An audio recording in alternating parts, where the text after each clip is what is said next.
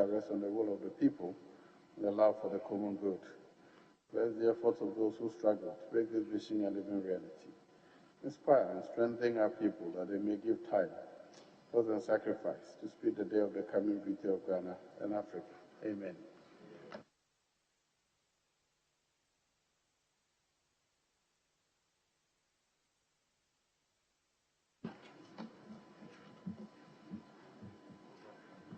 Honourable members, the first nominee, the Honourable Mavis Howard Kumsin, Minister Designate for Fisheries and Aquaculture. Kindly invite her to take a seat.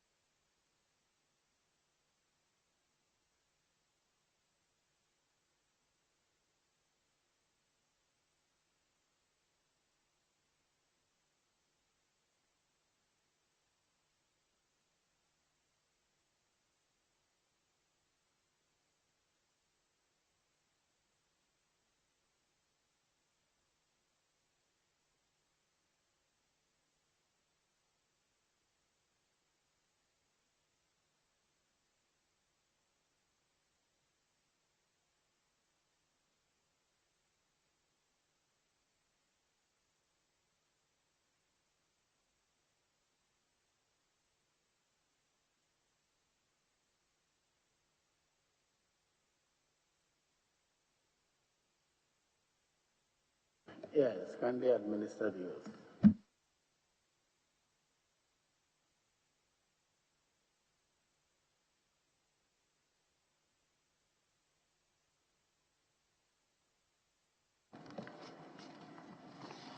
I, Mavis Howard Quinton, swear by the Almighty God swear by the Almighty God that the evidence I shall give before this committee that the evidence I shall give before this committee touching the matter in issue shall be the truth, shall be the truth, the whole truth, the whole truth, and nothing but the truth. and nothing but the truth. So help me God. So help me God. Thank you.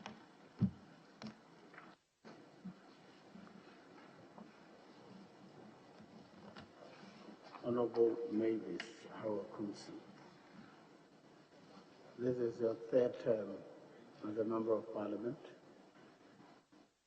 You have previously been a Minister of State in charge of Presidential Special Initiatives. Which other committees did you serve on in Parliament?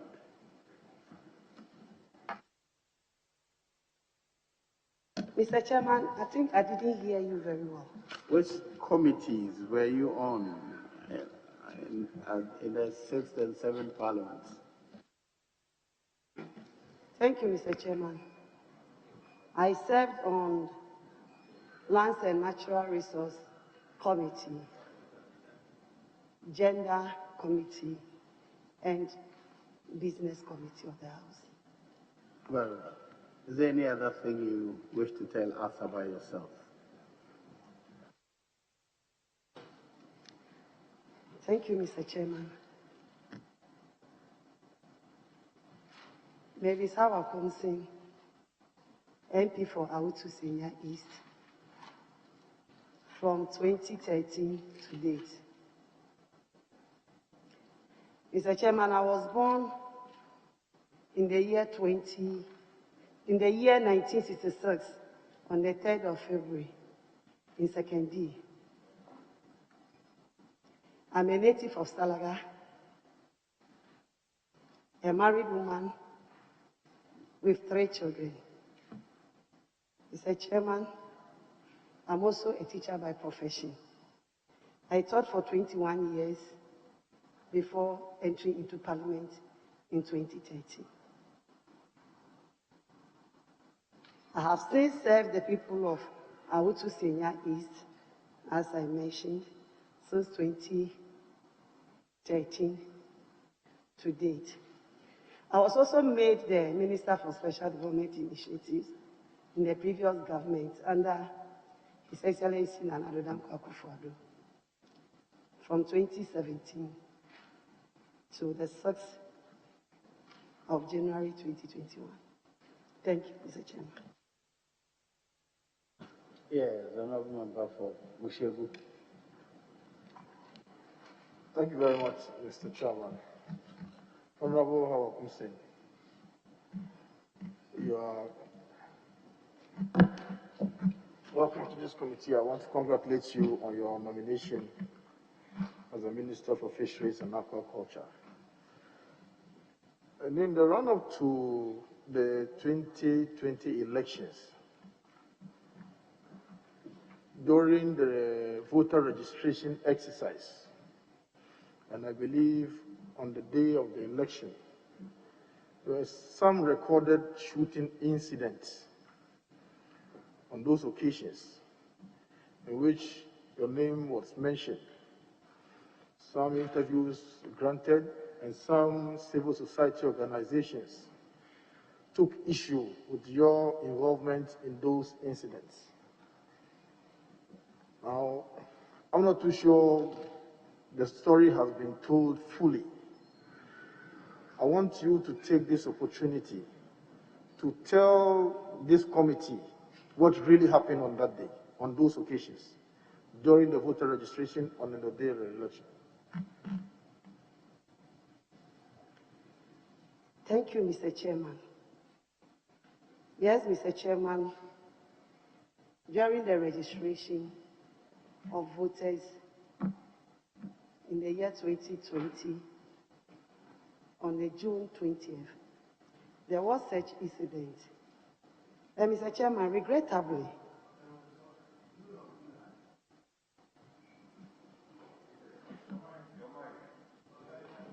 Chairman, you said June. Is it June or July? July. All right, thank you. Thank you. It was unfortunate incident, Mr. Chairman, which I wish it never happened. on that day. And I don't also pray that it ever happens again in the history of our politics in Ghana. Mr. Chairman, I want to seize this opportunity to also apologize to the people who were so scared on that day. It was in defense of myself because I felt my life was in danger, the circumstance that I found myself. That day, I thought I needed to have saved my life by defending my life there. But Mr. Chairman, I also want to plead with this committee that the issue is before the police for investigation. I wouldn't want to say much about it. Thank you, Mr. Chairman. Chairman, let's follow up to Honorable Tampule's question. You have a bodyguard as Minister MP who was with you that day. Is that the case? Thank you, Mr. Chairman. Yes, I have a bodyguard, but that day the bodyguard was not with me because it was as early as 6 a.m. She had then not reported for duty. Thank you. Yeah, I can understand, Chairman, I can understand that the matter is being investigated by the police, but call it the famous or infamous Rambo-style Hawaiian shooting, which happened. You want to say you are apologizing, assuming it has resulted in loss of life. Will an apology be enough to compensate for a person out of that act, which in my view was not only dishonorable but unministerial? You think that a minister should just take a gun and start shooting? Should that be the conduct of a person occupying the high office of minister? Thank you, Mr. Chairman. No, please. But as I earlier on said, it was the circumstances that I found myself. And that led me to it. And as I said, it's still under the police investigation. And I really regret that day, which I wish it never happens in the life of our political activities. So, Chairman, in this room, if the Honorable Howard Kumson feels unsafe, are we safe when the circumstance may require you to return fire? Did you need to do that?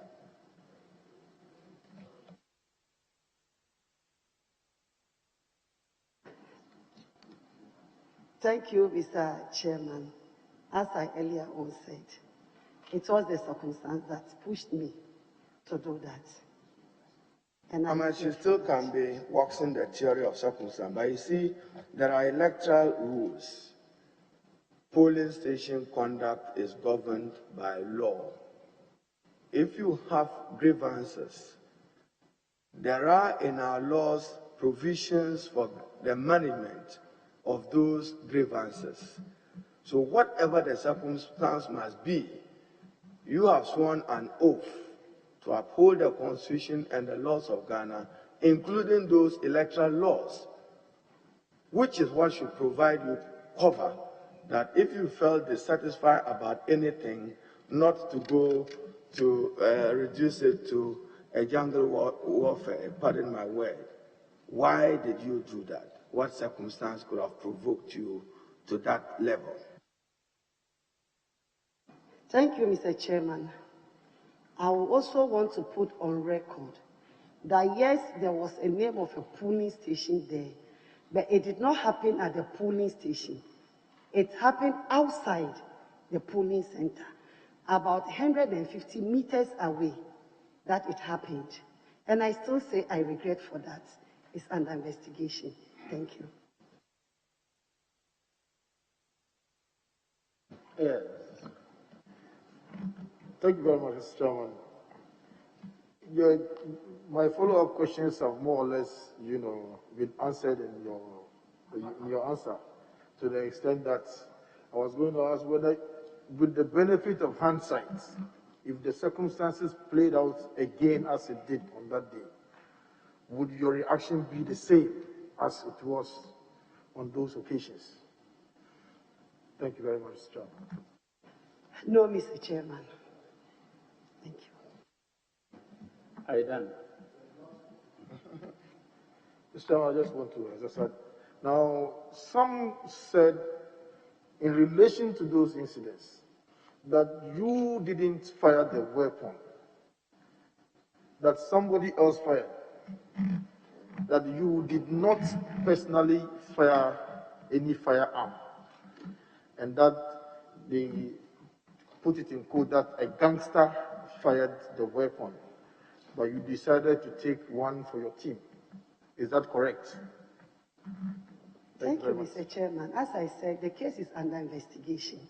So I will plead if I can be excused, since I don't want to say much into it.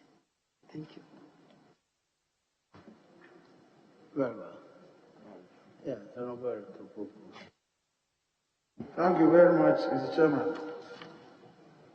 Honorable nominee, it is estimated that Ghanaians consume over 1 million metric tons of fish annually, and production of fish in Ghana hovers around 400,000 metric tons, indicating a huge gap between production and consumption of fish in Ghana. How do you propose to address this situation?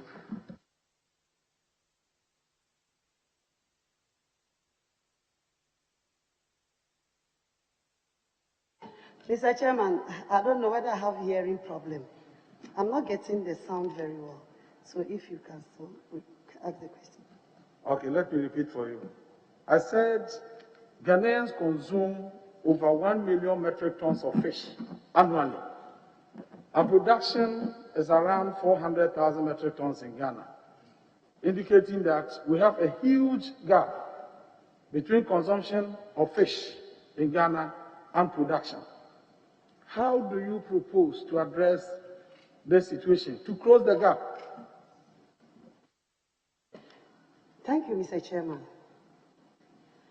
As the Honorable Member rightly mentioned, Mr. Chairman, the population that consume the animal protein, fish, are more than what we are able to get from the fishing. When given the nod, I know my predecessor started some aquaculture projects. That is aquaculture youth and jobs, youth in creating jobs. And I think when we introduce, we enhance, it's youth in aquaculture. Youth in aquaculture and jobs. Yeah. Youth in aquaculture and jobs. Mr. Chairman, when we enhance the aquaculture sector, it will increase the production of fish for consumption in the country.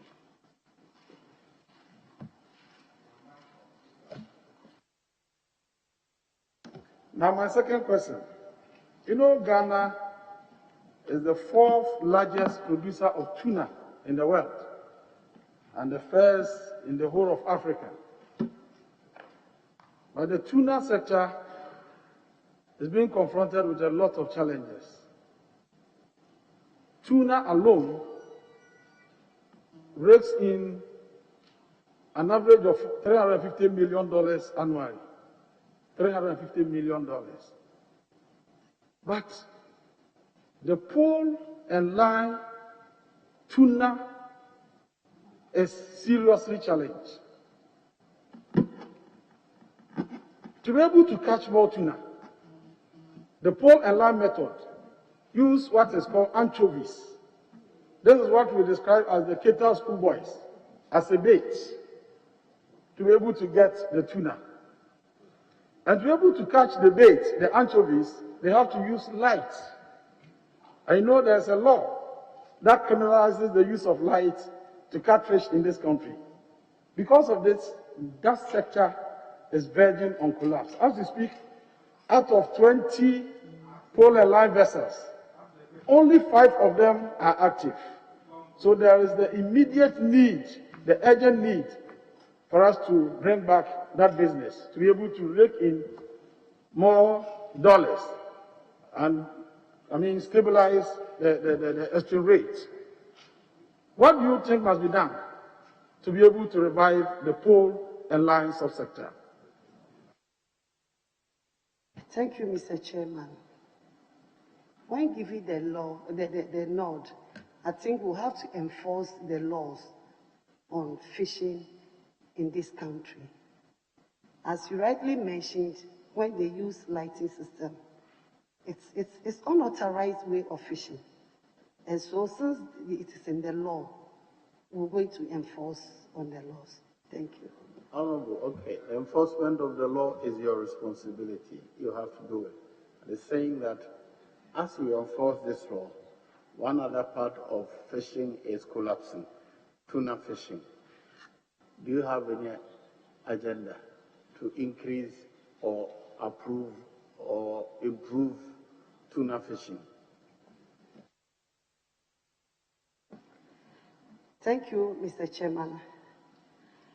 What I know is the pressure on the fishing fleet is so high. And so we'll have to look at how we're going to manage it. And also, we'll also, like I said, to enforce the law on the fishing, because they need to, we need to make sure that the right equipment are used for the fishing. And when the rights of equipment are being used at the right time, and we'll also introduce the closed season for the fishing industry. It will increase the tuna for us. You said we have to use the right accoutrements, implements. Specifically, what implements are you talking about when you say right implements? Come again. In your answer, you said we have to use the right tools. What specific tools are you talking about?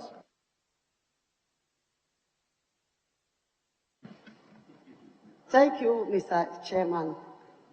We'll talk about the fishing gears. The fishing gears, yeah, it's one of the fishing tools. Yes, we have all. Yes, sir. Mr. Chairman,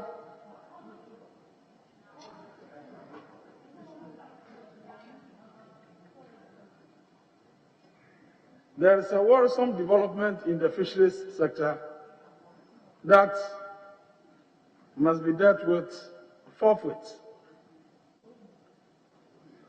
It's about plastics in our fisheries resources, plastics. Now, when the fishers cast the net in anticipation of harvesting fish, they end up harvesting 85%. The total harvest that they will have, 85% will be plastics. And this is seriously affecting our resources. How would you tackle this menace of plastics in our fisheries resources? Thank you, Mr. Chairman. I think it all boils to our environment, how to keep the environment clean. So in collaboration with the stakeholders at the fishing community and in consultation with the sanitation ministry and the relevant agencies, we will discuss how to get rid of these plastics in our seas. And also, as I earlier on mentioned, we will also encourage the fishermen to use the right gears for the fishing. That is not supposed to maybe bring in these plastics out from the sea when they go for the fishing. When they use the right fishing gear is likely to save them from getting the plastics.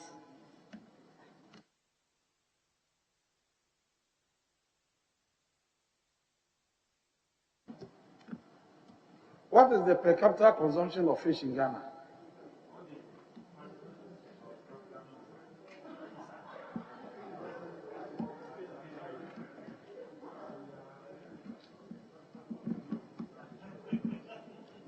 Honorable,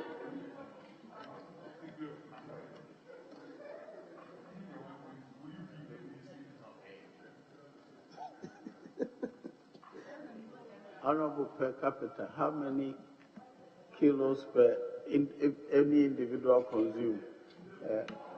He eats bush meat, so you can count him out.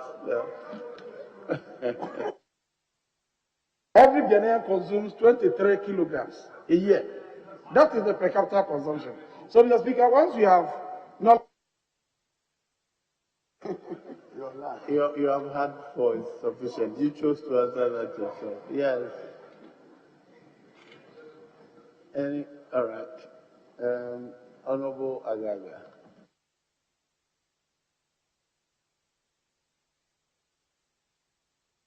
Thank you.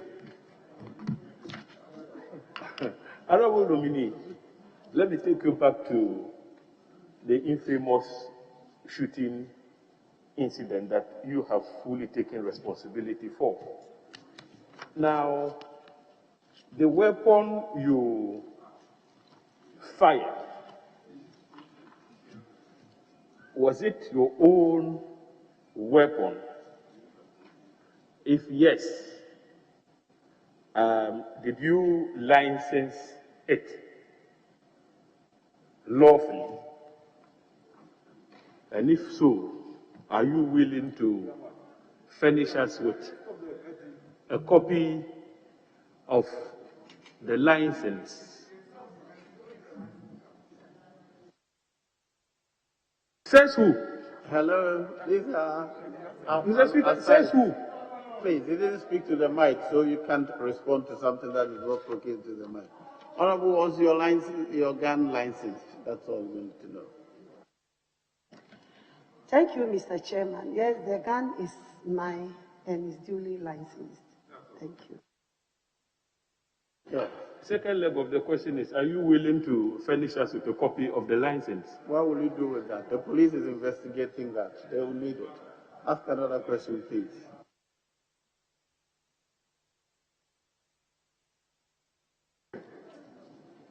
The now defunct ministry, of which you were minister superintendent over the development authorities, but my focus is on the Northern Development Authority. Are you able to tell this committee how the Northern Development Authority rolled out development projects in the various constituencies that comes under its jurisdiction? What criteria did they use to roll out their activities in the various constituencies? Thank you, Mr. Chairman. Mr. Chairman, prior to the operationalization of the development authorities, when the Ministry of Special Development Initiative took over, we did needs assessments throughout the country, which was handed over to the development authorities. So based on that, and in collaboration with the MMDCs, that they did those developments of the projects in every constituency. Thank you. Thank you. Now, the needs assessments that were done clearly was incorporated in the medium-term expenditure framework of your ministry, which was duly presented to this House for approval. Is that correct? The needs assessment you just alluded to formed part of your medium expenditure Framework 2020 to 2023, which was presented to this House and duly approved. Is that correct? Yes, Mr. Chairman. So it would be out of place for parliamentary candidates to lay claims as having lobbied for development projects undertaken by the development authorities. Ask another question, man. What the parliamentary candidate says or does not say. Oh, Mr. Speaker, I have a specific question that I want to tease Ask out. that question, but what a parliamentary candidate says or does not say has nothing to do with her. Oh, You're asking her, it is out of place for a parliamentary candidate to lay. That's asking her opinion of whether she thinks it's right or not. That's not. oh, Mr. Speaker, am I entitled to make a specific reference and put it to her because she was the minister with, oversight responsibility over the development authority? She made a claim like that. If it is not her, but somebody else, then she can't answer what somebody else says. If she said that, put it to her. But can I suggest it to her, and if it ever came to her notice, what action she must have taken would be a legitimate question. If that's admissible, I will allow it. Very well. Now, Honorable Nominee, I'd like to refer you to a publication which appeared on Ghana Web on the 9th April 2020, and it was reported that Mr. David, and I'm quoting, Sei Dema, an MPP parliamentary candidate for the Bole Bamboy constituency, cut sword for the construction of market stores, 3-unit class blocks, and a clinic with funding from the Northern Development Authority. Did this matter come to your attention? No, Mr. Chairman.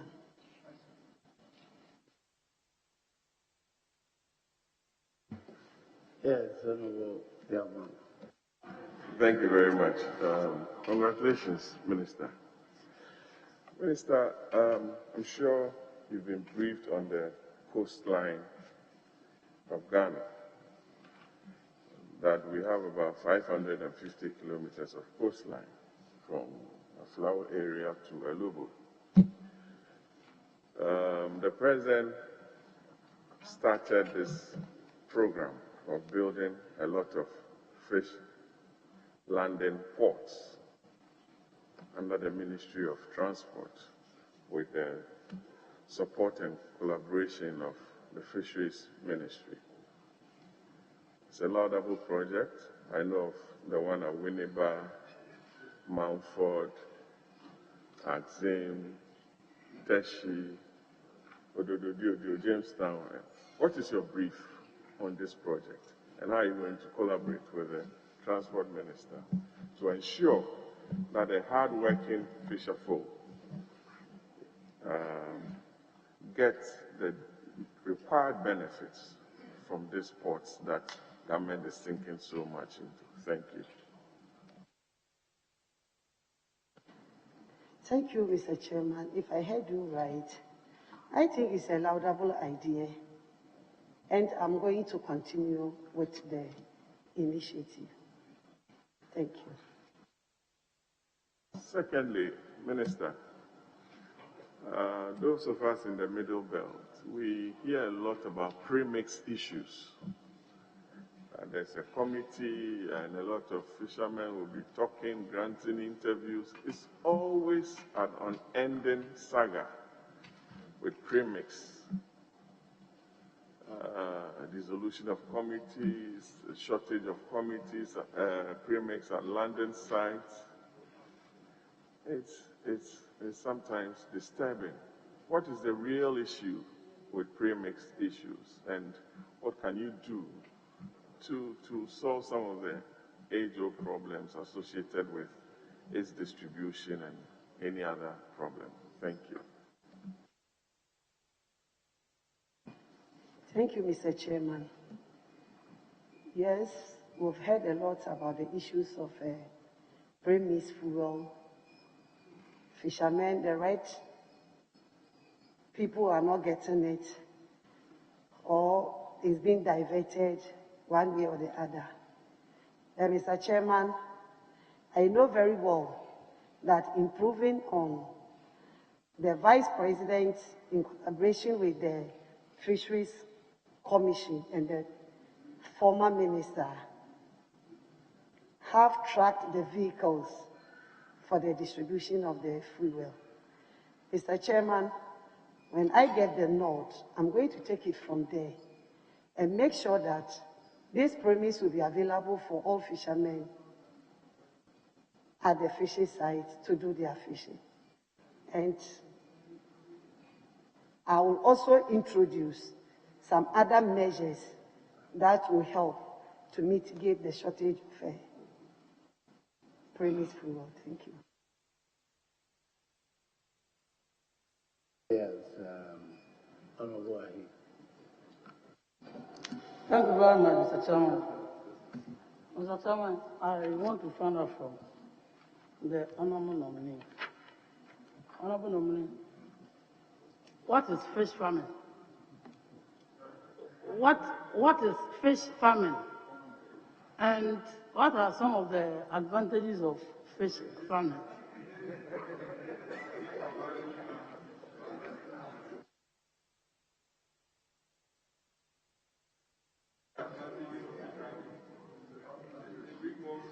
Thank you, Mr. Chairman. I will try my best.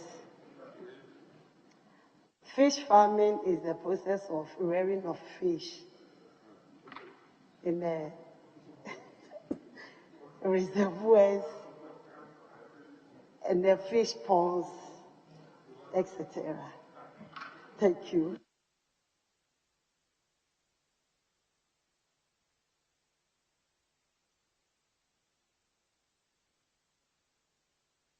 And some advantages.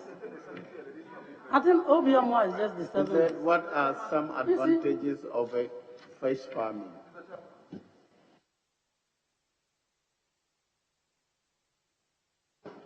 Honorable, please, I said, what are the advantages of fish farming? Thank you, Mr. Chairman. One advantages of fish farming is it makes the farmer earn some income.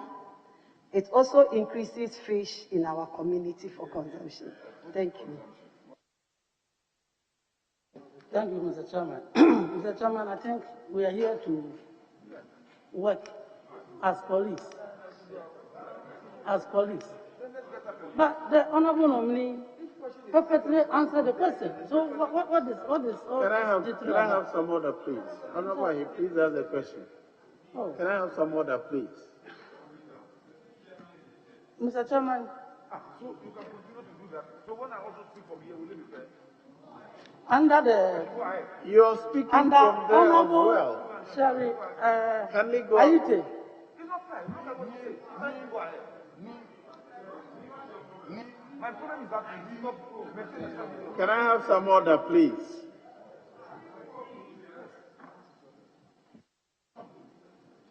Honorable Chairman, when Honorable Sherry Ayite was Minister for the sector that you are going, when approved, a number of coal stores were built across the regions. All of these, a number of coal stores, all of these are now white elephants. What will you do about them? For instance, you go to Jamestown, Cape Coast, Azim, and Mumford and so on. What will you do about them? Thank you, Mr. Chairman. Mr. Chairman, when given the nod, I will find out what exactly the problems are with the coal stores, and we will revive them accordingly. Thank you. Mr. Chairman, in the 2016 manifesto of MPP, the government promised $1 million per constituency. The honorable nominee in 29th November 2019, said that all 275 constituencies have received $1 million each. Can you tell this committee how much from that promise did each constituency receive by the end of 2020? And what they use it for in those constituencies? Thank you, Mr. Chairman. If I got you well, was it for only 2029 to 2020? You said that in 2019. It was 2019 when you said all 275 have received $1 million. That's what I want to find out from you. By the end of 2020, how much of that promise did each constituency receive? And what was it used for? Thank you, Mr. Chairman. I'm not very sure I said they have received $1 million per constituency. It's a budget allocation. So as and when the projects are being executed, then the money is being paid. But honestly, Mr. Chairman, it will be very difficult for me to tell because we have the development authorities. And as I mentioned earlier on, that we did needs assessment from the beginning. And based on the needs assessment, they still review it. They still review it in collaboration with the stakeholders and the MMDCs to know the exact project that they need at that particular time. So I cannot pinpoint exactly what projects were used, the money was used for in the constituencies, if I got you right. Thank you. Thank you, Honorable. Yes, Honorable Joseph. Congratulations, Honorable Nominee.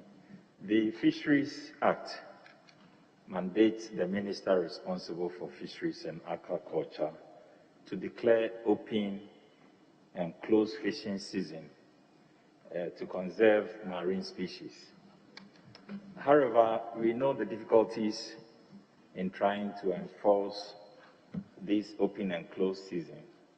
As a minister, what are you going to do to ensure we are able to execute the mandate in the Act?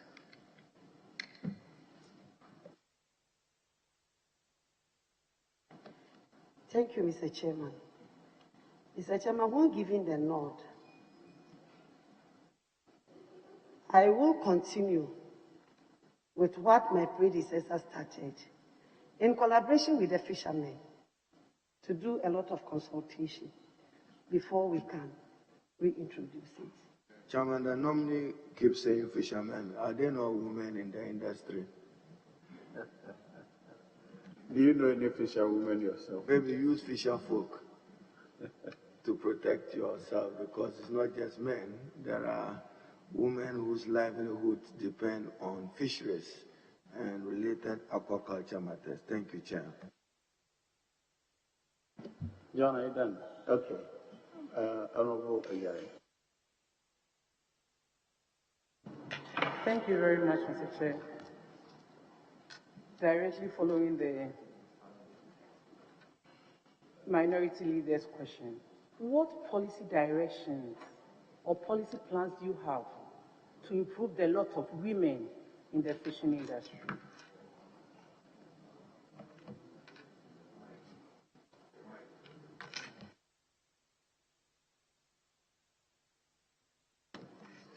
What policy plans do you have to improve the lot of women in the fishing industry?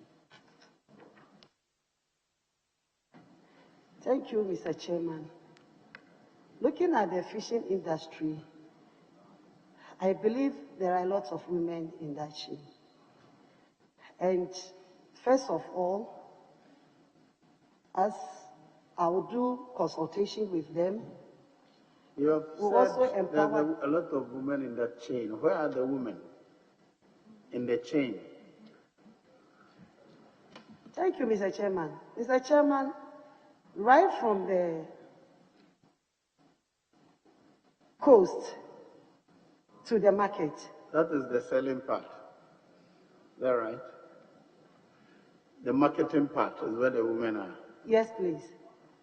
So that's where your policy direction will be, I suspect. Sorry? So that's where your policy direction would be, that the question is asking. Yes, please. So how will you help the women in the marketing of the fish? By empowering them, Mr. Chairman. Very well.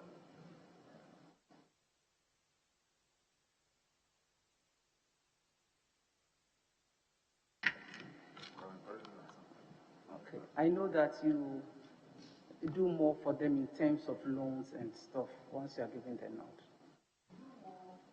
In terms of credit facilities, among others. Okay. So my next question, what is your take on mariculture and how do you intend pursuing that?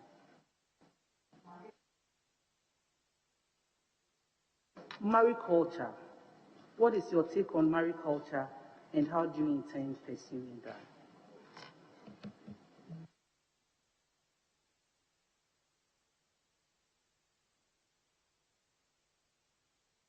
However, I think we are confused. Is it marine culture or mariculture? No, the correct one is mariculture or marine farming. So you can either say mariculture or marine farming. It's the same thing, but not marine culture. Mariculture or marine farming. Yes.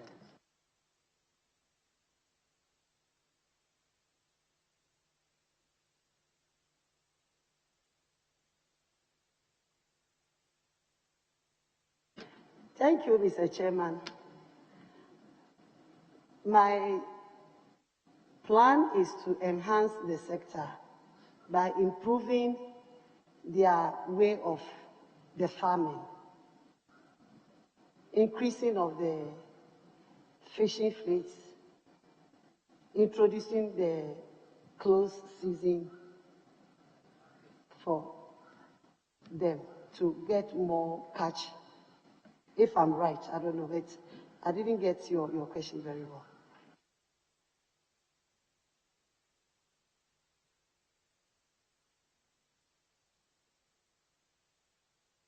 You're done. Okay, very well. Yes, Honorable Sisi. Thank you very much, Mr. Chair. Honorable nominees, I'm taking you back to the shooting incident. And I'm taking you back because it is a matter of serious public interest. In the wake of the shooting incident, the Ghana Bar Association issued a statement. And in their statement, they said, it is regrettable that the suspects in one instance include a minister who is also a lawmaker. And based on the same shooting, the Ghana Peace Council on July 21st, 2020, actually called for your resignation as a Minister of State. Now, the question that I would want to ask is that when you appeared before the vetting committee on the 10th of February 2017 to be considered as minister, among other things, you promised to champion youth development. However, you have earned titles such as Kaswa Van Dam, Robocop, Chuck Norris, which have resulted in... Honorable Susu. No, Mr. Chair, these are popular perceptions I'm making reference to. Who gave her those titles? No, my lord... Don't, please. Those are not acceptable on the floor of the House. What nicknames each of us have if we use them here? Please ask your question. Very, Mr. Chair.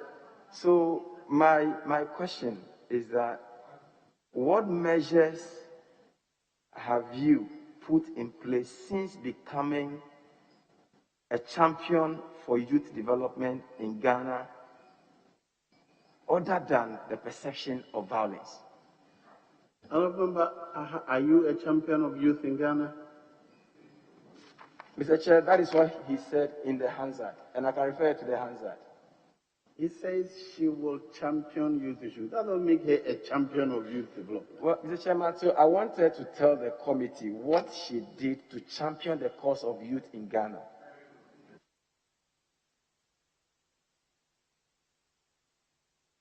Yes, please answer. What did you do to assist the youth in the country? Thank you, Mr. Chairman. Assisting the youth in the country, I used my office, my previous office, in getting work for the youth. One, through the constructions that were done in various constituencies. It created jobs for them to be engaged in various ways.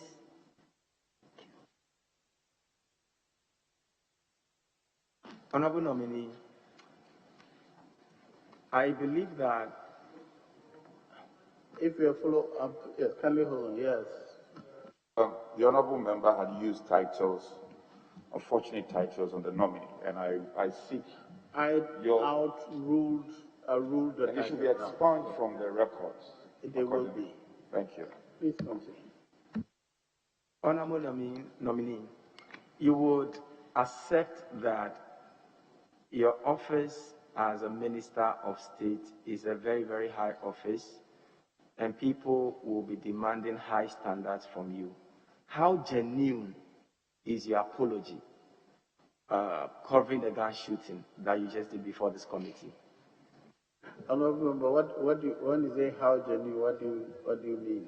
So Mr. Chair, I'm sure the nominee understands the question because Mr. Chair, at least the apology must come with some commitment not to repeat those things again. Do we have it? Sorry, your mic, please.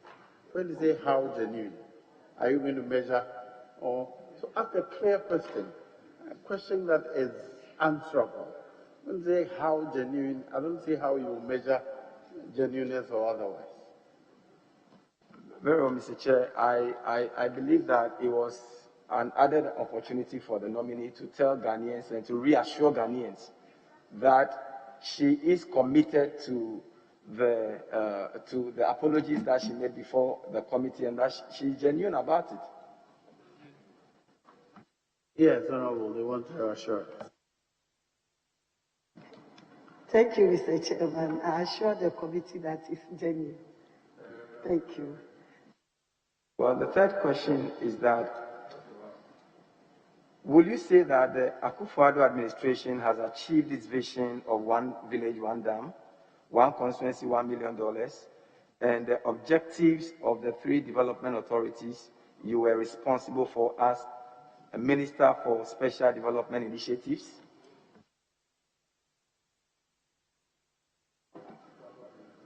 Yes. Thank you for the correction.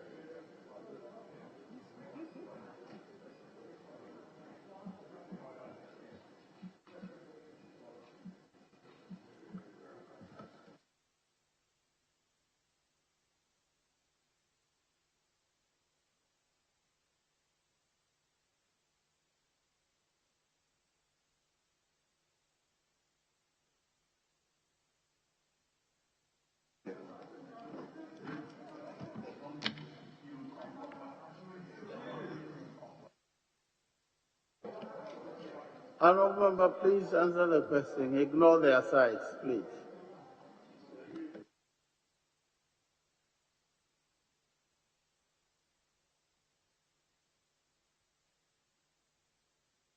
Thank you, Mr. Chairman. If the question can be taken again. Want to repeat the question. I'm saying that you were the Minister for Special Development Initiatives. Would you say that your government achieved the objectives of one village, one dam, one constituency, $1 million? No, but that's the question. You want me to, I just paraphrased it.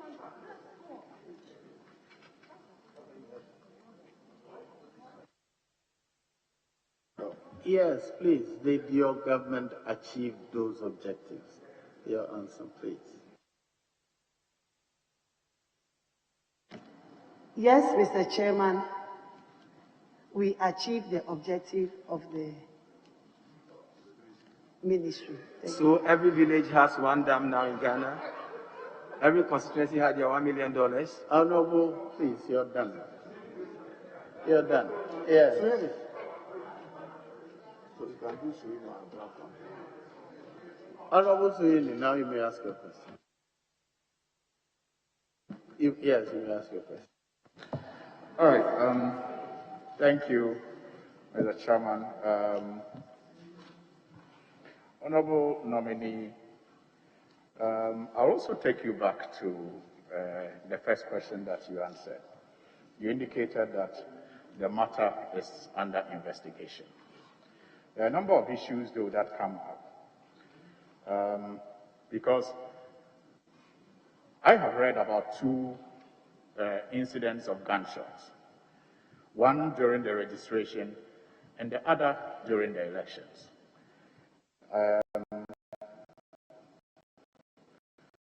Which of them are you claiming responsibility for? And assertion that this is under investigation. What will you say to the committee if it is decided that a decision on your nomination be deferred until investigations into this matter is over? That's not a question to ask her. The first question, can you repeat so she'll ask? She will answer.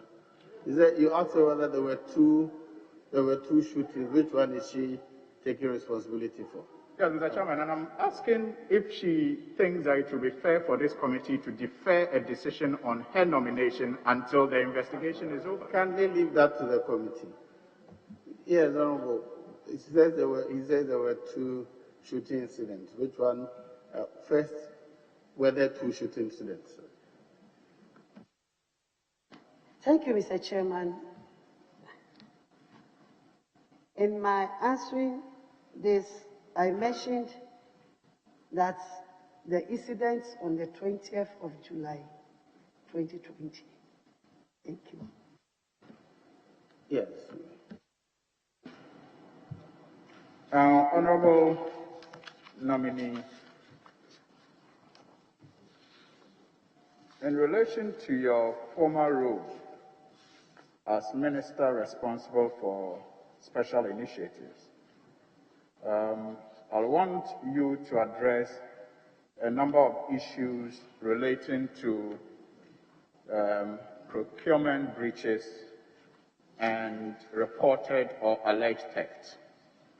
One has to do with some tricycles that got missing, for which the CEO of the Northern Development Authority had to write to the Ghana Police to carry out an investigation into the missing tricycles. So you know, add the name and then the reference letter of the letter, please.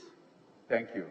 I have here letter dated 12 December 2019, CEO, Northern Development Authority, A.M. Haroon, acting CEO actually, A.M. Haroon, writing to the Ghana Police Service, Divisional Commander Lama Shebu Circuit, Tamale, to carry out, the letter is report on tricycle distribution.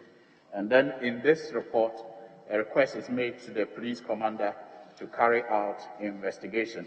I also have a reply of the Superintendent Regional Crime Officer, K. Otua Champon, to the CEO of the NDA at the time.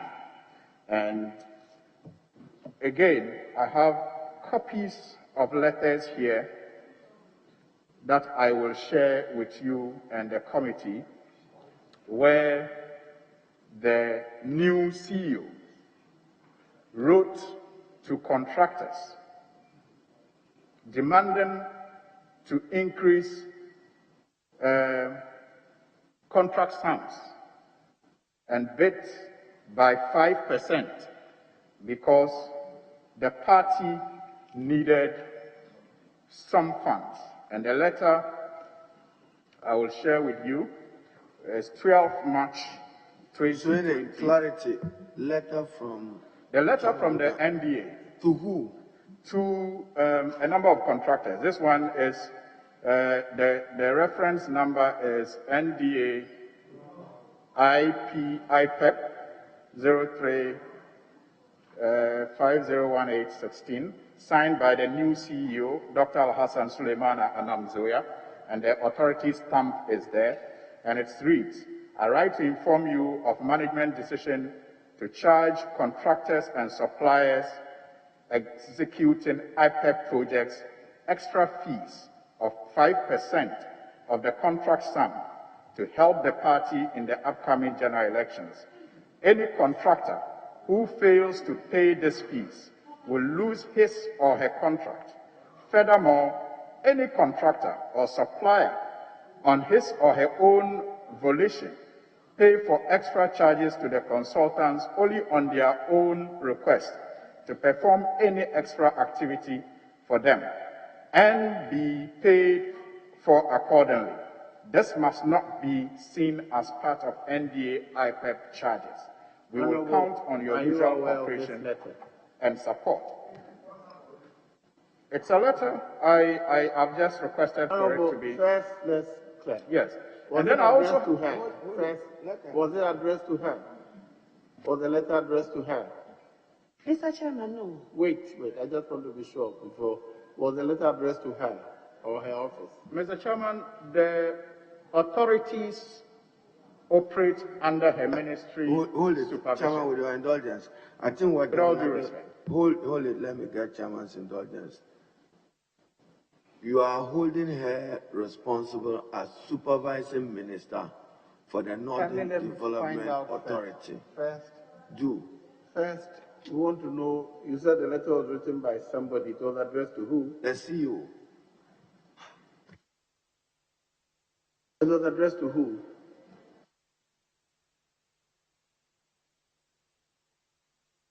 I said this was addressed to contractors who were executing contracts under the IPEP program. Very well. Well, and just want Mr. to Chairman, I'm not done. There are more letters related to this. Don't worry. If you were addressed to her, then it means that she must have received it. If it is not addressed to her, I want to find out whether she is aware before you follow up with your questions on that. Right? You have said they are not addressed to her. They are addressed to contractors. Are you aware that your CEO of what? Northern Development was writing such letters to contractors? Thank you, Mr. Chairman. Mr. Chairman, I don't have any idea of such letter. So, Chairman, should it be brought to your attention? And I will be glad if my brother can give me the copies of the letter so I can follow on. What will you follow up with? Will you investigate those matters? Thank you, Mr. Chairman.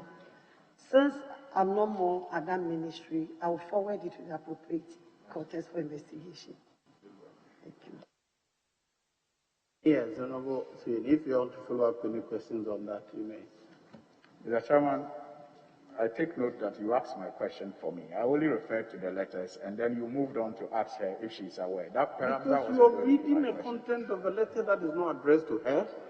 So first, I want to be sure that if you had allowed me to finish and ask my question. No, I'm responsible for ensuring what is admissible and what is not admissible. That is what I'm trying to do. So, Mr. Chairman, are the letters admissible? Depends on what questions you ask on her. That's why I asked her if she is aware. Mr. Chairman, I'm saying I have not asked a question. You asked the question. If the letters are admissible, I was just going through the letters. First, the first thing is that what you call letters are not before me. They are not here. You're seeking to ask questions of the person, content of the letter. I wanted to be sure that was she the recipient? No. Is she aware? If not, you don't waste our time asking questions. Chairman, the word you don't waste our time is not acceptable. Not due deference to you. No, if we are but asking you can't on a use matter words. which is not No, admissible, you can't use the words. You don't waste our time. I didn't say he, I said we. No, but we don't waste our time on matters which are not admissible. Please. and then allow him to land. Then you then make a determination. With all due deference, you leader, I'm regulating this with you. No, but you you so regulate much it space, well. so I know, let's but not he get says he into hasn't this. asked the question. He's just giving the narrative. That narrative. So, Suhini, be concluding with your narrative and ask your question. Thank you. I am guided, Mr. Chairman. Thank you. So, I have here purchase of contract documents by contractors and suppliers, 12 March 2020, written on the letterhead of the Northern Development Authority and copied to consultants, copied to the Deputy Chief Executive Officer, and then to consultants. And I have already shared contents of that because it's the same content that was sent to the contractors. Then, Mr. Chairman, I also have here letters written by the Northern Region, Northern Regional Secretary of the New Patriotic Party, signed Sule Sambia, authorization to allocate these projects to the following contractors. I have that also here on the letterheads of the New Patriotic Party, signed by the Regional Secretary. And it says, the above subject matters referred, the regional party has decided to allocate this quota under IPEP projects to the following contractors. Nalirgu Gambaga constituency. You have the contractors. Can I have that letter, please? Okay. So, Mr. Chairman, I will pass on the letters to you. And in these letters, the contracts under IPEP were supposed to have been shared by the regional executives of the party. And again, in the letters from the NDA, contractors were charged for the contracts that they executed. This authority operated under your supervision as minister responsible for the operations of these authorities. Did you sanction these operations at those authorities?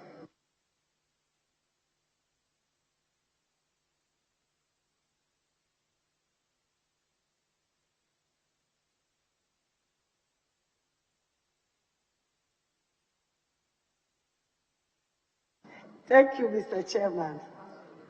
Yes, I was the supervisory minister, but this never came into my attention.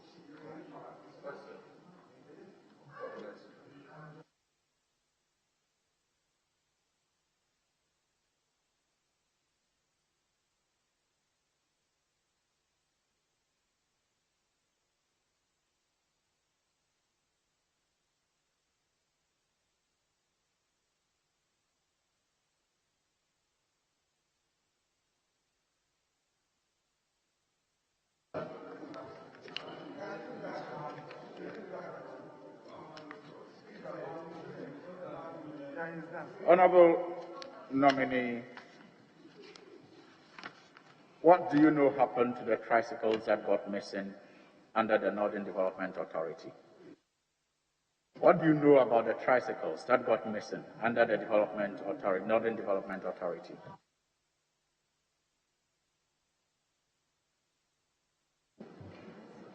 Honorable, the question is, some bicycles or the tricycles were missing at the Northern Development Authority.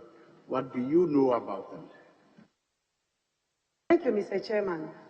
Yes, Mr. Chairman, the CEO reported to me that as he rightly read the letter to the police commander for investigation, I've still not received any report from the police through the CEO that I'm aware that such a thing has happened. Thank you. Chairman, Honorable Minister nominee, there were pictures of tricycles, which tricycles were under the Northern Development Authority that got missing, or better still, as he put it, stolen, which led to the resignation of Dr. Majid Haruna as Chief Executive of the Northern Development Authority. Are you aware that the matter is being investigated, and what did you do as minister to follow up for the loss of those public goods? Thank you, Mr. Chairman. As I mentioned, yes, it was reported to me. So I also set up a committee, but because the police was investigating it, they couldn't go on with the investigation, the committee. So we're still waiting till Dr. Majid left office. And up to now, I don't have any report on that matter. Will you demand a report from the police? Will you demand from the police and accordingly, if necessary, sanction appropriately in accordance with law for the loss of those goods? Yes, Mr. Chairman.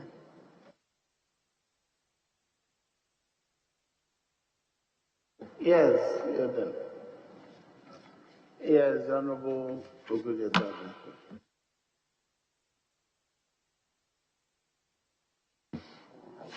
Thank you very much, Mr. Chairman. Mr. Chairman, I will begin by revisiting the matter to do with violence in Kasua and the reign of terror.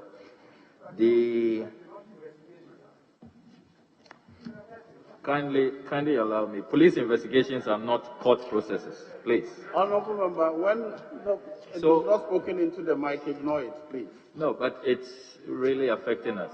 Please, if we can conduct ourselves honorably, please. The nominee, in response to the Honorable Minority Leader's question about your bodyguard, you indicated that, I hope the nominee is listening. I don't have your attention. Honorable Howard Kumsin, I am the one asking the question, not Obi Amwa. In your response to the Honorable Haruna Idrisu, you said that the shooting incident occurred at 6 a.m. at the polling station. I've received numerous messages from your constituents who contest that, who say that it was 9:15 a.m. at the Step to Christ polling center, and that over 300 of them were in the queue at the time the shooting incident took place. How do you reconcile that?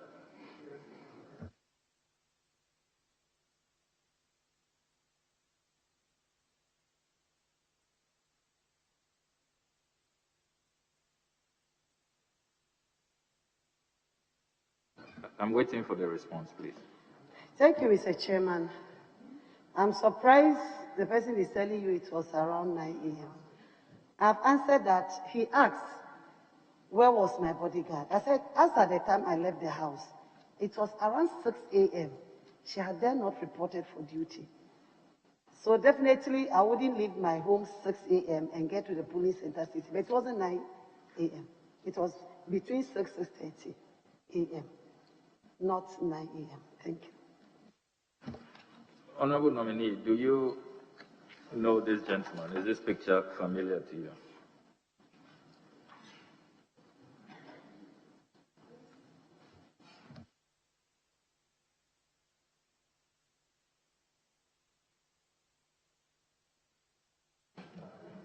Honorable Blocker, just seek chairman's permission and then do that so that the process is well regulated.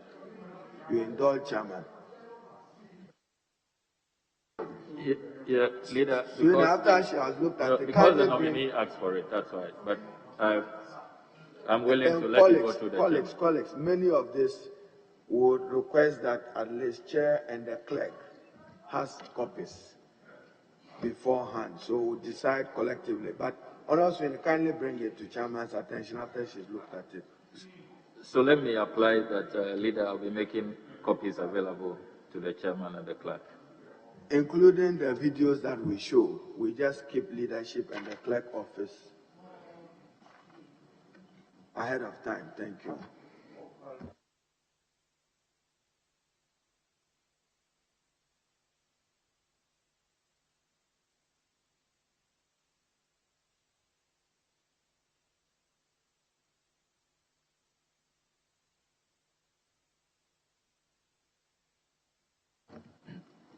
Yeah, honorable nominee, we are waiting if you know the gentleman, the picture before you.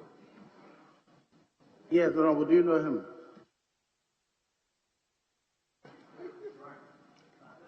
Yes, Mr. Chairman, I know him. So, you know him as, who is he to you?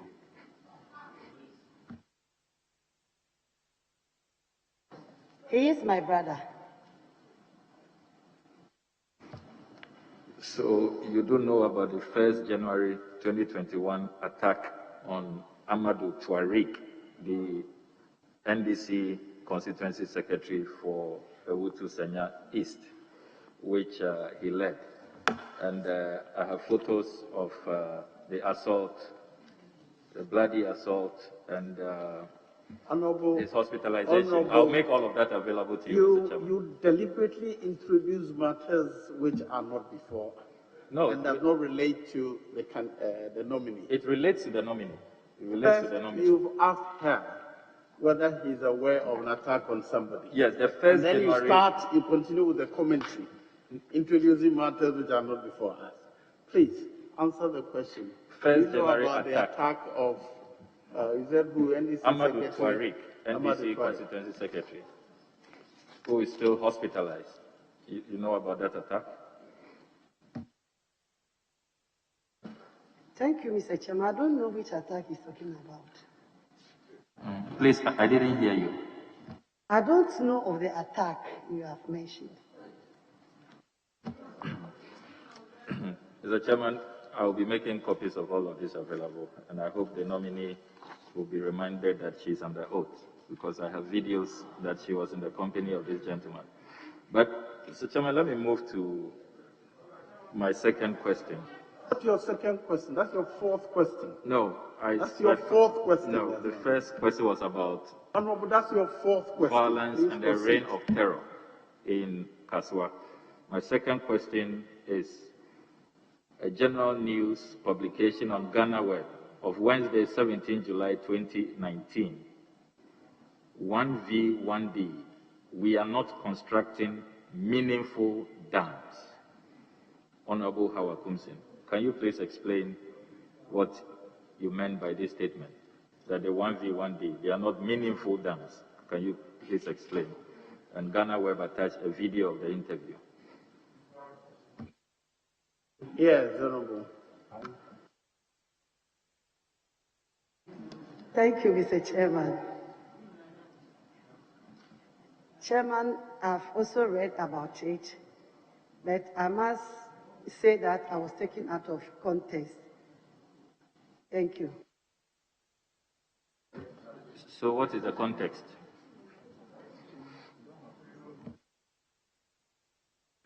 Because Ghana Web attached a video, and we hear you saying that. No, but answer the last question from the nominee. What is the context? Thank you, Mr. Chairman. Mr. Chairman, there was a question whether the dams we are constructing are that of the Akosombo Dam. And I said no. We are constructing community air dams. And those dams are constructed within the community. So sure, we don't expect big dams. And Mr. Chairman, as we all know, so maybe the way I wanted to put it was, well, I said English is not our mother tongue. So what I really meant was not the word I used, but not to say that the dam was not a meaningful dam. Thank you. All right. Chairman, final question. Yes, no, final... you're done. Yes. Oh, Chairman. Leadership here. No, is it nobody here? All right. Yes, nobody. Thank you very much, Madam Howard. Several questions have been asked relating to the shooting incident. You've said that it is under investigation, but you keep apologizing. Is the apology an admission of guilt, or what are you apologizing about? Something that has not been investigated. Please, you don't know the outcome. Can we ask another question, please? That is asking self-incriminating questions. That is not allowable. Can we ask another question? I can't hear you, Chair. the question you asked, the answer you're expecting is self-incriminating. Are you admitting guilt?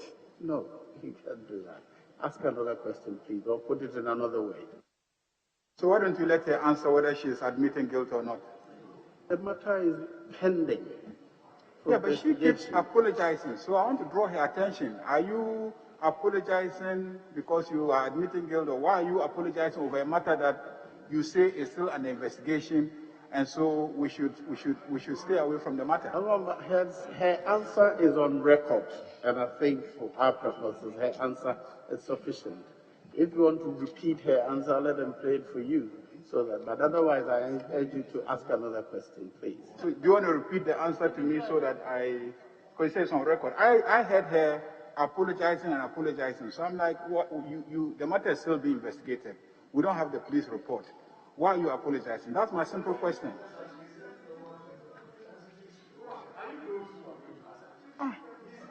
Can I have some order, please? Can I have some order on my right? Yes, Honorable, please proceed.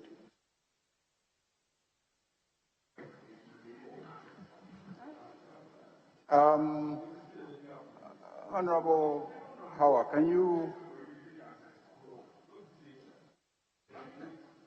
you take us through your achievements at the Ministry of Special Development Initiatives?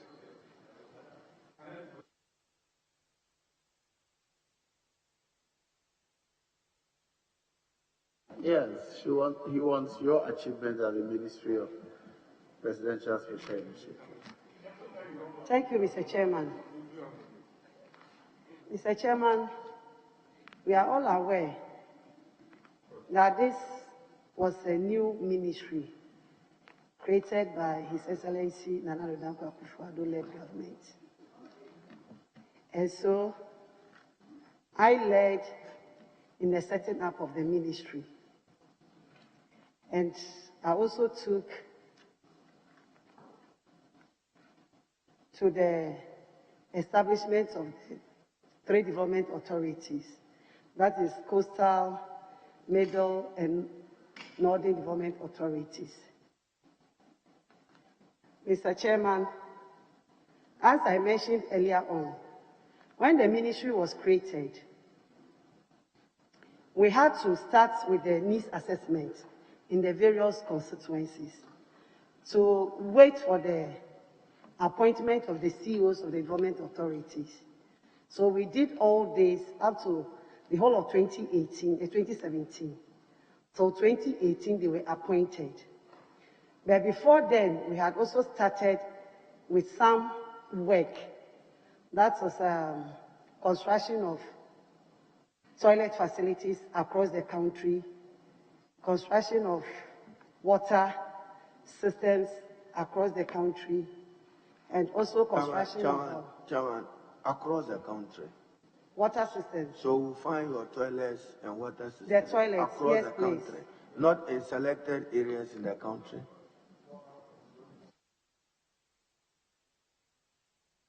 Mr. Chairman, every constituency had its fair share of the project. So that's why I'm referring that. Yeah. And also, we also led the construction of one district, one warehouse. And one of the projects that I did and gladdened my heart was the procurement of the ambulance, 307 ambulances. For one constituency, one ambulance.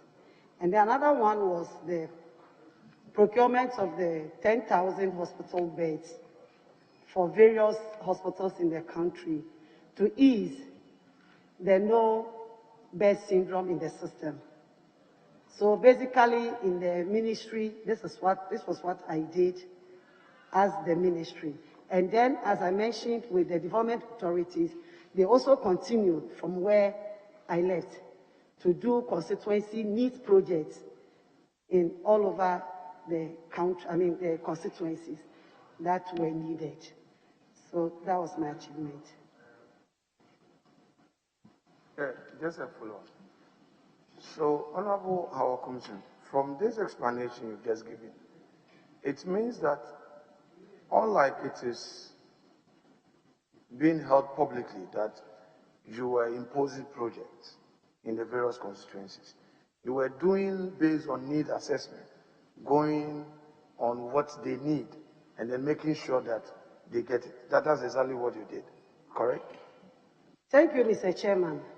We did the needs assessment, as I mentioned, but these projects that I've mentioned are government priority projects. We had two approach for our projects. That is bottom-up approach, which is from the constituency, and top-down approach, the government priority project. So the ministry executed that of the government priority projects. Thank you. These are all news assessments here. The construction of the toilets, the water systems, warehouses, and etc. Were these procurements done by the special development authorities, or they were done centrally from your ministry?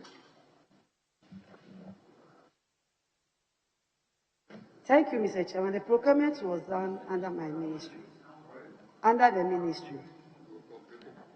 The procurements were centralized. So the toilets were procured from Accra.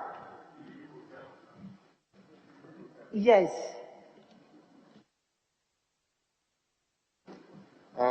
My last question has to do with the ministry that you are going to. The president in 2017 promised to assist procure a research vessel. I'm told the research vessel is not yet procured.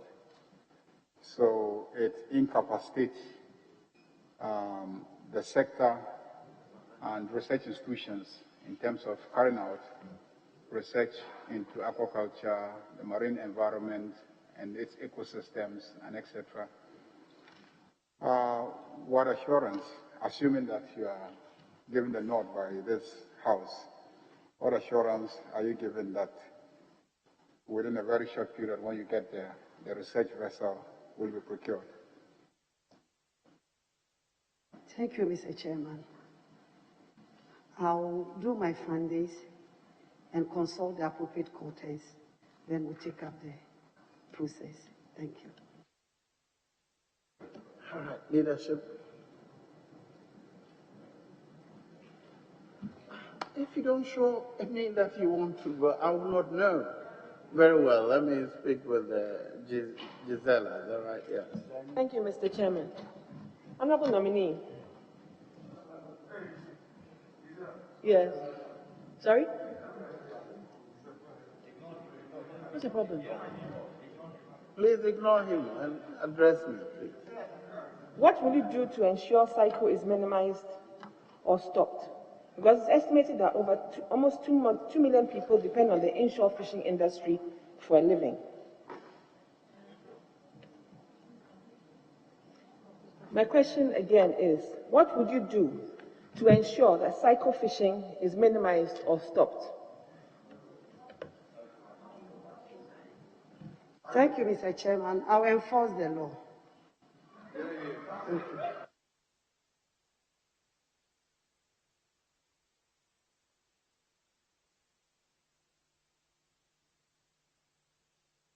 Honorable Leader, please. Mr. Chair, I have a second question. Mr. Chairman, the nominee, we share a border, but kindly let us do a professional job in this House. And as colleagues on the other side would please bear with us. Thank you. My second question is, fish feed takes up about 70% of the cost of production in aquaculture, in the aquaculture sector in Ghana. What will she do to help feed mill companies who have been advocating for tax waivers on fish feed raw materials imported into the country? Thank you.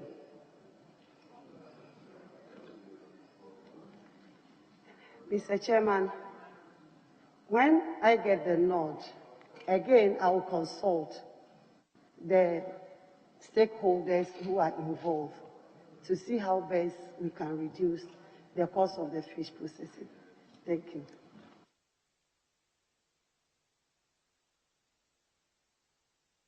Very well. Honorable Nilante. Thank you very much, Honorable Chairman. Chairman, first, I want to ask the Honorable nominee, what are the three main subsectors within the fishing industry in Ghana? The three main subsectors within the fishing industry in Ghana.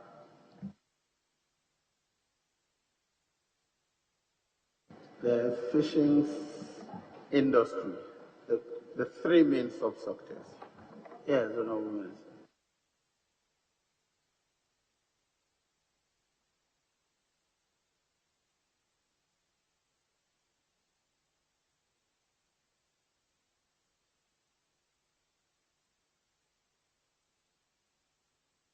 Yes, Honorable nominee, we're listening to you. Ignore them, both sides of the House, and address me, please. Thank you, Mr. Chairman. Mr. Chairman, I don't understand the question very well, so it's very difficult for me to answer it. No, Member, can you break it down for her for me, please? Unfortunately for me, I don't know how to rephrase this question because very simple, straightforward question. Subsectors. If you take the whole fishing industry, which sectors are identifiable, which whether it's what do you call a marine subsector? Mr. Chairman, I'm verifying. That's not fair. I'm verifying for Mr. Chairman, that's not fair. Mr. Chairman, that's not fair. What are the three subsect branches you can Mr. find? Chairman, I said I didn't understand the question. Just I wanted to be now, sure of what he was talking about. Yes. Now, yes.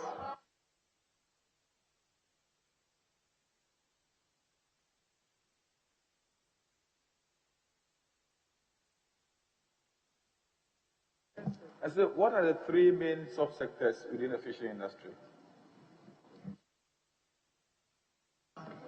Thank you, Mr. Chairman. We have the marine sector, aquaculture,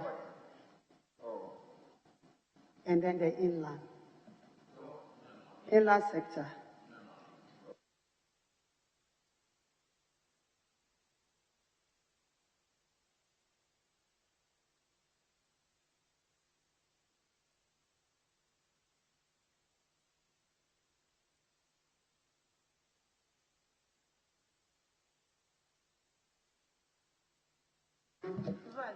Okay, my second question. Ghanaians have complained a lot about the penetration of Chinese into retail, mining, and other sectors of the economy. Are you aware of the length of Chinese penetration in our fishing industry? And before that, will you, by chance, heard of the number of Chinese trawlers on our seas? Honorable, first, are you aware of the Chinese numbers of Chinese, the Chinese invasion of our shipping? Are you aware? That's the first one. No, Mr. Chairman, I'm not aware of that. Yes, the number of trawlers, the number of trawlers, big fishing vessels that are on the seas. Do you know the number? Mr. Chairman, I'm told there are between 80 to 100 trawlers on the sea. I'm not very sure, but that's the information I got. But I don't know their owners. Mr. Chairman, this work is also to help the nominees when they are approved to do better at the sector. So if you allow me, she has mentioned about 80. I have with me here the list of number of Chinese trawlers within our fishing industry. I will give Mr. Chairman, I'm saying that is to help her in case she's approved. Here, two types of waybills that are issued to the trawlers when they catch fish. One is official Ghanaian waybill, and the other one is the unofficial Chinese waybill. So we have a Ghanaian waybill and a Chinese waybill, where the quantity of the catch is virtually under invoiced on the Ghanaian waybill, but specified correctly on the Chinese waybill, so that they will elude paying the proper customs and fines to Ghana government, whilst they pay the right one to the Chinese. I will give it to you. I have with here too a specimen contract that they enter into with Ghanaian fishermen in what they call transshipment. When they catch the fish on the high seas, instead of bringing it down for it to be properly accounted for, they sell the fish to fishermen illegally on the high seas, and they sign contract with them. So, Mr. I will hand these things over to her. That is very good information that will assist her if she becomes a minister. Yeah, I will go for my second question. Right. Can he? Because this one is just to assist her. How many regions in Ghana do we do artisanal fishing? And within that sector, just give me four of the You're compounding the questions and then my second question and my third question. Can you let her answer the first one, then you can... Okay.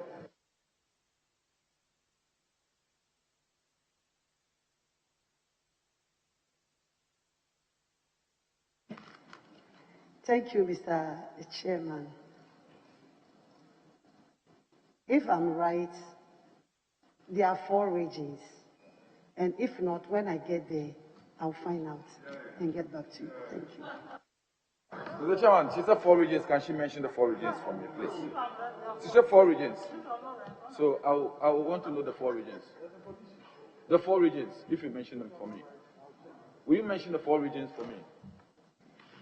I know of the Volta region, Greater Accra region, Central region, and Western region. Do we do fishing in the Eastern region? No, you've exceeded your limit. Oh, Chairman, it's on the same question, the follow-up for the same question. Thank you very much. You've had enough. No, Chairman, because we do fishing even in your constituency, in your region, we do fishing. Minority Chief.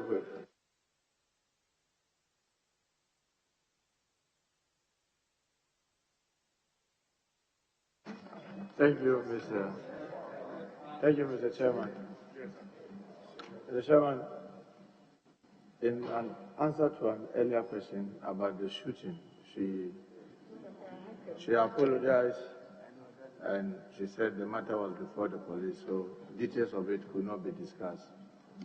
Okay, I just wanted to find out from her whether she was aware that a number of her constituents got hurt. Some lost some of their property. Oh, okay, you couldn't hear me. I'm saying that during that particular incident, a number of your constituents got injured. Others got their property damaged. The motorbikes and shops, bullets hitting their kiosks and other things.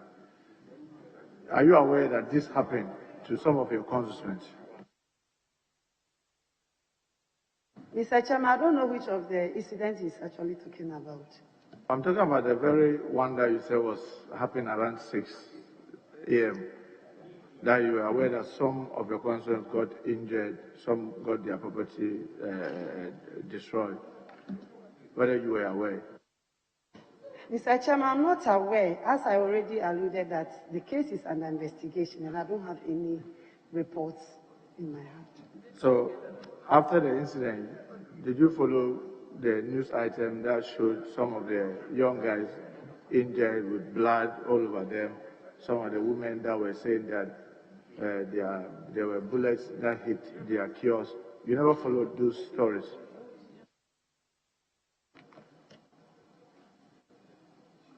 Well, I heard about, I read the stories, but I never heard about people being injured and blood flowing here and there. I never heard about that. So, you mean to say, as the MP for the area, when persons have been injured as a result of the fracas that happened at the polling station or near the polling station, as an MP, you never took pain to find out whether some people were injured and whether some properties were destroyed. You never did that. Mr. Chairman, I would want to create this impression here that I gave a warning shot in the air.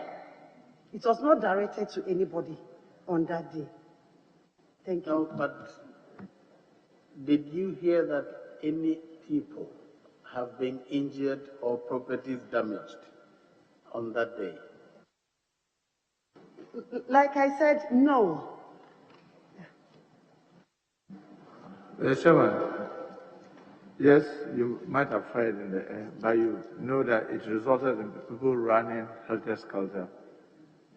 And even some of the easy materials got destroyed because people were running up and down, and therefore people got injured. You never heard these stories.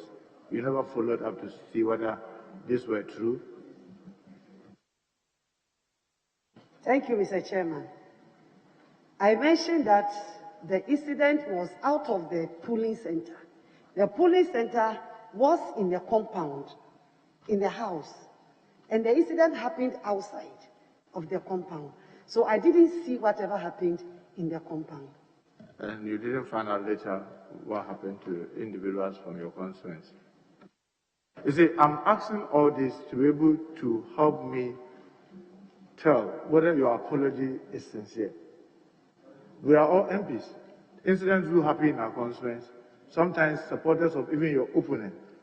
But you hear people are in there, you try to go and visit them, try to comfort them, to let them know that it was not deliberate. So when you apologize, then people will now believe that your apology is sincere.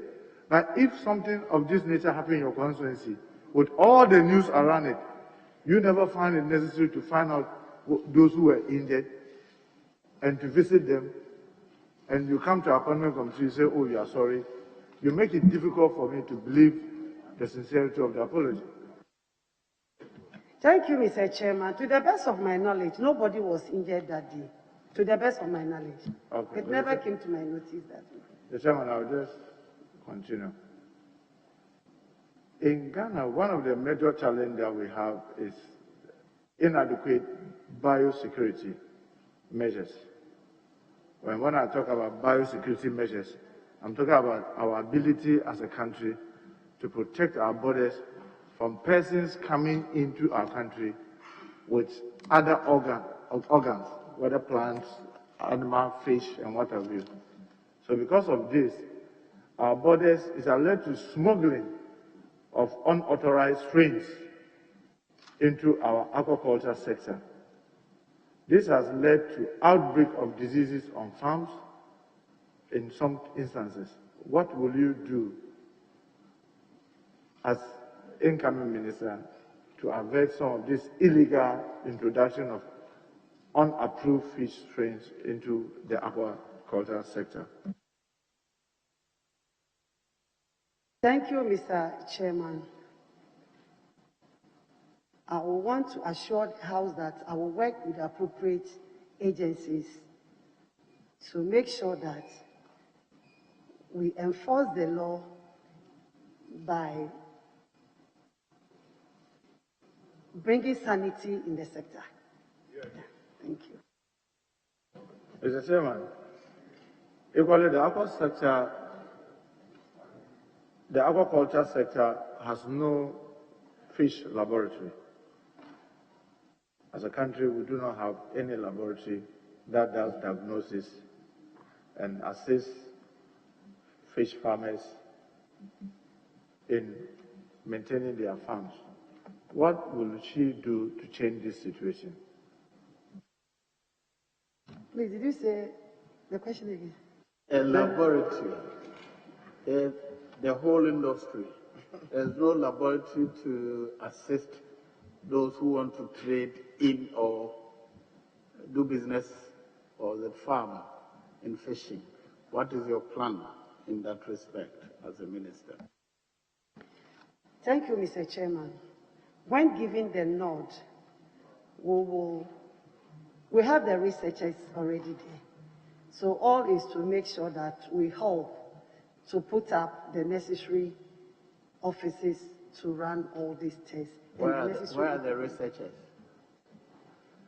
Mr. Chairman, I've read that we have fish researchers in the system.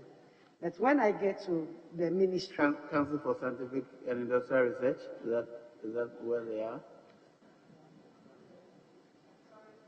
Are they, the researchers, are they at the Council for Scientific and Industrial Research, CSIR?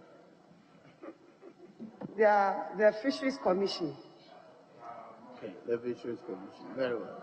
Yes, Mr. Chairman, as much as you may want to assist the nominee, I was talking about laboratory, because in the aquaculture sector, you need a fish laboratory to assist them in doing so many things. And for a very long period of time, as you may agree in your earlier answer, our fish intake far exceeds even meat and poultry, meaning that the fish industry is a very viable one. But we do not have laboratory. And I'm saying that when given this nod, what will you do to change this situation of lack of fish laboratory to assist the aquaculture sector? That's the question. Mr. Chairman, that's what I said, that in collaboration with the Fisheries Commission and other agencies that are responsible, we will enhance or enforce on these research activities on the fishing.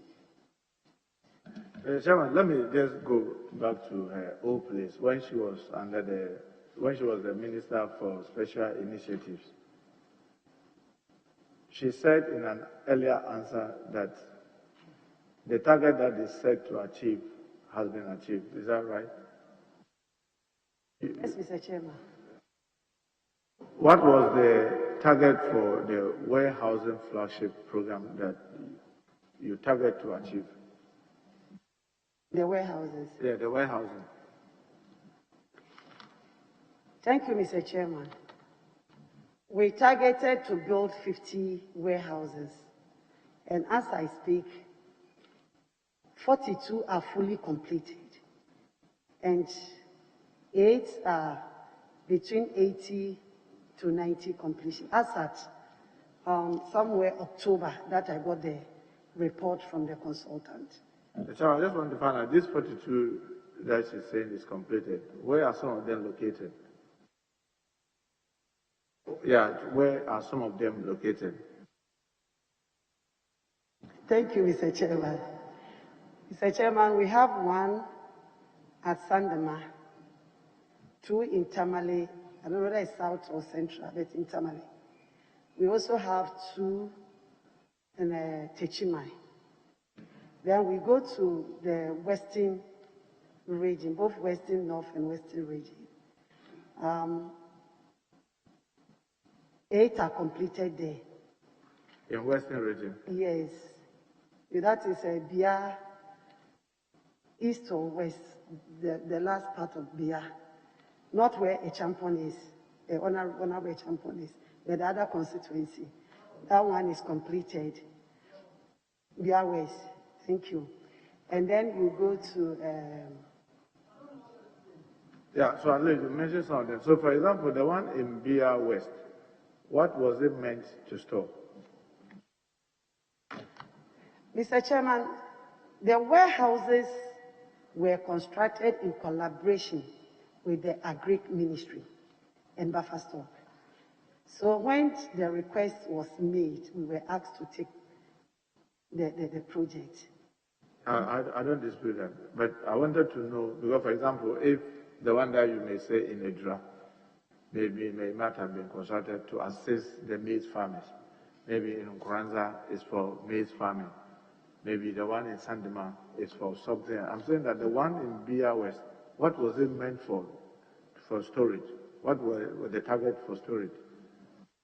Thank you, Mr. Chairman. For grains and cocoa beans. So, Mr. Chairman, I want to find out from her, with regards to the 1 million per constituency, how much of the target have you achieved? Thank you, Mr. Chairman. We have achieved close to 70–80%. So did your constituency receive $4 million? Mr. Chairman, I didn't say we have achieved 100%. I said 70–80%. So how much did your constituency receive out of the $4 million? Mr. Chairman,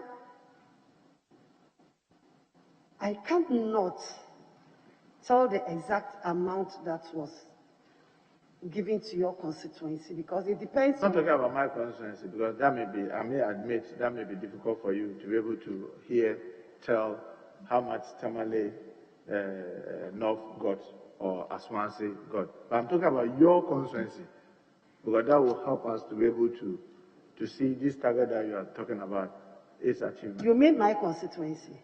Yes. I'll cross-check, but I'm not sure my constituency got more than $2 million.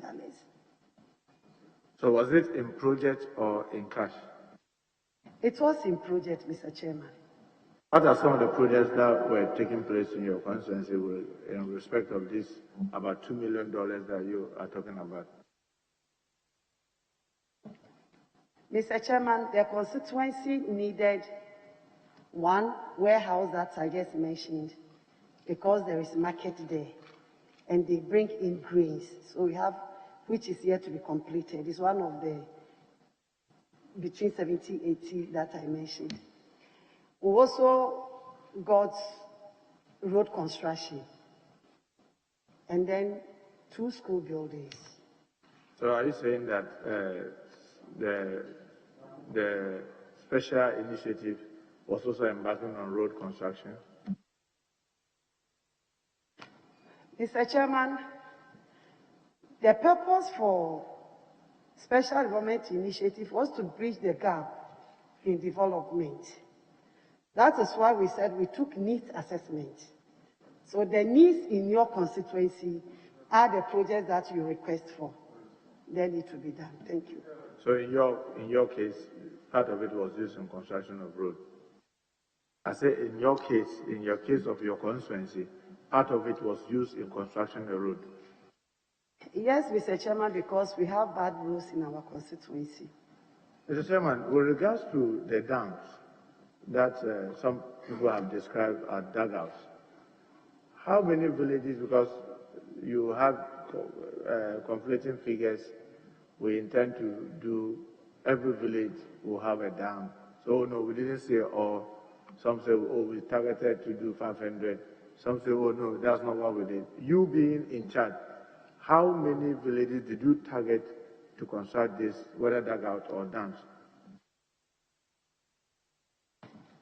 Thank you, Mr. Chairman. The one village, one dam was not to give every village within the 4 years, because the number of villages in the 3 or 5 northern regions, if I'm not mistaken, are more than 5,000. So there was no way we could finish constructing over the 5,000 dams within the 4 years. But we targeted it that we were going to give every constituency in the 5 northern regions 10 dams for the start. And that was what we did. And so in total, how many were the target for the 10 per constituency in the 5 regions of the north? Mr. Chairman, there were 560 because one constituency had no site for, was not suitable, well, could not be constructed with a dam in the north. So the target was 560. How many were you able to construct? We have been able to construct, Mr. Chairman, 400 and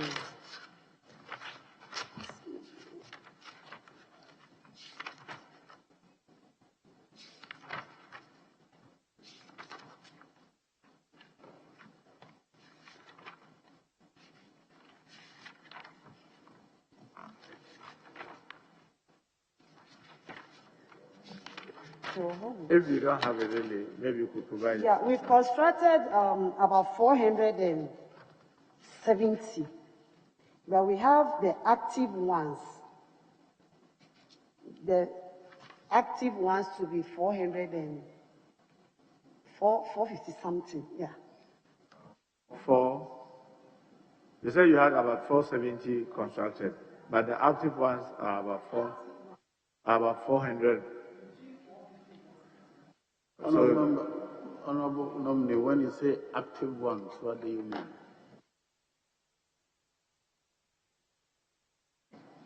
Thank you, Mr. Chairman. Mr. Chairman, when I say active ones, those that are being used, because we had issues with some of them that were constructed. Thank you. So these about 400 to 450 that you're talking that are active, are they able to reserve water throughout the dry season? Thank you, Mr. Chairman. I think I have the number here. 471 active sites. And then we have 427 fully completed. We also came up with some correction that was not part of the initial construction. That is the stone pitching around the embankment. And as we speak, we've done about 170. Those that have been reported to me before we went for election, it was 170, yeah. So I was asking whether these active ones of about 427, as you just stated, are able to retain water throughout the dry season. Yes, Mr. Chairman. That for sure is that the report that you got that they're able to retain water throughout the dry season? Yes, Mr. Chairman. Mr. Chairman, I will take you to the ambulance. In an earlier answer to your question, you said the ambulances that were supplied were 370. Am I right? I said 307. 307. Which companies supplied these ambulances? Mr. Chairman, the ambulances were supplied by 5 or 7 different companies, yeah. Is it 5 or 6 different companies?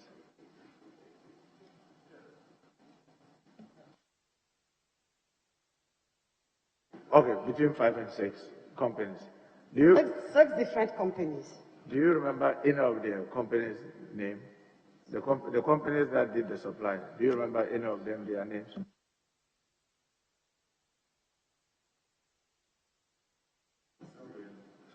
No, please. You don't remember any of them, their names? Is any of them, as you don't remember any of them, their names? You don't? The companies that did the supply? I think I can remember 1 or 2. What's the name? I think one is Luxury, and then the other one is Prestige or something. Well, were the ambulances, which brands were they? The ambulance, which brands were they? Thank you, Mr. Chairman. They are Benz. All the 307 are Yes, Benz? please, all the 307. So these suppliers, are they authorized dealers of Benz in Ghana? Is any of them the authorized dealer of Benz in Ghana? Yes, Mr. Chairman. Which of them do you know is an authorized dealer of Benz in Ghana?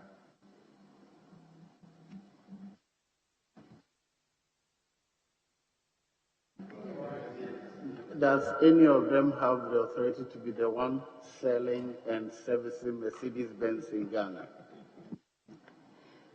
Mr. Chairman, I know Luxury for sure sells different types of cars, but I don't know whether he's an authorized dealer. So do you remember the cost per ambulance? Yes, Mr. Chairman. From the production to the distribution point with the insurance, it all costs us around 177,000. Come again? $177,000. About $177,000 per ambulance, with insurance and everything. Why didn't you buy from an authorized dealer? Thank you, Mr. Chairman. Mr. Chairman, when the tender was open, PPA emphasized on authorized dealers authorization permit, which they produced. They produced it, and that is why we allowed them to. So you are saying that the 6 companies produce authorized dealers authorization. Dealers authorization. That those that have been authorized have given them the go ahead to procure. Yes, please. Is that what you're saying? And can you furnish this committee with copies of such letters? At the appropriate time. No, not. Can you provide us with copies of those letters? When you say at appropriate time, yes, so that you can provide it. But when it's appropriate time, I don't get it. Sorry, I will provide them when. Okay. Mr. Chairman, loans in Ghana are very expensive. When you walk to any bank to procure a loan for any business, it's very expensive. So because of that, government, for those of us in crops, get subsidized tractors.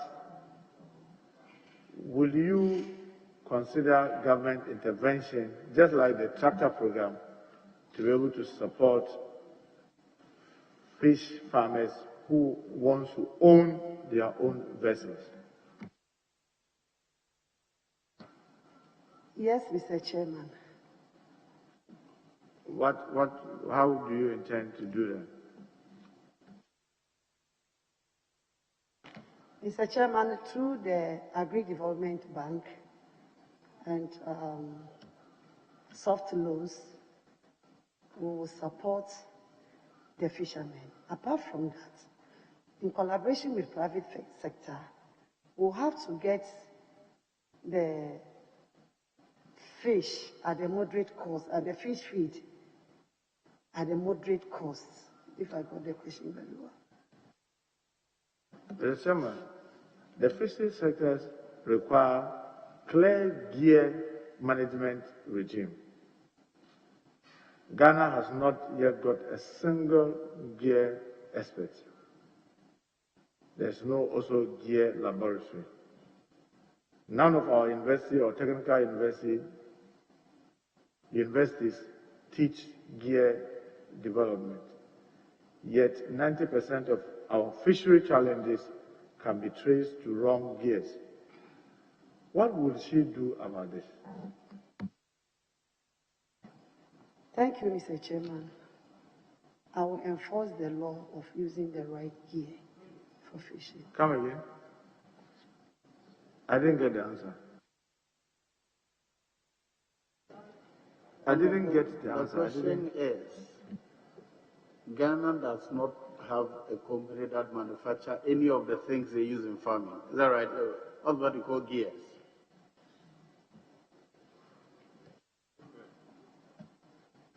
Any of the things we use to farm, like the nets, the trawlers, or any of the things.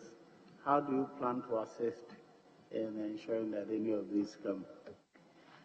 Mr. Chairman, that's what I said, that we will collaborate with our Greek Development Bank to get them, because they are dealing with the farmers. Apart from that, we will also enforce the law.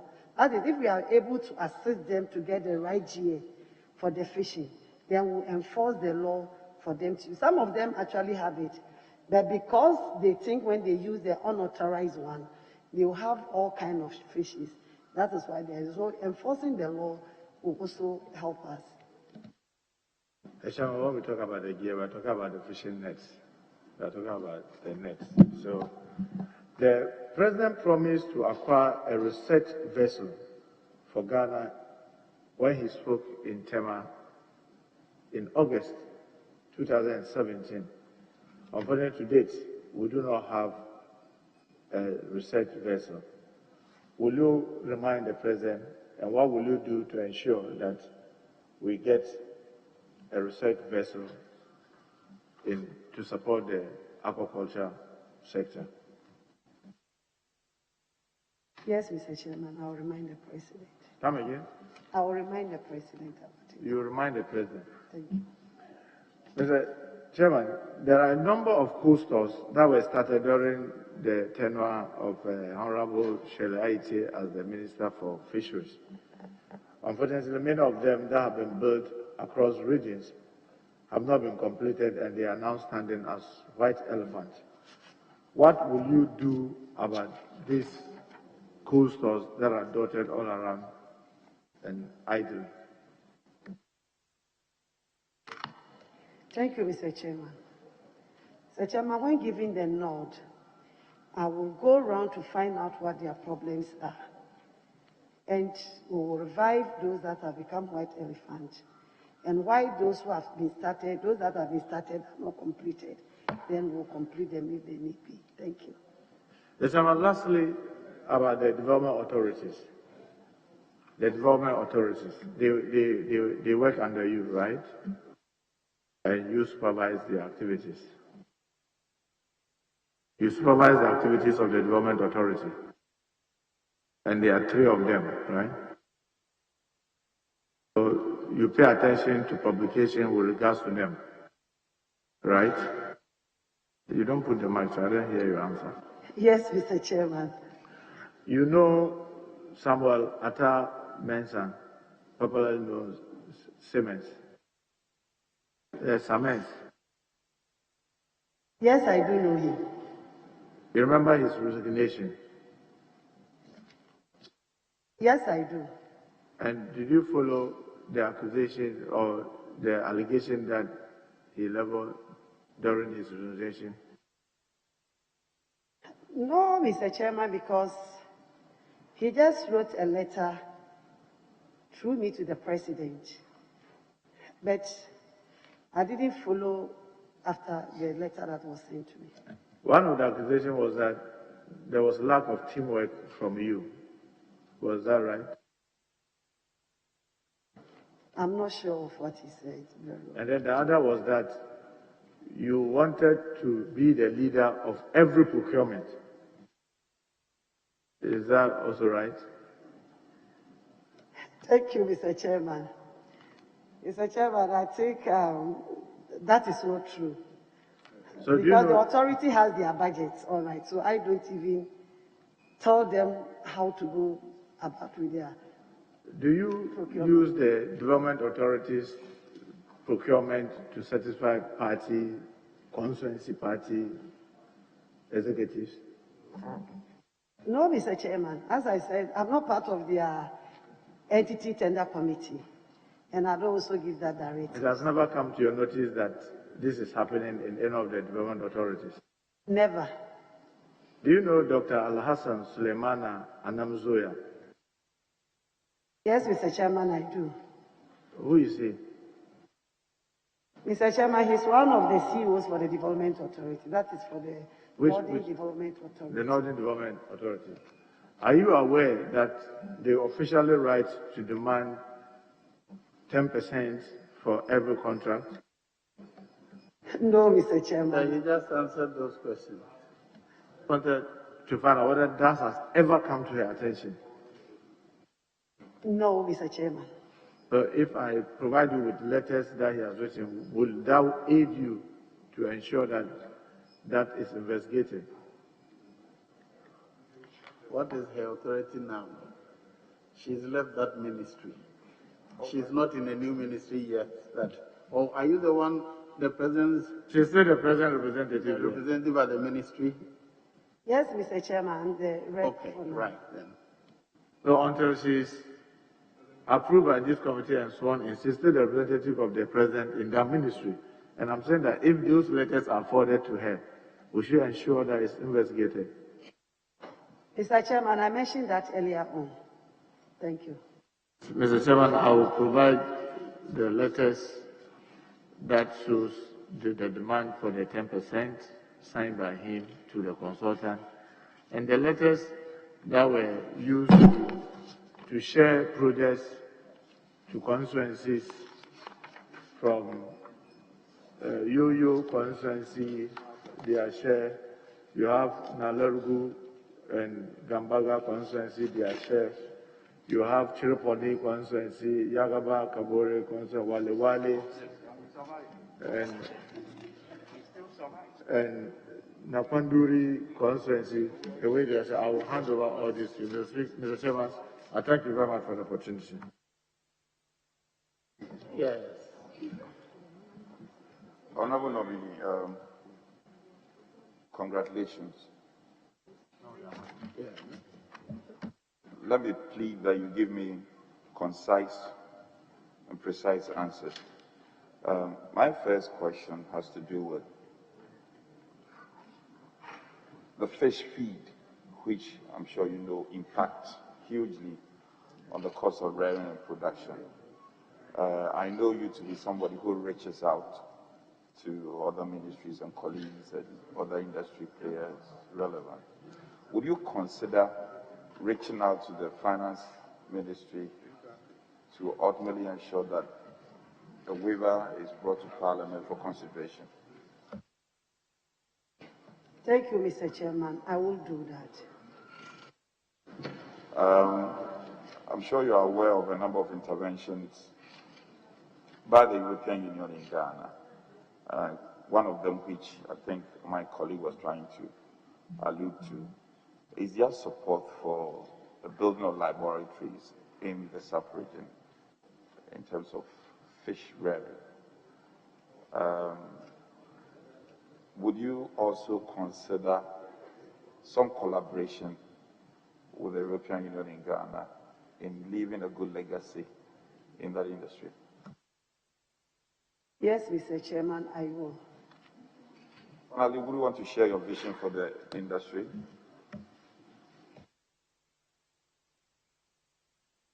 For the industry.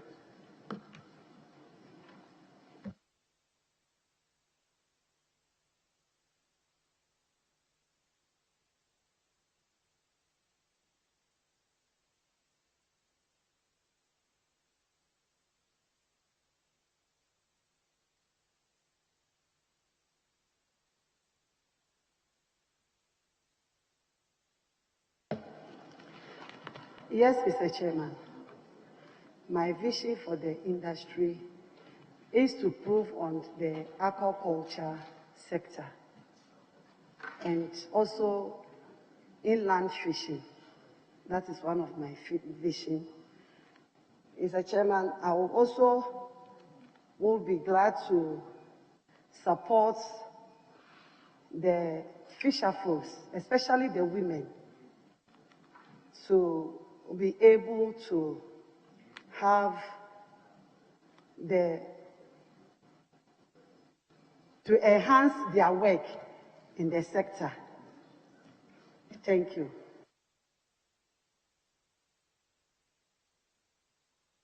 You're done. Very well. Yes, Deputy Leader. Hawa, let me say congratulations. You and I have been on this path for over 15 years.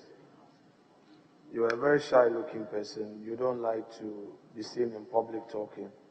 It was difficult to convince you to be a woman organizer and even to be a candidate. And I must say, you're being here for the second time upon nomination by Mr. President is something that should inspire women. Because knowing you, you don't want to be sticking through such a growth. But you've endured it. You like to work in the background. Congratulations once again for achieving this feat. Let me quickly draw your attention to the point you made on aquaculture. Our major problem is galamsey, and it affects our water bodies. And you know that aquaculture means relying on our water bodies. How do you hope to ensure a strong advocacy to enable you achieve this, since galamsey is still a big problem in this country and has taken a partisan political trend?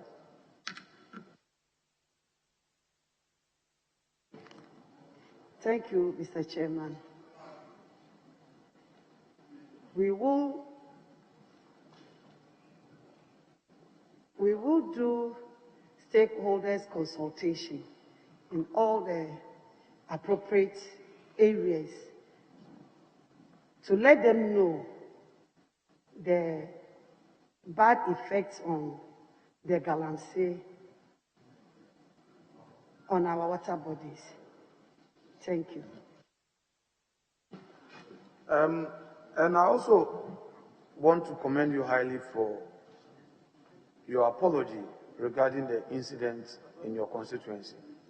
But in 2012, we had to come and rescue you at the collation center. Some young men nearly attacked you. The police arrested them when we had to get your collation done. Do you know whether these gentlemen were ever prosecuted, and whether the machete and the other offensive weapons the police seized from them were exhibits in court? Can you tell us what you know about that case after that rescue? Thank you, Mr. Chairman. Yes, those culprits were arrested, but I never got any official report from the police. Thank you. You are not sure whether those boys were ever prosecuted at all? Yes, I'm not sure. Okay. Mr. Chair, with respect, I thank you so much. That will be all for him. Yes, Chairman, thank you very much. I appreciate that the nominee is a woman, and note further that there is underrepresentation of women in public life. But for the record, under Minister Shari Aite at Fisheries, the University of Cape Coast established a fisheries laboratory, so be informed adequately about it, and not to state that there is no fishing laboratory in the country. There is, and should you get the nomination, you would need to visit it and strengthen it in terms of the work that it will do.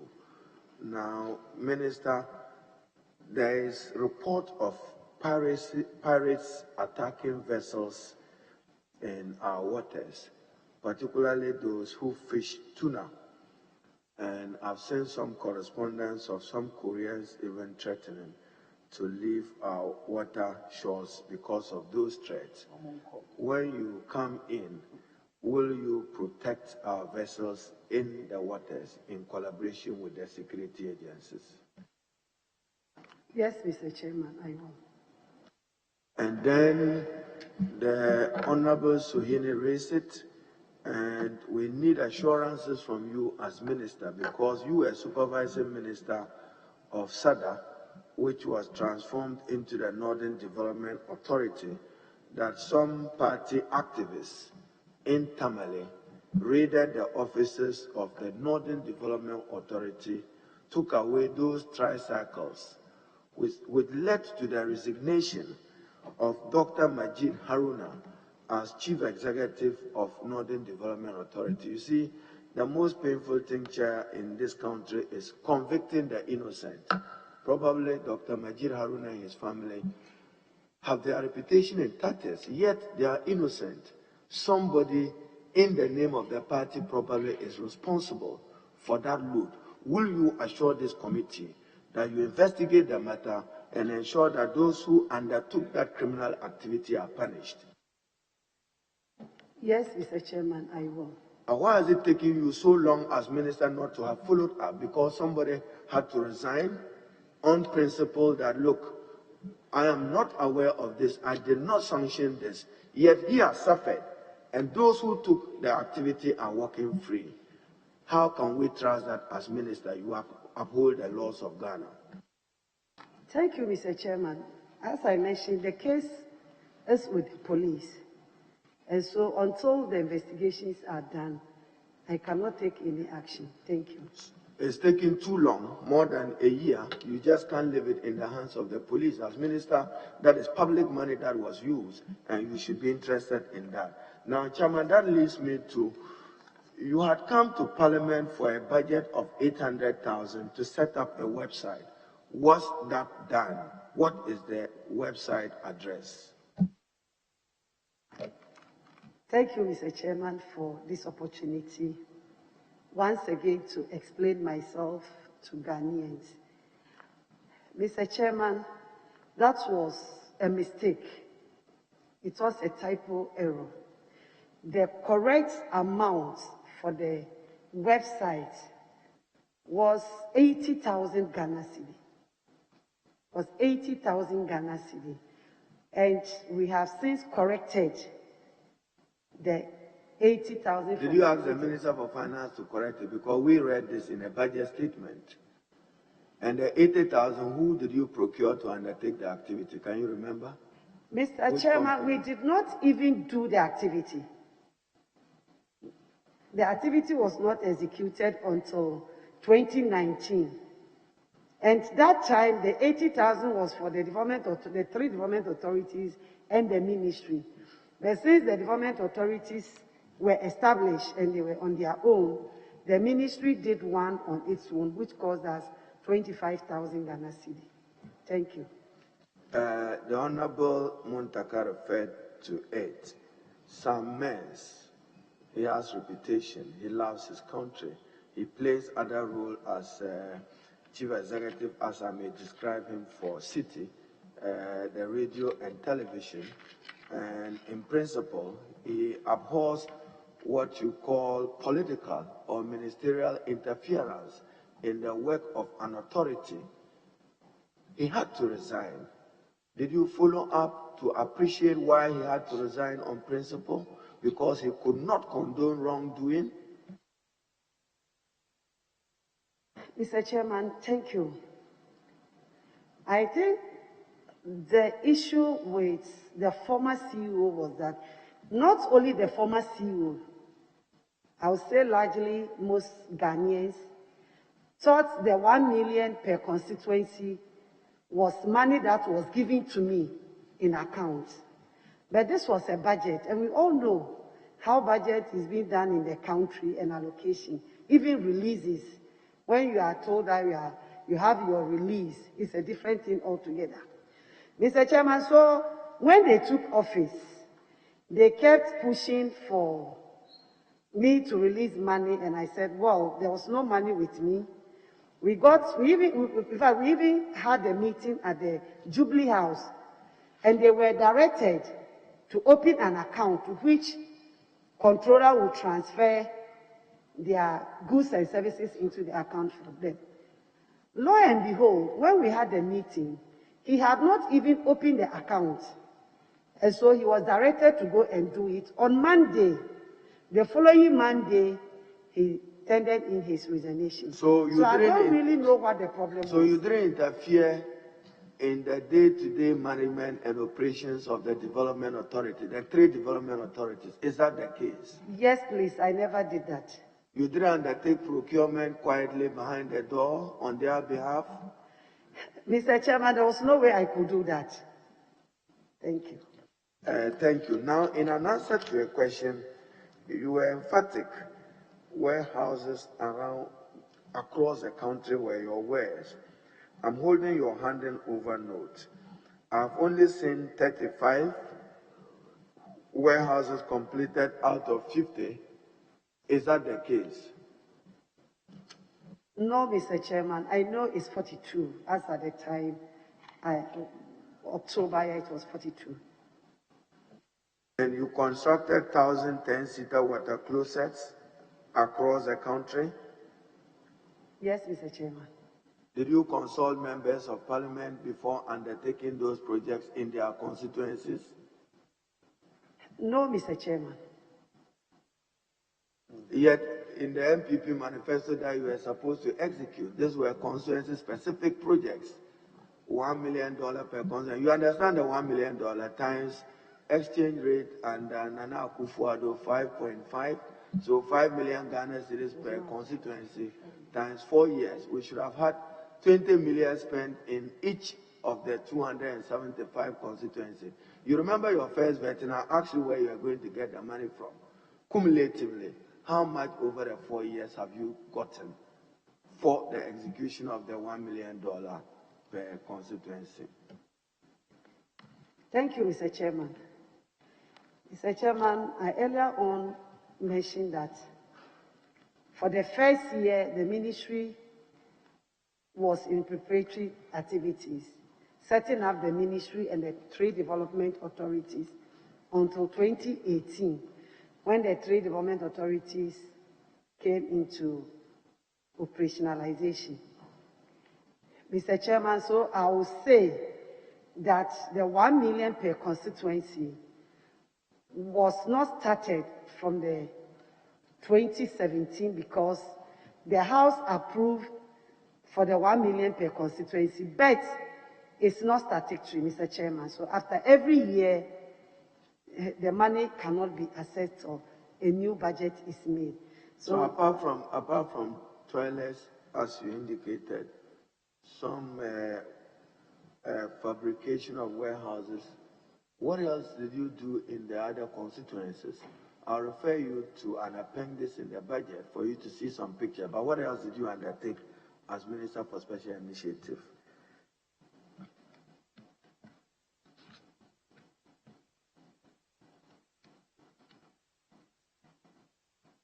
Please, I didn't get the question. Apart from boreholes and warehouses, what other projects did you undertake? Mr. Chairman, the boreholes, the warehouses, the ambulances, the 10,000 hospital beds were done directly under the Ministerial Special Development Initiatives. But with the development authorities, they did different types of projects, school buildings, chase compounds, markets, police stations, and did you undertake community clinics? Where? Community clinics, did you undertake them? Community training. Clinics, hospitals, small hospitals. Yes, Mr. Chairman, we did the CHIP compound and also mini clinics. Where? Mr. Chairman, I can't remember the. I know one at Akan. Okay, so. Yeah, one at the Akan constituency. One, I think, Amanfrum constituency. My constituency also gets one. Chufetumukwa. Yeah. That's all right. Chairman, with your indulgence, just name 3 villages or communities where you did dams and relate to the prices that you procured those dams for our record. If you have any official record, where did you construct a dam? What was the cost of the dam? Just mention 3 communities and the prices associated with it, and attempt to give an explanation of the price differentials. Mr. Chairman, I remember Garu, Timpani, Pusiga. How much did it cost, each of them? For the cost, I cannot specifically mention, Mr. Chairman, because it ranges between 200 to 250 Ghana cedi. Will you make that available to this committee? Yes, Mr. Chairman. Honorable Minister, the record should be clean. 200 to 215 Ghana cedis or 1,000 Ghana cedis? 200,000 to 250,000 Ghana cedis. Better. So the maximum was 250,000 for a dam? Yes, Mr. Chairman. All right. Did you visit some of them 3, 2 months, 6 months after the construction?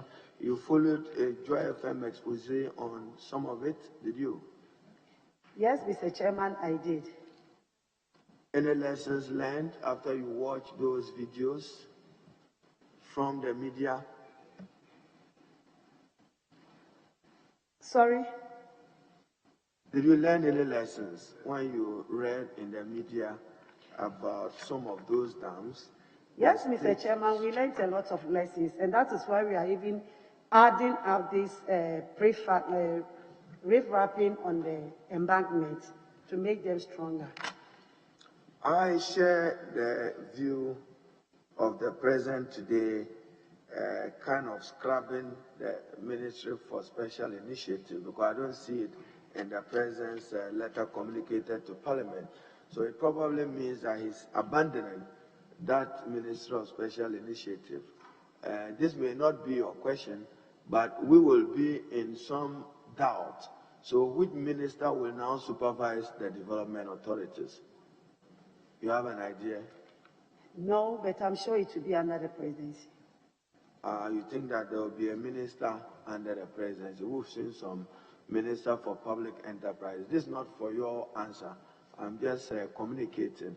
We don't seem to accept that concept of public enterprises. Every ministry or department is a public enterprise.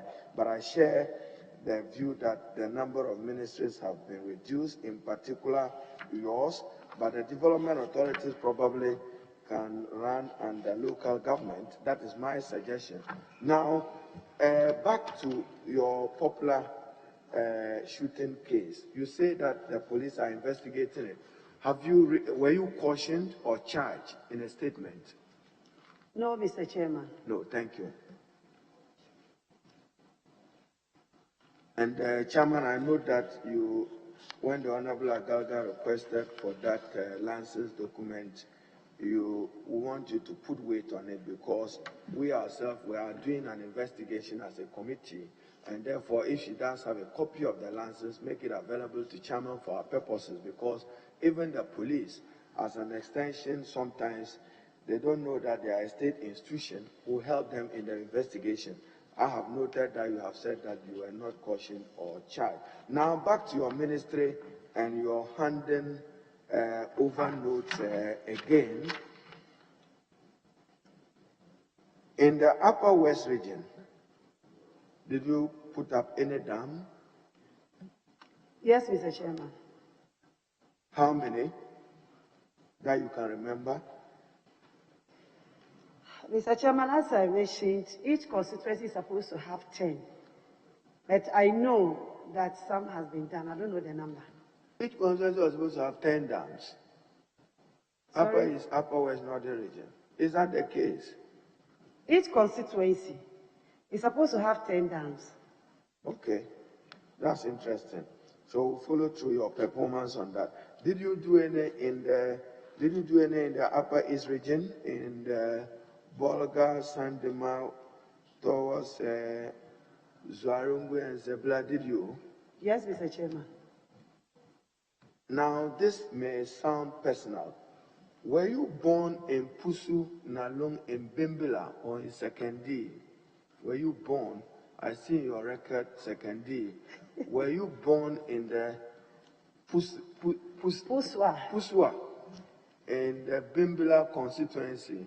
I know one Father Abdullahi, who was serving in the police service, but I see your record, Sekendi. Which one should we rely on?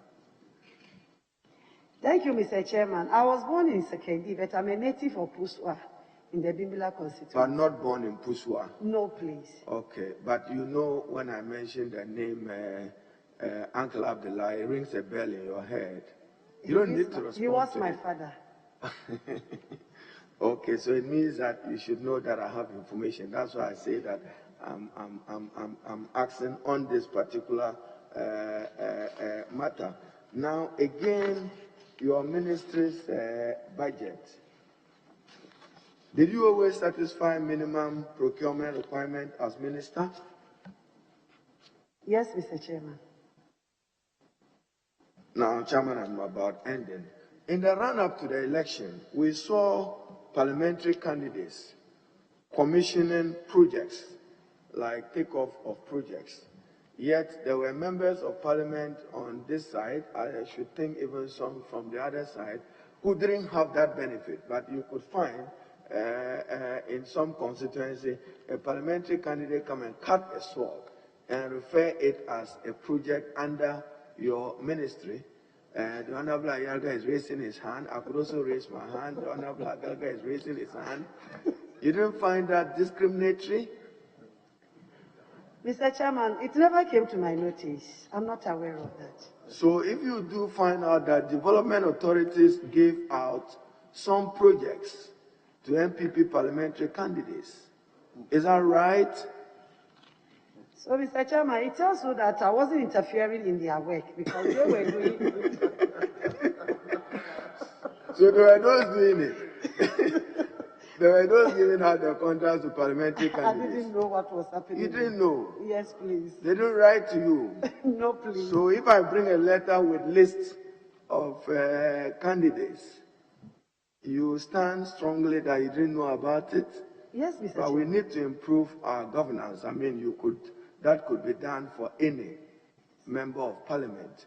But a parliamentary candidate, we question in what capacity were you doing that? I note that you have apologized for those excesses of shooting. That is not honorable, that is not ministerial, and particularly so that you are a woman. You should not be associated with those extra engagement of excitement with a gun. Chairman, on that note, I can only wish the nominee well, but will request for that additional information. I thank you, Chair. Honorable Howard Crimson.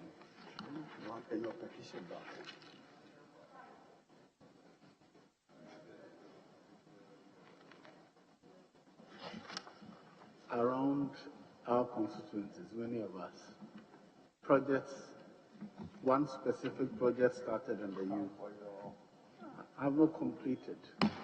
Small town water project or mechanized boreholes. Borehole sunk, overhead tank raised, tank on it, but to date, no mechanized, no water flowing through them. How did it so happen? Thank you, Mr. Chairman. Mr. Chairman, the contractors are paid based on the work done. So maybe they might have raised the certificate and then waiting for their payment. And the water system is supposed to be installed with solar panels. So some of them are also trying to get the solar panels to install them for the water usage. So when should the people of Bibomem in my municipality expect that water will flow through their... Very soon, Mr. Chairman. Very well. There were petitions, but all of them, they were about matters on which you have answered questions already. So I think that violent tendencies, 80,000 to 800,000, you've answered them. Both of them are the same thing. So, one from Governance Watch Alliance, the other from Care for Free and Fair Elections Ghana. Around elections, always some groups emerge, and one such group brought the petition. But you have answered questions contained in their petition already. So we thank you for attending upon the committee.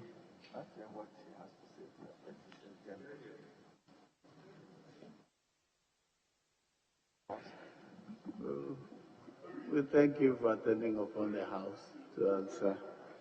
Thank you, Mr. Chairman. I'm so You're grateful. discharged. It's now that you can thank us. We are discharging you now. You hear from us. Thanks. Thank you, Mr. Chairman.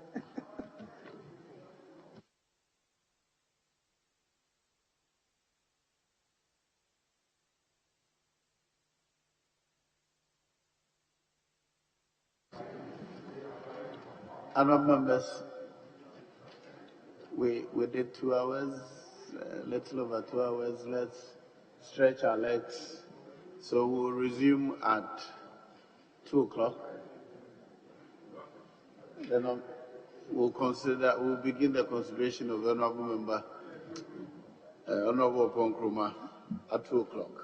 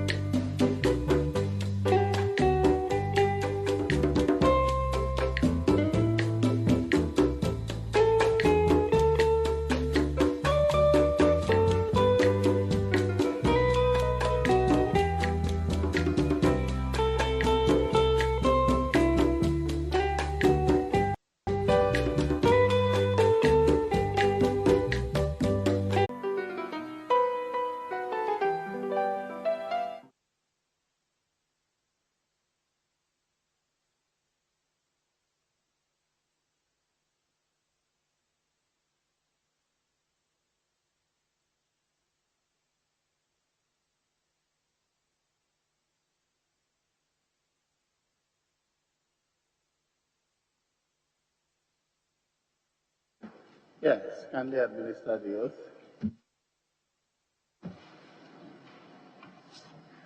I Kojo Oponkroma, swear by the Almighty God swear by the Almighty God that the evidence I shall give before this committee that the evidence I shall give before this committee touching the matter in issue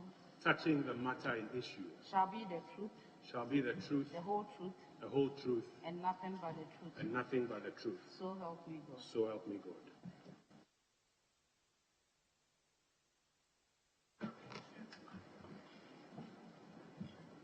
Honourable Kojo Oponkroma.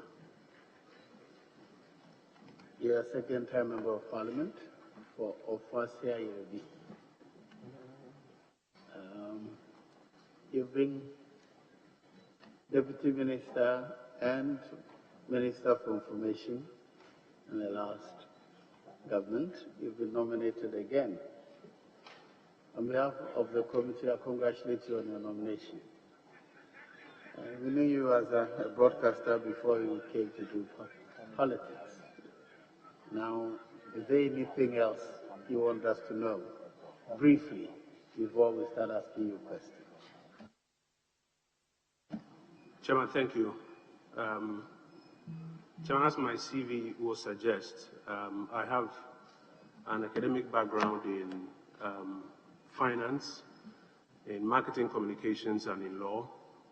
As you rightly said, I have worked in broadcast journalism, in law, and in private business before becoming a Member of Parliament.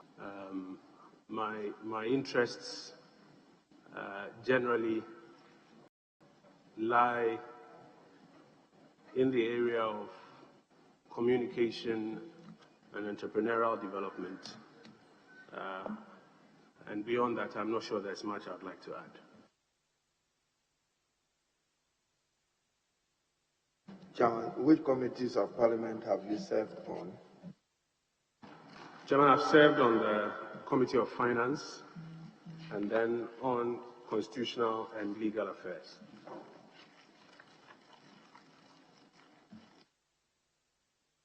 Yes, Honourable Aya. Thank you very much, Kojo.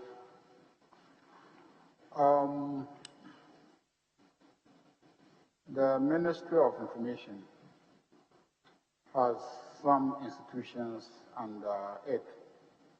The Information Services Department, the Ghana News Agency, the Ghana Broadcasting Corporation, the Ghana Publishing Corporation. Can you update us on what you've been able to do to improve the welfare, the capacity, effectiveness, and usefulness of these institutions. I have read your handing over notes, and I wanted to update us on what you've done about these institutions. Chairman, thank you. As the Honourable Member rightly mentioned, the Ministry has one agency that it has some direct supervision over, a number of other entities which I would not describe directly as agencies because they are of a special creation. Those are the state-owned media, and then has the Information Services Department. Chairman, perhaps I'll start with the Information Services Department, which is more or less a direct department under the Ministry. The Information Services Department is the implementing arm of the Ministry that is responsible for executing the programs that the Ministry may roll out. One of the first things that we had to do upon my assumption of office was to reorganize the Information Services Department now to focus on about 4 major areas. 1, public relations for ministries, departments, and agencies, properly so-called, and I'll explain that briefly. 2, public education campaigns where officers across the country with vans have an opportunity to disseminate government information. 3, research, and 4, which was a new creation, a division to see to the implementation of the Right to Information Act. So, Chairman, for example, in the public relations class, at the time we assumed office, we had about 46 PROs only.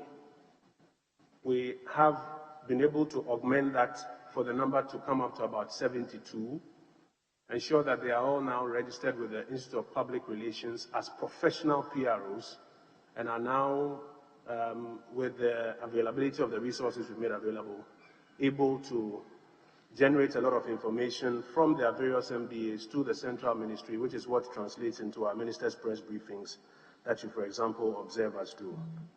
Chairman, if you take, for example, public education campaigns, public education campaigns had suffered woefully before we assumed office because the ISD team itself was also woefully under-resourced. So far, we've been able to grow the ISD numbers by about 27%. We met about 721 staff.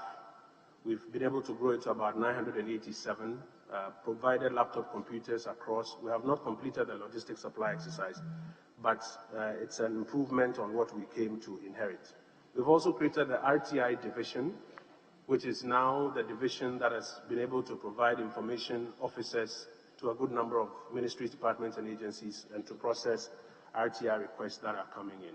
And in the medium to long term, we look forward to completing the logistics improvement agenda at ISD. If you come, Chairman, to Ghana News Agency, for example, one of the things we had to do was to guide them. And Ghana News Agency, GBC, Ghanaian Times, are not agencies per se, because state-owned media are kept at arm's length. It's the NMC that has direct control over them. But with our guidance, we've been able to help them shift their focus and improve their market share. The data they have shared with me is that they've been able to grow their share of the market, i.e. media houses that are using their material for their news broadcast from about 37% to about 45% over this period during which I've been in charge. For the first time, we've been able to roll out their own self-owned websites with which they are publishing their information, and then they've set up a strong online unit with which they are working. As I mentioned, we don't directly manage them, but we provide guidance and resources. And Chairman, let me come in.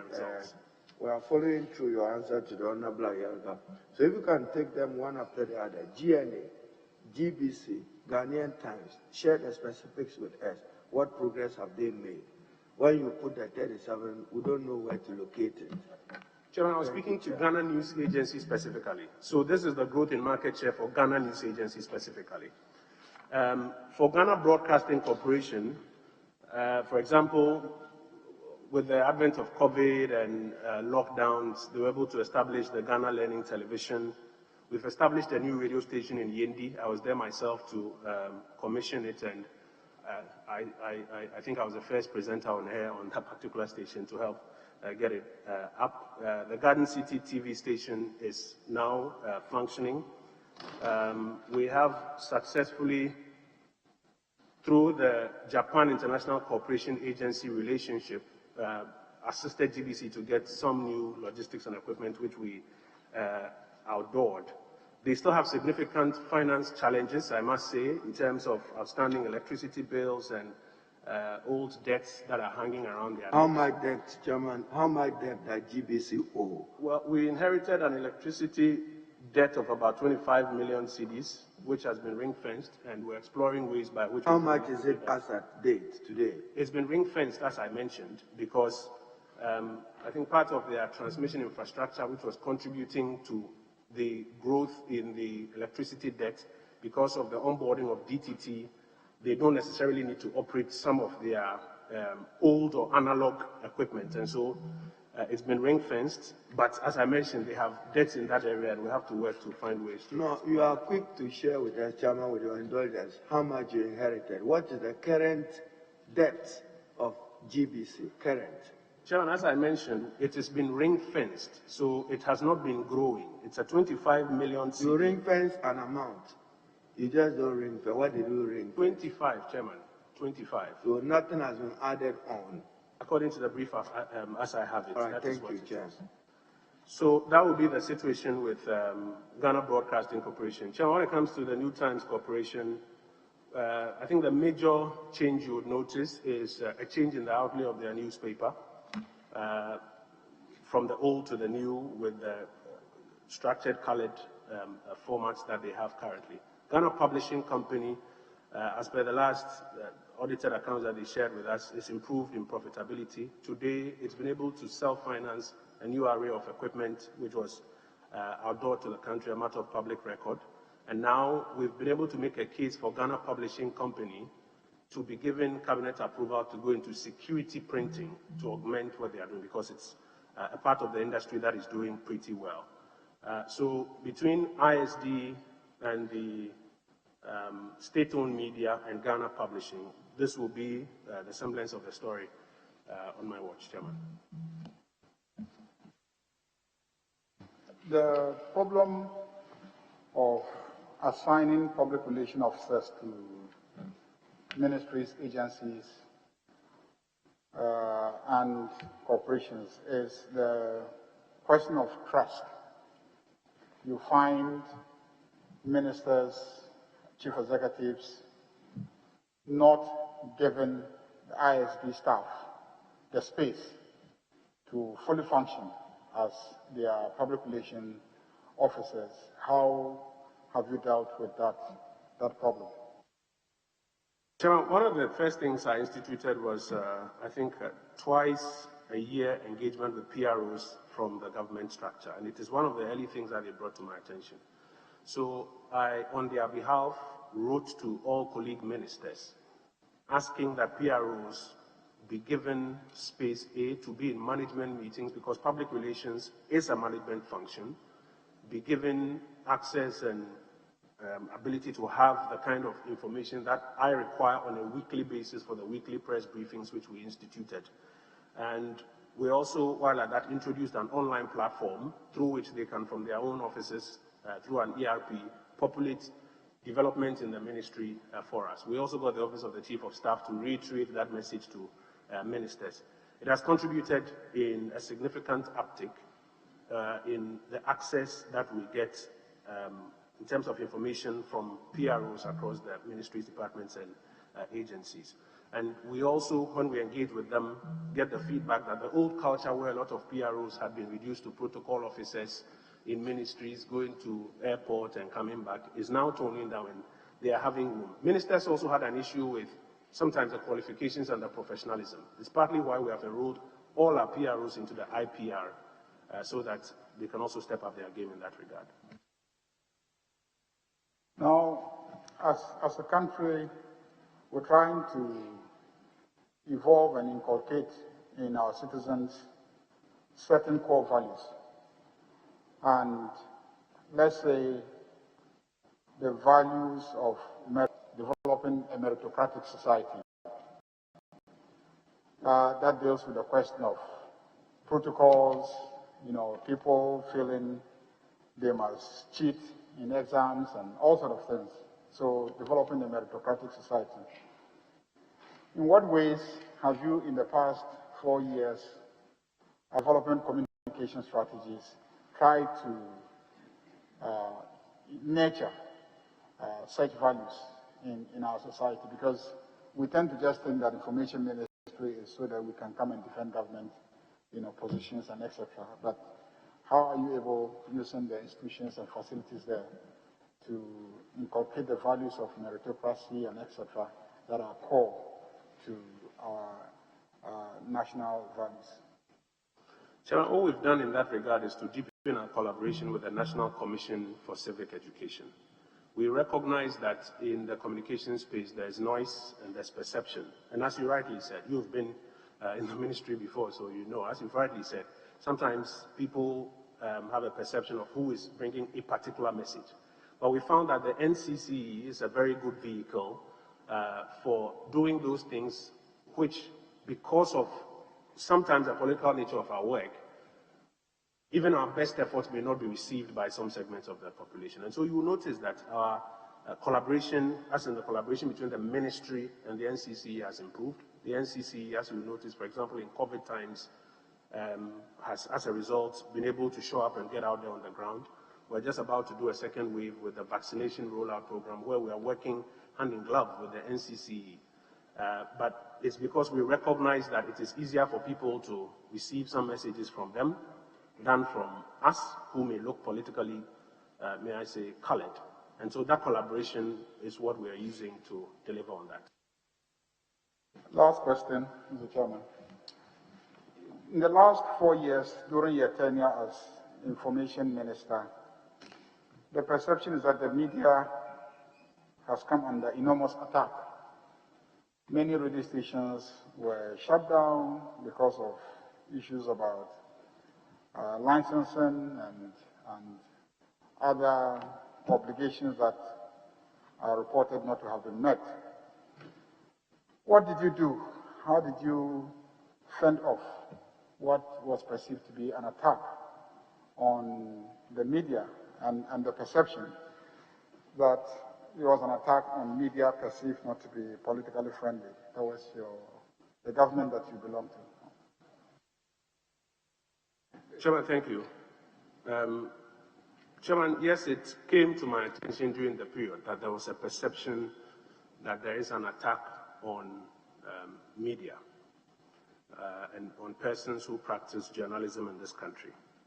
Chairman, if I may just have some liberty just to expand a bit before I specifically answer this question. Whenever you hear of a report, or whenever I hear of a report that a journalist has been attacked, in my mind, one of three things is most likely happening. First, it may be true. And there are instances in which it is true that this person has been attacked in his line of work of journalism. Then there are instances where it is false. It's a totally cooked up story. And then there are instances where it is a coincidence. Somebody may have been attacked. That person happens to be a journalist, but it has absolutely nothing to do with his work as a journalist. So, for example, Chairman, if you recall, I think in 2006, if my memory is right, my colleague, Efia Pokua, and a couple of others, and this is a matter of public record, they went to the courts, the human rights courts ruled on it, went to NHIA to cover a story, and they were attacked by people because of the work they were doing. So that is a clear instance where it has happened. Then you can have instances where, again, if I take you back to about 2007, you'll recall the case of the Palava newspaper, Mr. Jojo Bruce Kwanzaa, subject of a court ruling and the matters that came, and the story that he had been abducted, found with blood, etc. Later, the police wanted to charge him for deceit of a public officer. It turned out that that was not true, but it had been reported that a journalist was under attack. So that is an instance in which the report comes, but it's false. And then you can have coincidence. For example, Samuel Kwabena Ini, Ashanti Regional DJ, I think president at the time, between February and April 2007, shot in a bar, and initially the report was a journalist has been killed, suspected I was in his line of work. I think by April, the police had arrested the persons, and it was because of armed robbery, and proceeded to charge them and get a conviction accordingly. So anytime you hear or I hear of an attack on journalists, my professional understanding is that one of three things must be happening. So what did we do? We realized that one of the first things that needs to happen is to have the reports of attacks on journalists validated. Because as the reports go and nobody is investigating and validating, you would notice that over the years, our ranking on the World Press Freedom Index is coming down, because all this chatter is picked online and it counts against us. So one of the first things we need to do is to validate. Another thing we need to do is to ensure that there's proper follow-up on whatever investigations are supposed to take place. And then we also need to provide the media with a lot of support and training on how they can also protect themselves or ensure they don't get into instances where they become the victims of attacks. Because journalism the world over, in fact, if you read the World Press Freedom Reports now, they argue that this is one of the most difficult decades for journalism. So what we did here in Ghana is that we introduced what we call the Coordinated Mechanism for the Safety of Journalists. It was my initiative, brought the Ghana Journalists Association, Ghana Independent Broadcasters Association, National Media Commission together. We explored the framework, went to cabinet, got approval, saved that the approval said it should be given to the National Media Commission to implement. And the ministry has provided National Media Commission with some resources that they are in the process of implementing this coordinated mechanism, so that when a journalist says, I've been attacked, they can do a proper investigation and validate whether it's one of the false stories or it's a coincidence or it's actually true. They can also help us do the proper follow-up. For example, in the case of Ahmed Swale, very terrible incident that I'm sure breaks all our hearts. We regularly follow up from the Interior Ministry. The Minister Designate was here. You heard the answer that he gave to the committee, the same answer that he gives to us. But we're hoping that a body like this can also continuously be doing the follow-up, so that it is not my word or the minister's word, but they can also be doing that. And then also to provide the necessary, as I mentioned, kind of training and support for journalists. And Chairman, while let me just mention that for all of those who believe in supporting the safety of journalists, it's not enough to talk about it. I think we should also support the NMC with resources so that they can deliver on this coordinated mechanism effectively for our common good. Honorable, yes, that was a part of the question. The second leg of it was media houses being shut down. What did you do? How did you help them out? Well, if you did. The first thing I sought to do was to get an understanding of what was transpiring. The brief I got, and indeed the documentation that was given to me, showed that there were a number of media houses that had had their authorizations expired and were fined by the National Communication Authority for the expired authorizations. And they argued that the National Communication Authority did not have the power to fine them, and therefore they sued at the Electronic Communications Tribunal. The suit was at their instance. And the panel, Professor Dateba, Dr. Nina Kukweno, and a third whose name immediately escapes me, found that, yes, the National Communication Authority did not have the power to fine because their authorization had expired. And to the extent that the authorization had expired, they could no longer hold on to those frequencies, and the NCA could not purport to fine them and still give to them an authorization which had expired. And the brief I got was that to that extent, the NCA then required of them to relinquish those frequency authorizations. But, Chairman, it's important to clarify that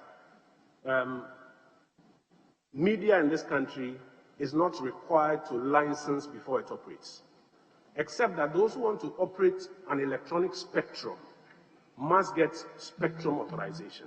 So what was withdrawn was a spectrum authorization of these media houses. As it turns out, some of them are still operating today, albeit on other platforms that don't require spectrum authorization. And we continue to encourage that they should reapply, and the NCA will be obliged as they go through their processes to, where appropriate, where available, provide them with the necessary spectrum authorization for their work. Are you aware of any of them who has reapplied and then they have allowed them to have their spectrum authorization? Are you aware of any of them? No, I don't have a brief to that effect. I don't have a brief to that effect. Yeah. Reverend. I'm grateful, Honorable Chair, and congratulations, Honorable Minister nominee. In the past 2 years, during your tenure as the Minister for Information, what could you inform this committee as to be your highlights, and what were the major challenges and how you overcame them, and how they prepared you to be more effective even in your next mandate when given the nod? Chairman, thank you. The work of the Ministry of Information is in about two major parts. There's the development communications part, which is working with the various ministries, departments, and agencies on how to get a message out and get feedback to government. And then there is the part that deals with the agencies and then the department of the ministry. I think for me, my major highlight, one of my points of pride, beyond what we've done with the RTI implementation, would be, in totality, what we've done with the Information Services Department, specifically the Research Department of the Information Service. At the time I assumed office, you had a research department that in a year will produce about 300 public reaction reports. You get a report that says one farmer in Kukrentumi says that this, and one teacher here says that. And we thought that wasn't scientific enough. So what we did was to work with some collaborating agencies to build a world-class research unit from the Information Service Department, 260 districts across the country, provide them with the necessary tablets and software so that when you issue a questionnaire, at the click of a button, it can be administered in 260 districts to provide central government with information that it can use for decision-making. Specifically on RTI, if I may just have some liberties, Chairman, to speak to RTI briefly. The law assented to in 2019 took effect 2020. A number of things we've done. First, we've created the RTI division at the Information Ministry. We have trained and deployed RTI officers to ministries, departments, and agencies across the country, as well as MMDAs, and then independent constitutional bodies. We had a roadmap that required 26 different activities to execute for the implementation of RTI. Chairman, I'm happy to inform your committee that currently about 18 of those activities have been completed, 5 are ongoing, 3 are not due to be executed yet. In terms of training and work, so for example, ministries, departments, and agencies, out of 526 officers that we need to train, we've trained 455 who are on the job today responding to RTI requests that are coming in. Across the districts, out of 552 that we are supposed to train, we've trained 483, and they are working today. And today, for example, at the end of 2020, the RTI units across government had received 56 requests. 56 requests. Had responded to all of them, granting access to 44 of them. About 2 of them were transferred, 4 of them were referred, 1 application was withdrawn, 1 was denied and is now on application for review. So between ISD research and then RTI division, those will be some of the highlights in my tenure so far. I'm grateful, Mr. Chairman. On page 5 of the CV of the nominee, and if I may refer the nominee to page 5 of your CV, the first paragraph talks about research and publications, and there are 2 publications indicated here. One to do with corporate communication in banks, and the other to do with exploring the budget deficit, economic growth, and new evidence from Ghana. How relevant, as having indicated in your CV for this purpose, I suppose these findings hold some relevance to the portfolio you've been nominated to. What were the findings of these publications, the key ones, and how relevant are they to your nomination? Well, Chairman, thank you. I think the first is my dissertation for my Master's in Business Administration. So we studied corporate communications in banks in Ghana, a number of banks, and studied the major challenge they were having. And one of the major challenges was the fact that often you will find a bank or an institution advertise something to the public, but internally, that internal communication to get everybody on board hadn't taken place. And so you go to a branch trying to access the product or service, and somebody at the branch who is supposed to know and administer it doesn't know. I find that it happens even in central government as well. So the lessons we drew from there, we are able, in the development communications model we're trying to use, by requiring internally a clear explanation of whatever it is that some ministry, department, or agency seeks to do, so that everybody in the government system at least has a good understanding and therefore is able to explain it. Have we been 100% successful? I don't think so, but it's work in progress that we can continue to improve on. Chairman, the next publication deals with the economic growth nexus between deficit and growth. I may not go into too much detail, but essentially we were studying the relationship between deficits and growth, and the finding essentially was that, contrary to the thinking that high spending brings high growth, if the high spending is leading to high deficits, then the subsequent years, the lagged effect is such that there's rather contraction. And so the neoclassical idea that high spending will bring high growth, we were able to provide evidence from Ghana between 2000 and 2015 using data from the Finance Ministry that does not apply. Thank you, Chairman. Thank you, Mr. Chairman. That'll be all for now. Yes, sir. Thank you very much, Mr. Chairman. Honorable nominee, in 2017, the Chief Justice set a special TV license court in all the 10 regions then to enforce that law on licensing of TVs. What is the status of that arrangement? Chairman, my understanding the last time I interacted with the Ghana Broadcasting Corporation is that had not yielded much effect. The reason, if I recall, is that the board was contemplating other options for generating revenue for GBC. And it was around that same time that the then Director General, my understanding is without full recourse to the board, wrote to the CJ to designate some courts. So the internal mechanism you need to push and pursue that was not necessarily forthcoming from within their own institution. But Chairman, I think we have a slightly different view of how funding that should go to GBC should take place. Under the DTT policy, we are looking at the Digital Access Fund and how monies from that fund, part of monies from that fund can be ceded to the public service broadcaster to make public service broadcasting more efficient.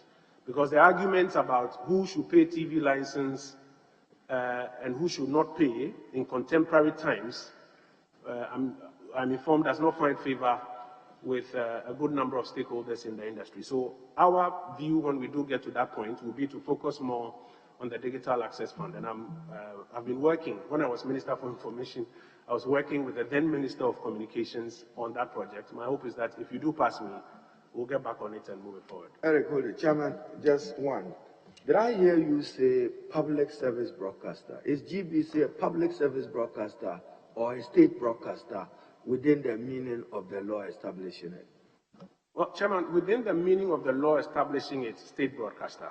Indeed, it fits into my earlier point about state-owned media. Well, you just said public broadcaster. So that leads to it.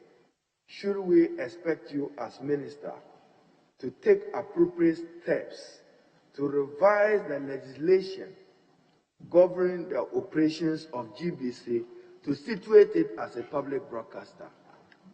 Yes, Chairman, absolutely. And I did make a representation to the National Media Commission, which is responsible for GBC, so to do. In effect, the National Media Commission set up a GBC reorganization committee to do that, because we can't directly do that as a government.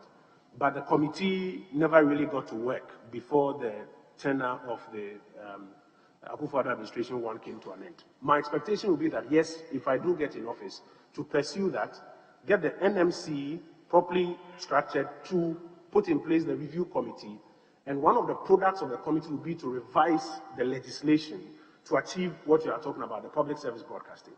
Chairman, just a comment so that the Honorable Eric continues. You know, GBC are state broadcaster. Where they are, no one else is in terms of provision of service and information. Where they are, other radio, TV stations don't find those areas attractive. So they suffer a crisis of identity.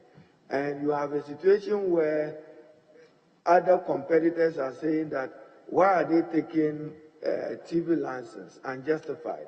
But they don't respond to the other concern that they are not where they are. So it's just for you to take note that they have served the country well. We have not helped them in terms of reforms. And you can use BBC as a model public broadcaster to guide what your future decisions may be. Thank you, Chair.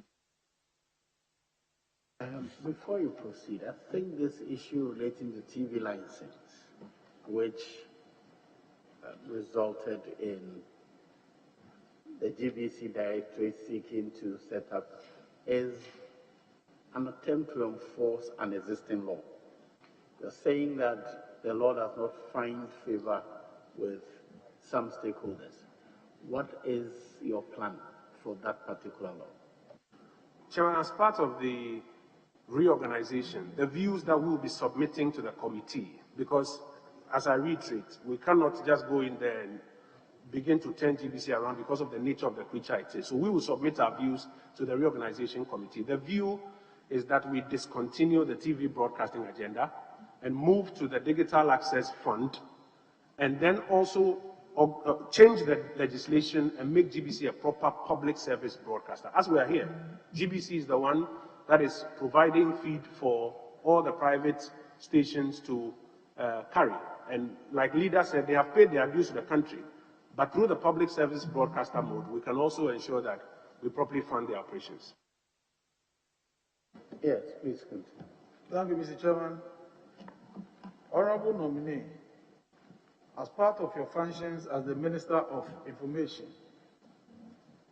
you are responsible to offer information to the Ghanaian populace on the activities, the policies of the government. You recall 2019 State of the Nation address. The President touted as an achievement the establishment of an air wing of the police service. He actually stated that the country was going to take delivery of 3 helicopters to help make the service robust in the fight against crime. He further announced that some police officers were already undergoing training to become pilots. Additionally, in the 2020 budget, precisely on page 202, government highlighted some of the monumental achievements made over the period. And one of the achievements was that government had purchased 3 helicopters for the police service. Where are these helicopters? Chairman, thank you. Chairman, my uncle is right when he says that as Information Minister, I'm responsible for providing information. There are many times when I will speak for the state, there are times when I'll speak for the government, there are times when I'll speak for the administration. But in all of these, I work based on a brief I have received. Unfortunately, Chairman, as I said before you, I don't have an updated brief on that matter. I could find an updated committee in due course, but I don't have an updated brief on that matter. Updated brief on the whereabouts of the helicopters. On the subject of the air wing of the Ghana Police Service and their logistics. Okay. Honorable nominee, you recall that in the last budget, there was an allocation of 6 million Ghana cedis for communication. You recall during the debate, it was an issue. Can you indicate to this committee what went into the utilization of that allocation? Chairman, first of all, may I make the point that the annual budget performance report will come and provide some more detail, but I can provide some highlights here. That 6 million cedis was not part of the goods and service budget of the Ministry of Information. It was an allocation for communicating government flagship programs. Government had 16 flagship programs, from Planting for Food and Jobs, to NAPCO, to all of the other flagship programs that the Akufo administration had, free senior high school and everything that came along with it. Our job at the ministry was to design programs and activities through which the responsible ministries could express or to update the country, and we did quite a number of them. We had a number of nation-building updates, town hall meetings, mass media campaigns on television, etc., that allowed these various ministries handling the flagship programs to tell their story. Indeed, Chairman, as my uncle will recall, getting to the 2020 election, there was this joke in town that everything you say, the MPP people say free SHS. That was evidence that the story was being told and being told pretty well. So, as I mentioned, the annual budget performance report can provide the specific details, but these are just a few highlights, Chairman. Very well. Yes, Honorable Brian Achampa. Thank you, Mr. Chairman. Congratulations, nominee. My question is, in 2021, what is the relevance of the information ministry in this modern day governance? Taking into consideration what the ministry's mission is and core function. Mission to provide media relations and facilitate the adequate and timely and reliable information to the public for socioeconomic empowerment and enhanced democratic citizenship. Is this not a function that can be played by a press secretary sitting in the office of the president, looking at what is happening in other countries in modern day governance? Is the Ministry of Information relevant? I take cognizant of what Harry Idrisu said, that you are providing gaps in areas where commercial radio stations will not go.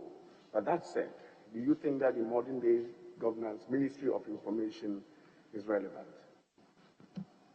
Chairman, we're running a democracy.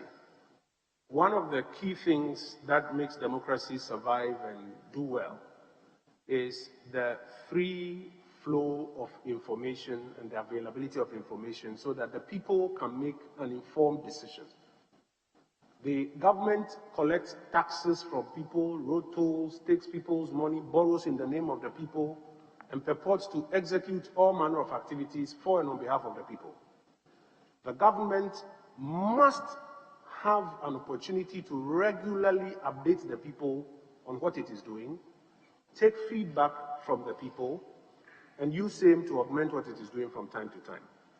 Indeed, Chairman, if you look at the Sustainable Development Goals currently that have been put out, the SDGs, Goal 16, Goal 17, require a strong information delivery machinery for any government to be able to achieve those objectives of a peaceful, inclusive society, for fundamental development, etc. In the case of Goal 17, strengthen the means of implementation and revitalization of global partnerships for development.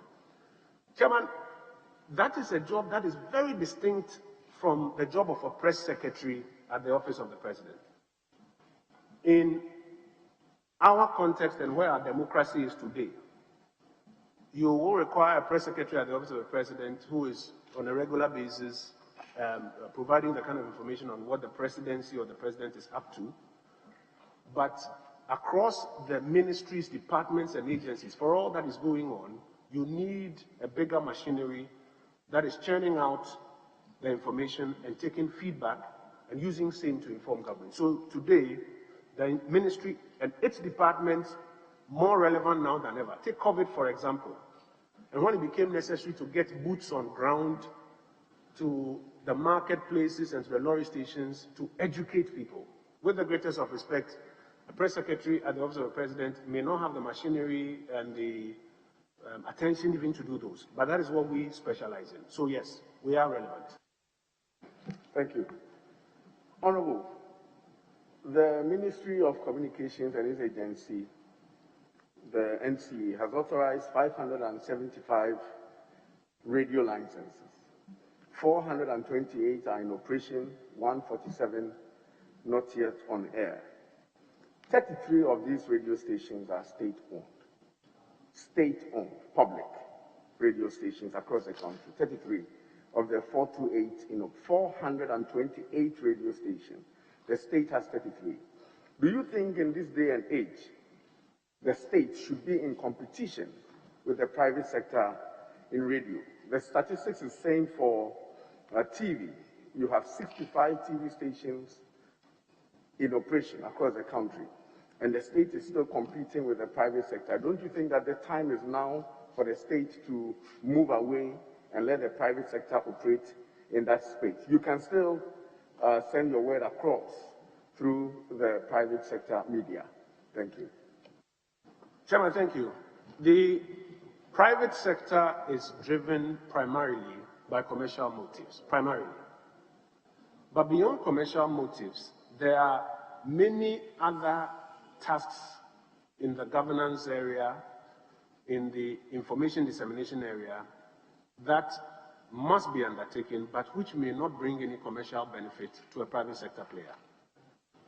Things even including the preservation of culture, language, heritage.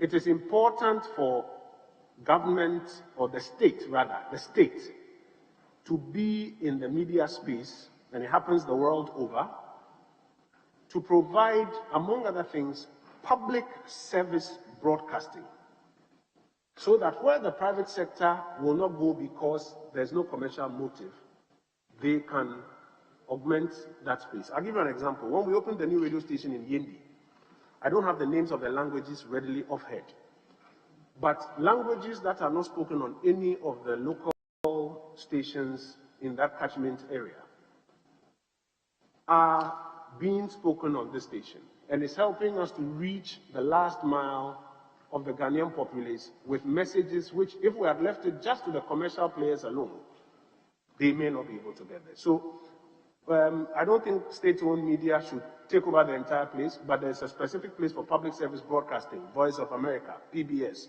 the BBC. In China, they have state-owned media. That ensures that some part of public service broadcasting gets across, because it's one of the rights of our citizens. Chairman, Honorable Brian, if you allowed me a follow-up to build on a very relevant observation you made. Fortunately for us, the Minister for Communication is also here, sitting and listening as a member of this committee.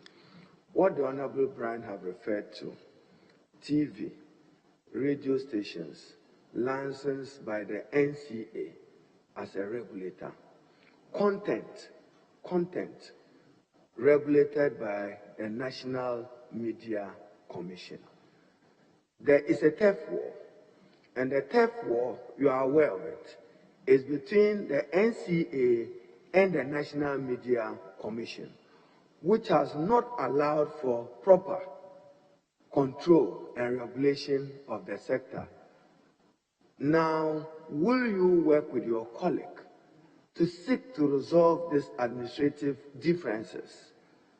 I presume that an answer to it will be a broadcaster bill, I presume. And I should say that I left the Ministry of Communication in 2012. I referred to the Ministry of Information then, a joint cabinet memorandum between the Minister for Communication and Information to give meaning to this legislation. So just related to his question and give us some assurances what you do. Chairman, so two things. I work very closely with the Minister responsible for communications, as she then was, and with your grace, will become, hopefully. And given the opportunity, we will do same. Secondly, we inherited a broadcasting bill, and we have done a lot of extensive work on the broadcasting bill in terms of consulting various stakeholder groups. And by your grace, if I am passed, I expect to bring it to this Honorable House in this 8th Parliament. Some of the new things we've had to try to attend to in the broadcasting bill is a question of fake news, which, learning from other parts of the world, we've been able to draft a provision for, and hopefully when it does get here, we'll have an opportunity to engage. So still keep it there. You use fake news. How can you regulate social media? In fact, that is why I said another before leader came in. Another area that this, may I say, amended draft seeks to deal with is the digital space. Chairman, if I may just share some data with your committee. The Afrobarometer reports recently published show that at least about a third from 2014-2017, about a third of Ghanaians are consuming news from digital platforms. Unlike newspapers where under the legislative instrument, you are required to register at the NMC, and therefore, even if you publish something that was out of 10, you can appear before an NMC and you can be called to order. In the digital space, currently, all you do is you register your domain name, pay your www.something, and then you are on it. It's even expanded with social media, which are not websites properly so-called, but people have pages on websites. And there's absolutely no regulation or guidance there. So some of the things that we are proposing in this amended broadcasting bill will be to address some of these concerns. And I think leadership is very right in that area. I will pray that when we do bring it to the House, we get the support from the entire House to tweak and to adjust what is necessary so that we don't end up infringing on free speech and free expression, because some countries in their bid to solve that problem have gone that way, and we have a piece of legislation that can work for all of us. Right, let me still have some of your bread. Minister, if you have your constitution there, refer to Article 1623 of the Constitution. And media is used there in a generic sense, and it reads with Chairman's indulgence, I quote, "There shall be no impediments in the establishment of private press or media, and in particular there shall be no law, for my emphasis again, requiring any person to obtain a license as a prerequisite to the establishment or operation of a newspaper, journal, or other media for mass communication or information." Are your hands not tied? Absolutely not, Chairman. Chairman, if you look at how the National Media Commission has circumvented or has worked with Parliament to make provisions for this, the legislative instrument only requires you to register with the NMC when you want to publish a newspaper or some sort of publication. You are not required to get a license. Indeed, it applies to all other media houses, and that's why I was making the distinction with the Honorable Mahama Yage's question, that for the electronic media even, the license is only for the spectrum that you are utilizing. So our hands are not tied. We have room to do legislation that will ensure that the freedoms and liberties are not infringed upon, but the risks that the society is facing are also contained.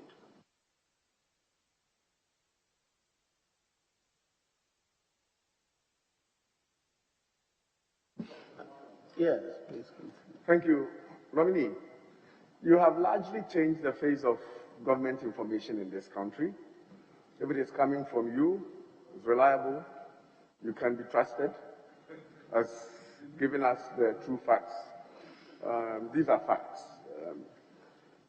Your background in economics, marketing, law, if approved by this House, what different things are you going to do for government, for information?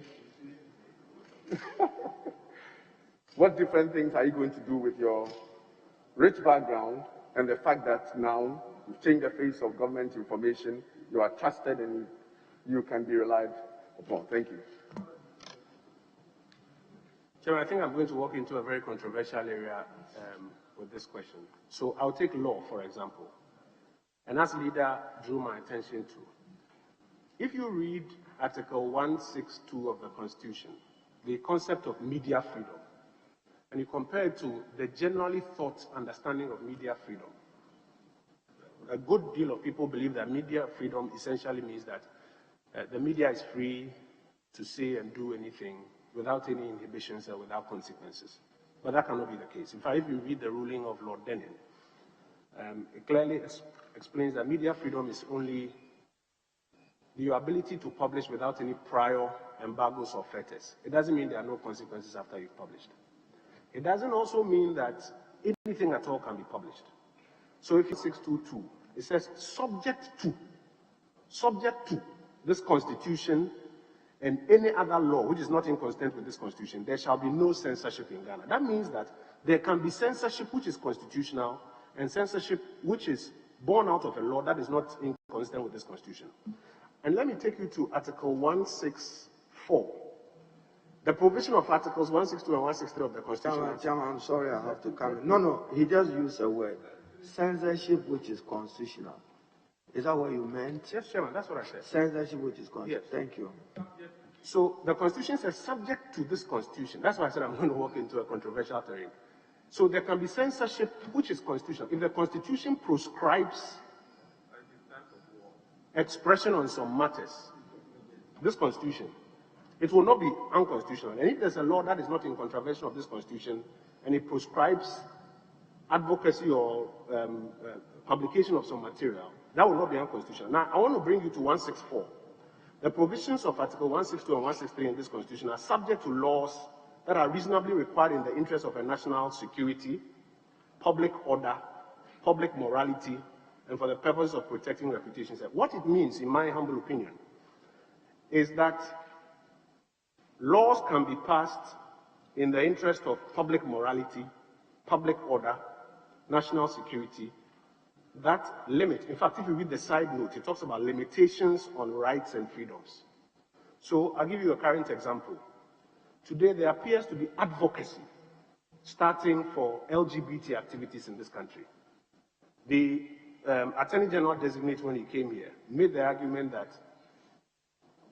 customary law is accepted by the Ghanaian Constitution. Customary law frowns on LGBT activities. Now, people say, despite the criminal code and the general provisions of customary law, it's just free expression. They are just advocating for it.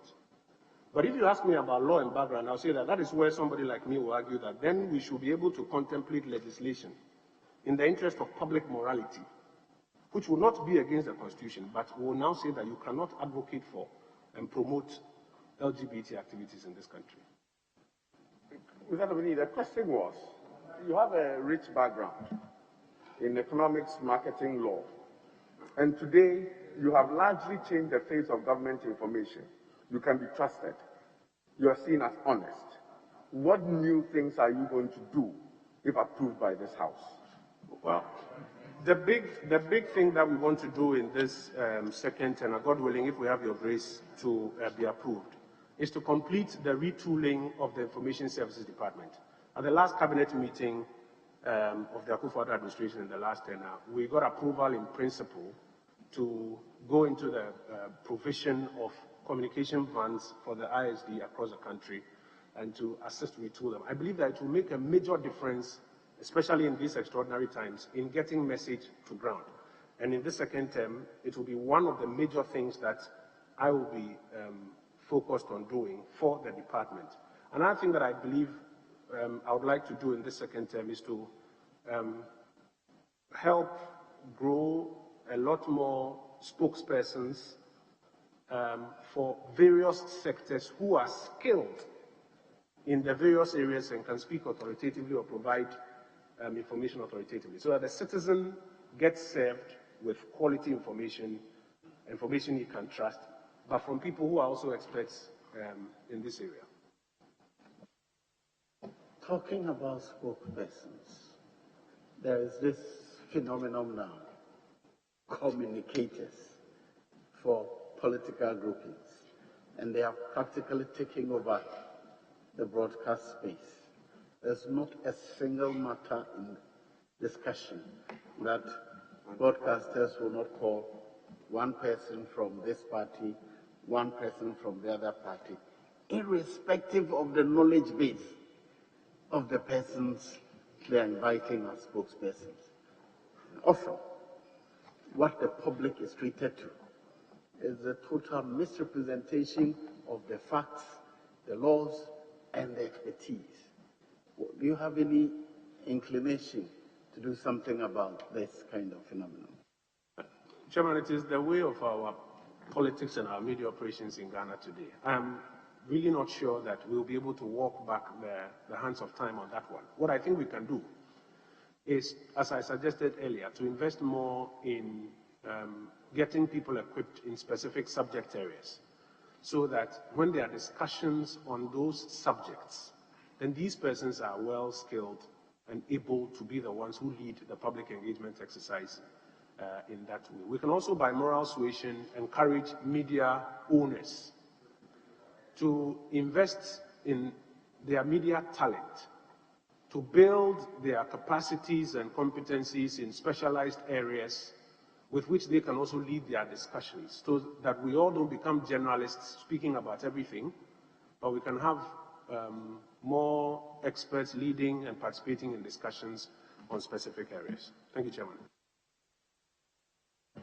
Yes. Thank you, Chairman.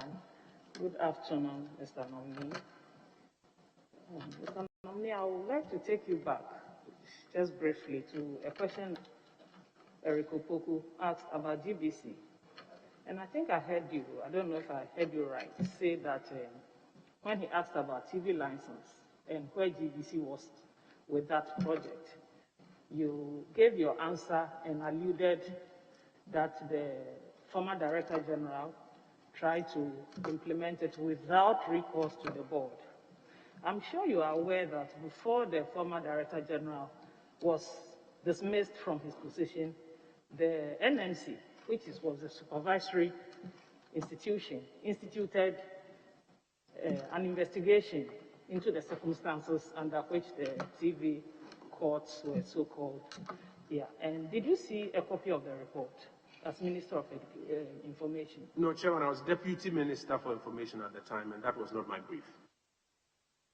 You had actually become Minister of Information before the former Director General was dismissed in September 2018.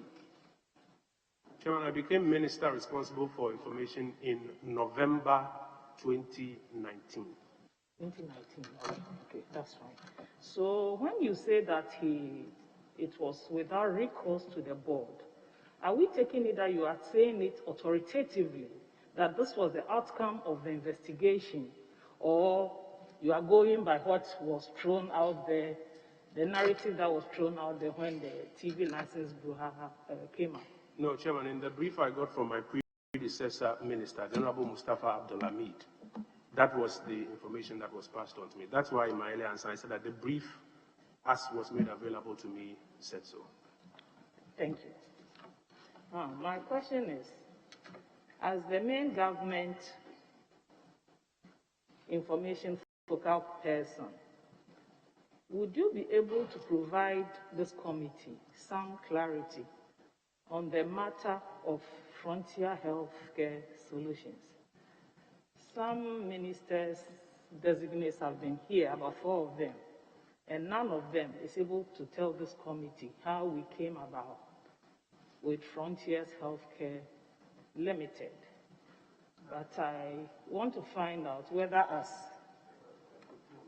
the minister responsible for information, maybe you'll be privy to how we came by that, and whether we couldn't have used that opportunity to even give a local company the opportunity in order to build their capacity or to empower them, knowing that Frontier Healthcare is a Nigerian company, and whether we couldn't also use Noguchi to do the test at the airport?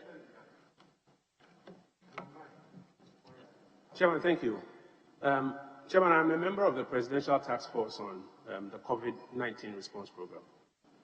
COVID-19 response was escalated from the Ministry of Health to the Presidential Task Force level. The Presidential Task Force is the one that tasked the Ghana Airport Company Limited to explore options by which it could find an acceptable instant testing mechanism at the airport, which will allow the airport to be reopened. The Ghana Airport Company Limited then proceeded, according to the brief I have, then proceeded so to do and reported back to the Presidential Task Force that they had been able to come up with an option, and that option will allow people to be tested, I think, within 15 minutes at the airport. And then the airport could be reopened. Chairman, I have observed your committee's hearing. I have seen a question put to, I think, other ministers. Respectfully, if I may suggest, Chairman, I think that the most appropriate person would be the Minister for Transport, under who or the Minister for Aviation, assuming there was one, but now Transport, under who the Ghana Airport Company Limited operates. It is his agency. It will be best seized to provide all the details on that matter. Thank you. My other question has to do with judgment debts. Yeah, in the last few weeks, we've read in the media a couple of issues about judgment debts that have bedeviled this country. In the previous government, the architecture was that we had a senior minister, we had finance minister, we had ministers of state. We had almost everybody in there to play advisory roles. What would you say gave rise to this huge level of judgment debts that we are experiencing?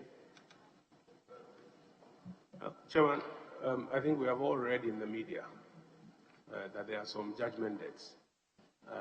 It is my expectation that we will be seized with the details and the proper documentation so that we can actually establish whether it's true or not.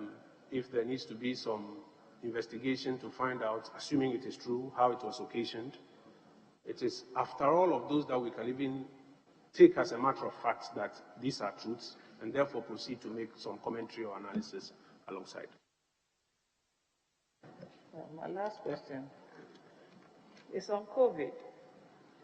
As Minister of Information, can you give us some timelines on when to expect your rollout plan, basically, for COVID, and also tying it in with the Center for Disease Control in the USA has put Ghana on the radar as a high-risk country and actually advising its citizens not to travel to Ghana.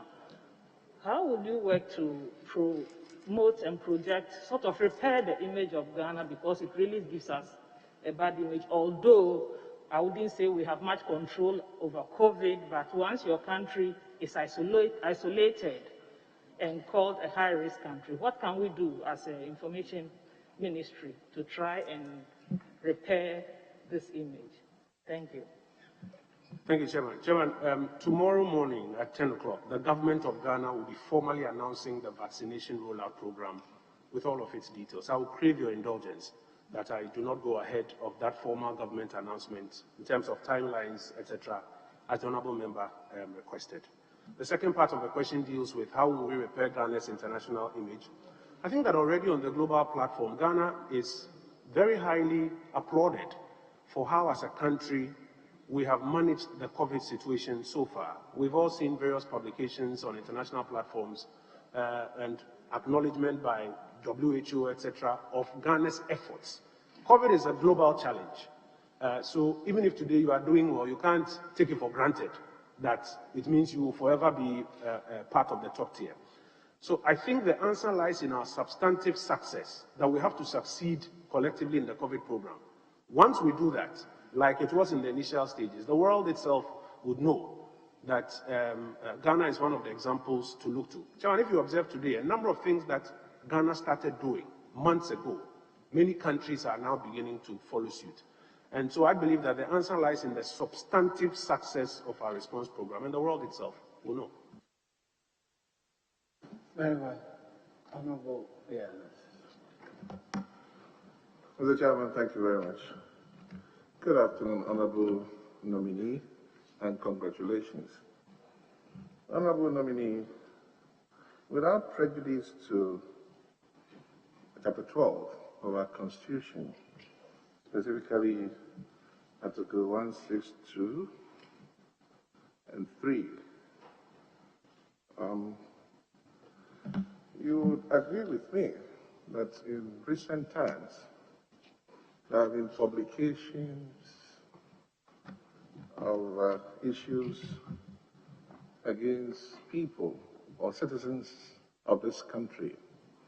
And that's why I say without prejudice to Article 162.3, which allows the press or media freedom.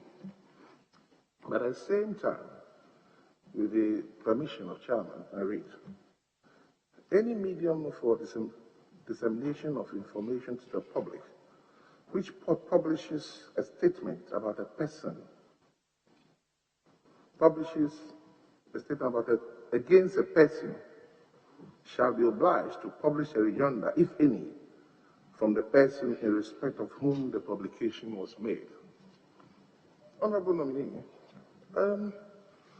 for some reason, it is becoming, I want to choose my words carefully,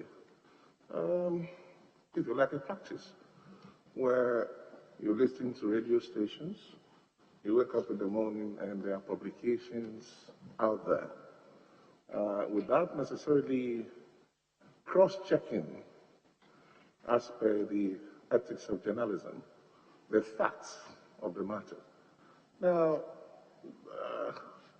by the grace of God, when you are giving the nod, we know there's a media commission.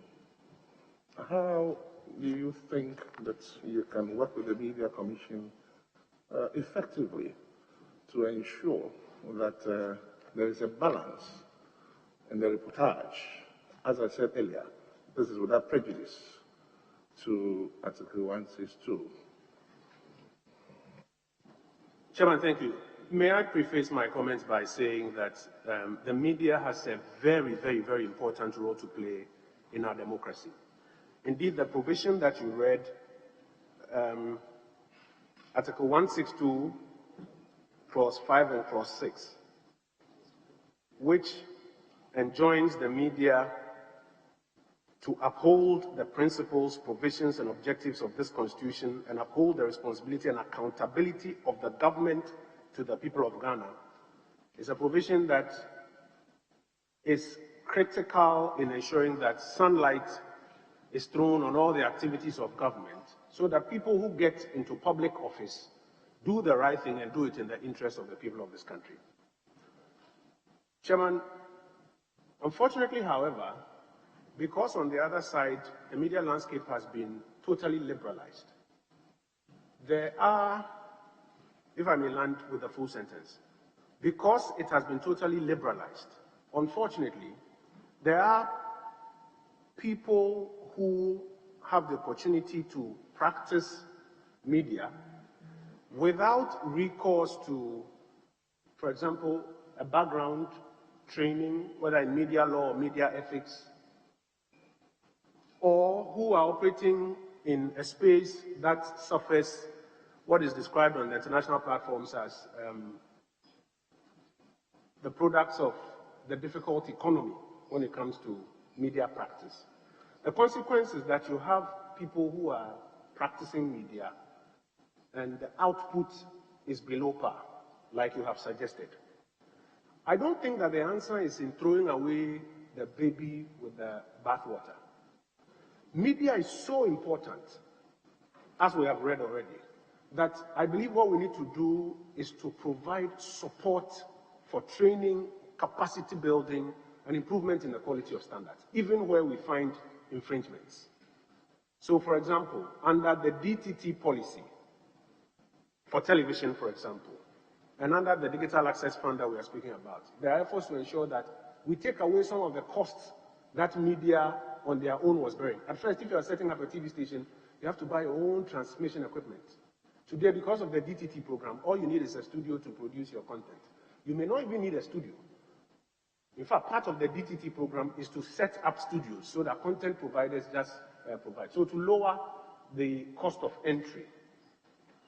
But more importantly, I believe we need to fund the training, the continuous training and support for journalists to build their capacity and eschew some of the things that you complain about, which will require rejoinder, etc. I never studied media during my formal education. But when I had the opportunity to practice, my employer spent a lot of money and time putting me through training.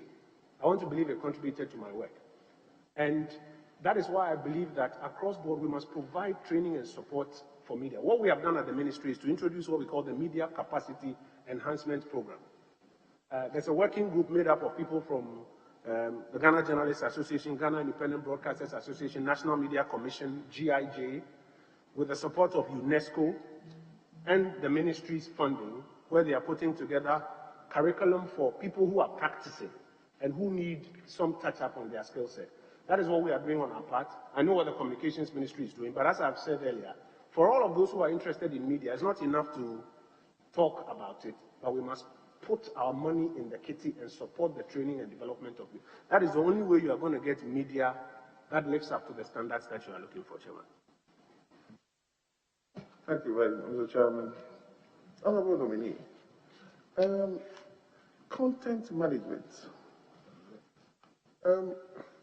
Sometimes you listen to radio stations, some are even adverts on TVs, and people, if you like, marketing themselves to be able to double money and to do other things. They sell drugs, which ordinarily one would have thought that they would have sorted the prior consent and approval from FDA and all the relevant government agencies. And they are happening on the media front. Once again, not curtailing the rights of the media. How well can you, with the National Media Commission, ensure content management, i.e. some of the things that I've mentioned? Chairman, thank you. And to make that happen, we need the broadcasting bill passed into law. As I mentioned, already some work has gone into it, but it is critical that we pass the broadcasting bill because it will also, among other things, now allow the National Media Commission to reintroduce the Content Authorization Legislative Instrument, LI 2224, which was shut down by the Supreme Court, which was very well intended, aimed at sanitizing the industry from some of the things that you and I don't want our children to be watching on television at certain times, but which, because of procedural matters, was shut down. So as has been mentioned earlier, we intend to pass a broadcasting bill, which should provide a broad legal framework upon which, for example, the legislative instrument like 2224 that was shut down can be brought to bear and begin to regulate some of these areas. I personally wrote to the Bank of Ghana protesting the activities of money doublers on television because in the absence of clear standards and legislation, you cannot even compel the stations not to put that on their network. The Bank of Ghana could use a route because they are more or less the custodians of our currency. So if they print currency and other people are also doubling currency, then they go act. And I think in the last 24 hours, they have issued some directives to that effect. But the substantive answer lies in passing the broadcasting bill so that the LI and other things can come to light and sanitize the situation. Thank you, Chairman. Chairman, finally. Chairman, Honorable Henry, let me just come in. I'm getting some guidance from Chairman. When you referred to the LI, you were specific, which has been, in your words, knocked down by the Supreme Court. Yes, I said shut down. Shut down. And then you further was saying to bring it back to 4. Within the meaning of the constitutional article, to the extent that any enactment is inconsistent with the Constitution, the Supreme Court has the power that they exercise. Absolutely. So contextualize your statement. When you say bring it back to 4, Is it to disrespect the Supreme Absolutely Court not. when they have rightly exercised their mandate? And then also, I'm happy the ministers for those who worked at national security brought it up. Just for you to be guided, the Honorable Brian raised it. Honorable Henry have raised it. Parameters. In Brian's context, public broadcaster, state broadcaster, commercial broadcaster, community radio. And the respected Professor Karkari and even Professor Audrey and Co. have written extensively on it. When will we have a legal framework which defines these parameters? Then we know, for instance, these are private players. We know, for instance, these are public.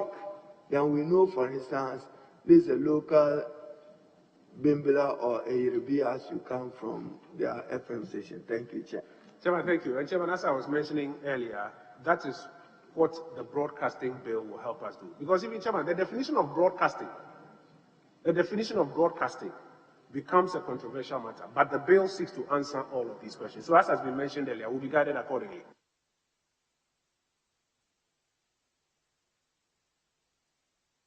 Yes, Honorable Ahi. He'll come to you. Thank you, Mr. Chairman.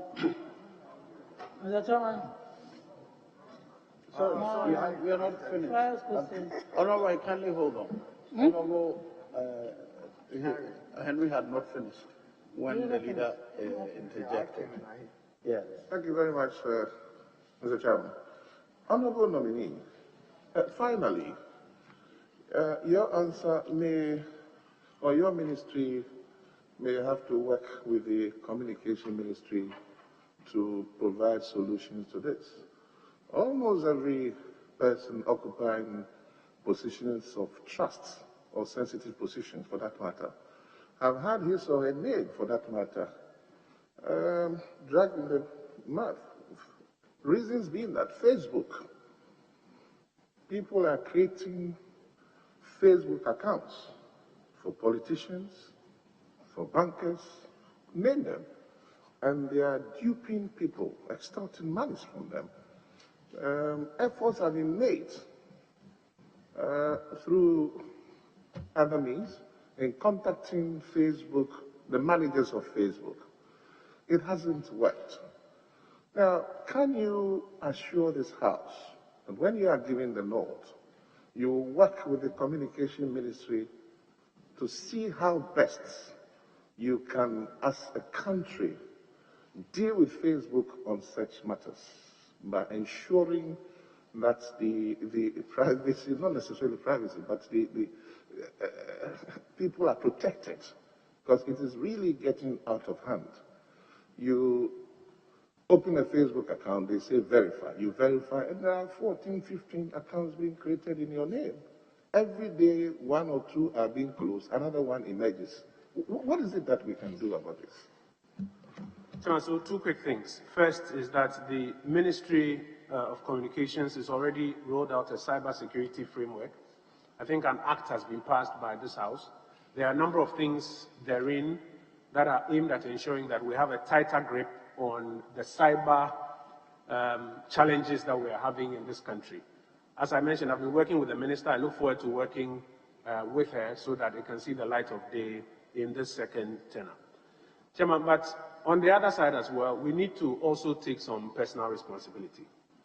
If you go on social media and you see an account that belongs, or an account that purports to belong to somebody, and the person starts asking you for money through Momo numbers, I think some basic duty of care must also be encouraged on the average Ghanaian. And perhaps what we have to do is some more education in that area, even while we tighten the cyber security provisions as have been spoken about. Thank you, Chairman.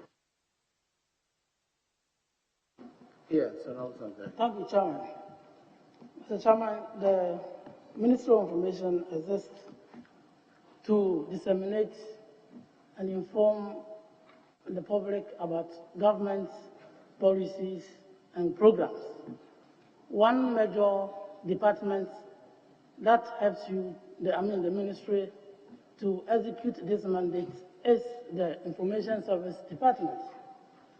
The Minister is aware that the Information Services Department does not exist in some districts, particularly newly created districts. And even in those districts that they exist, resources is a challenge. Sometimes to even get money to buy fuel so that they can go around to perform their duties is a problem. What will you do to ensure that those districts that they don't exist, you have, you open the department for them, and those who have but resources is a challenge, you are able to resolve it so that they can support you to perform your duties. Chairman, thank you. As I mentioned earlier, at the last cabinet meeting of the previous administration, we got approval in principle for an ISD transformation program, as we call it at ISD. It includes provision of the information vans across all 260 districts, some logistics support to the district office. There are districts where it's difficult to find the basic logistics, as you mentioned. And then there are some places where there are no offices, so an adjoining district has to serve them. As I mentioned, we got approval in principle.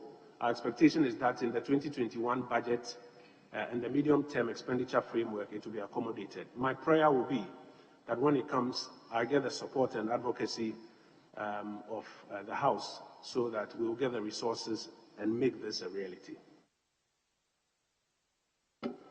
Mr. Chairman, in one of the media press organized by the Honorable nominee, he assured Ghanaians about the fact that government is stepping up messaging on COVID-19.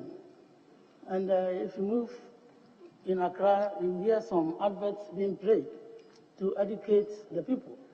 But when you move to the rural areas, it's totally absent. When you are in Bodi district, Gaboso district, Kontomra district, Bia East, Bia West, you will never hear one advert about COVID being played. What accounts for that, and what are you going to do to ensure that those rural districts also benefit from this information so that it will also guide them so that they don't, they avoid COVID-19? Chairman, the honourable member is absolutely right. Messaging went down for a while. We are picking it up. It started very strongly in, may I say, the capitals. The challenge we have now is boots on ground. We have submitted the Information Services Department's budget to the ministry responsible for health.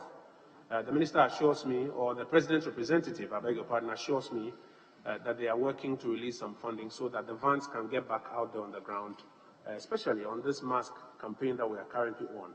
And hopefully the people of Bodi will see and hear the vans out there. Mr. Chairman, lastly, there is a rationale for organizing media press to educate the people on pressing issues. And I just want you to look at the timing of late of organizing the media press. You know that in this country from 6 o'clock to 10 o'clock, that is where major TV stations and the radio stations organize their programs. Of late too, that is when you also organize the media press. And so people have divided attention. People who want to listen to the regular, media houses will not even listen to you. Don't you think that you should consider the timing? Because 8:30 to 9 is problematic for me. We want to look at the timing of organizing the media press so that many Ghanaians can listen to whatever information you have for them. Chairman, I'll take my senior's advice accordingly.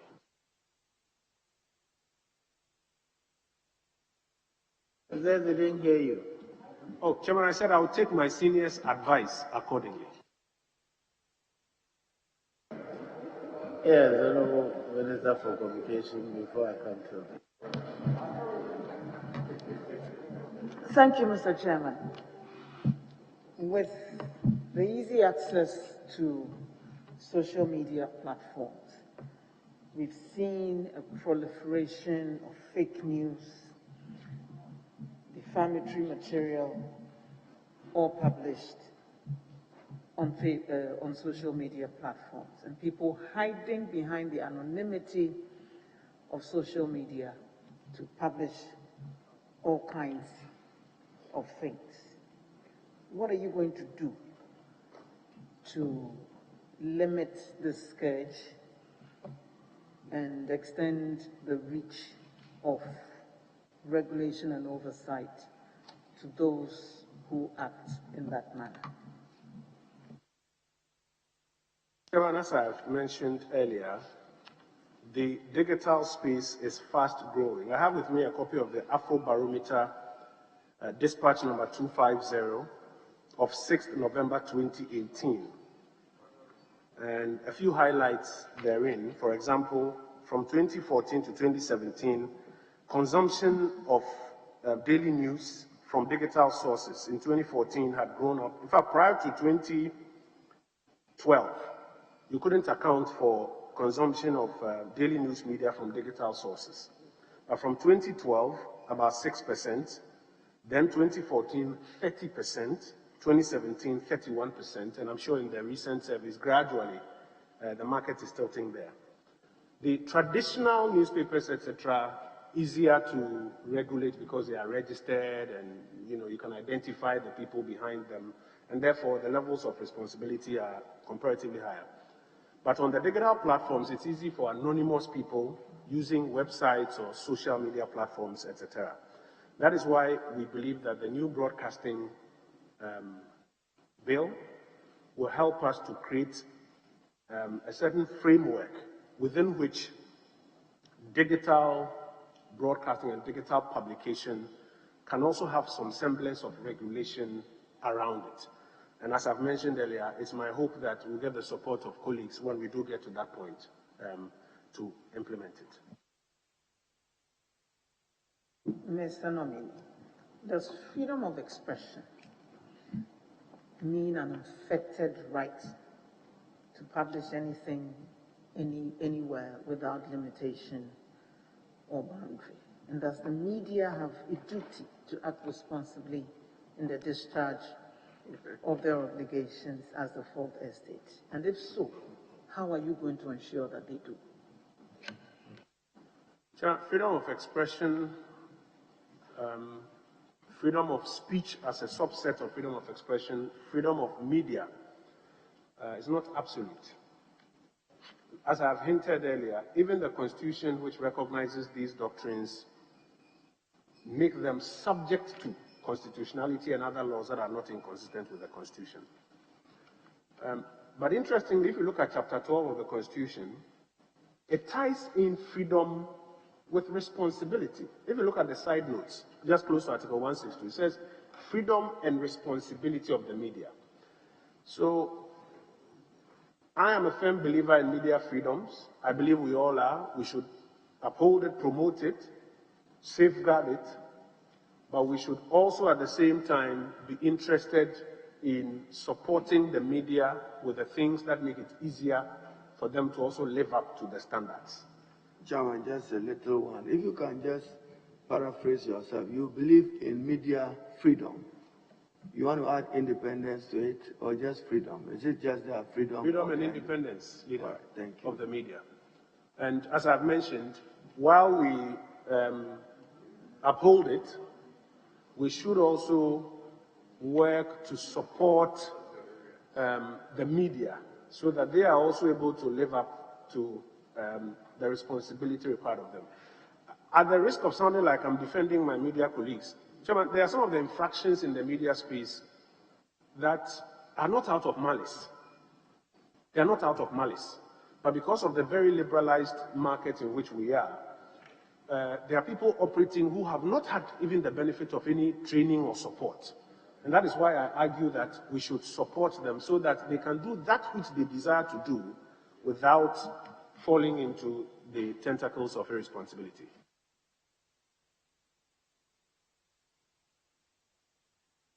Very well. Yes, because. Honorable nominee, in your response to a question earlier asked about the closure of some radio stations, you indicated that what happened was a revocation of the spectrum authorization and not license, and not the licenses of those radio stations. I'd like to know from you whether you think there is any distinction between spectrum authorization and license, really. Yes, Chairman, there is. If you look clearly at the constitutional provisions, it will be unconstitutional to purport to license any media house. The license that is spoken about refers to the authorization of the spectrum that those who desire to operate in electronic media must be given by the National Communication Authority. To that extent, I would say that there's a clear distinction between the concept of licensing media. For example, digital platforms don't require any spectrum, therefore they don't require any spectrum authorization. Print, same. For those who want to go into electronic and desire to use spectrum, frequency, they are those who must go for the authorization of that spectrum, because it's a finite resource, so that we ensure that you are on 90.3 and I can be on 100.7. That is why you would require that authorization to be able to use that spectrum, and I think that the distinction is clear. Now, the minority leader earlier cited Article 162 and sought to demonstrate that 162 Clause 3, where the provision says or talks about press or media, like 2, press or media, his understanding is that the use of the word media here is expansive enough to include the electronic media. And the understanding of the use of the word license here, license, should cover the spectrum authorization. You sought quick refuge under Article 164 to justify why there can be some limitations to the enjoyment of the freedoms granted under 162. Now, I happen to act for one radio station which was shut down, a community radio station, namely Radio Mantambo, which operated around the Bimila area. The reason cited by the NCA for the revocation of the authorization of Radio Mantambo was security concerns, that nebulous concept. Are you aware of any other reasons canvassed for the closure of Radio Gold, Radio XYZ, under the specific exceptions provided for under 164, which includes interests of national security, public order, public morality, and for the purpose of protecting the reputations, rights, and freedoms of other persons? Chairman, as you have just read, Honorable Member, my understanding of the brief I received is that it sits under 164, specifically freedoms of other persons, rights and freedoms of other persons.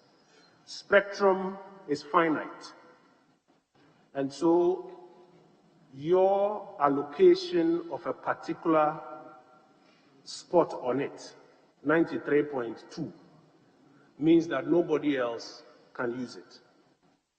It means also, therefore, that some obligations are imposed on you so that you can continuously use it. if you renege on those obligations, and the Electronic Communications Tribunal is of the view that that amounts to giving up that spectrum, that, in my understanding, clearly fits under the question of the rights and freedoms of others to use that particular spectrum. Because if you want it, you fulfill the obligations associated with it. That is my understanding of the brief as I received it.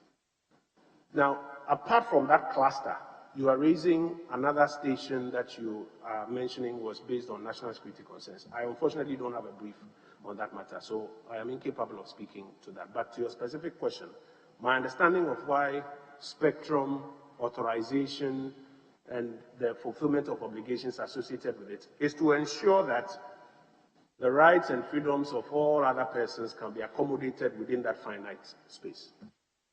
A follow-up question on that. Rights and freedoms of other persons, in effect, would mean that some other persons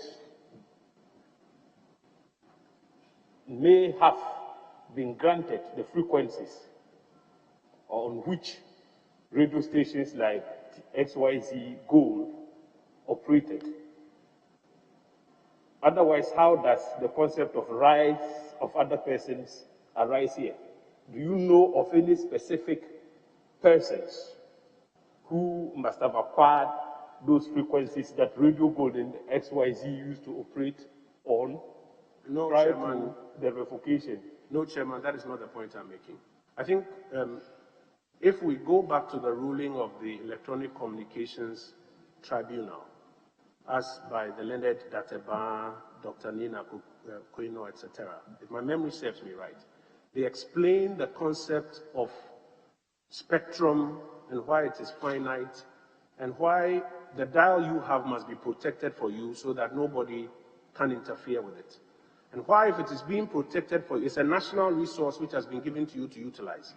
And therefore, you have some obligations to fulfill so that other persons can be stopped from interfering with it.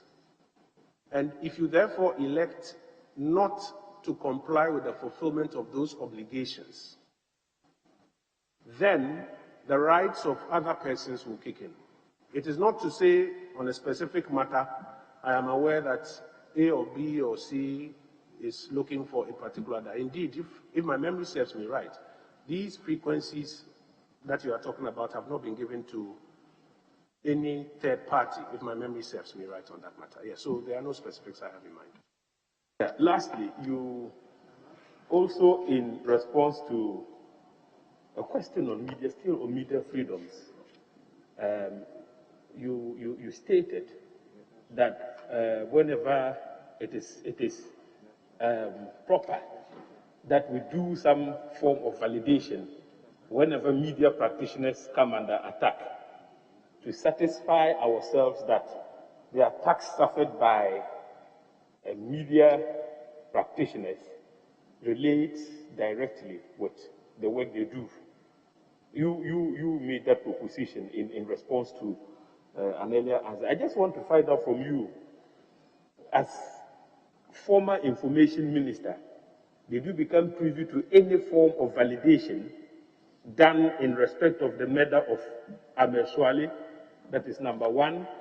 And two, Adeti, who practiced from Bolgatanga, my regional capital. And three, Manasseh Azure, who had to flee this country because there were some threats on his life. Did you do any validation in respect of these three individuals?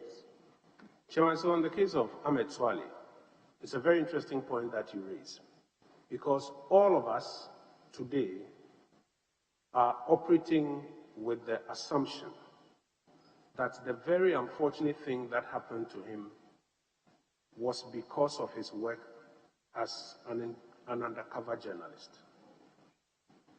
I am operating under that assumption. I believe you are also operating under that assumption.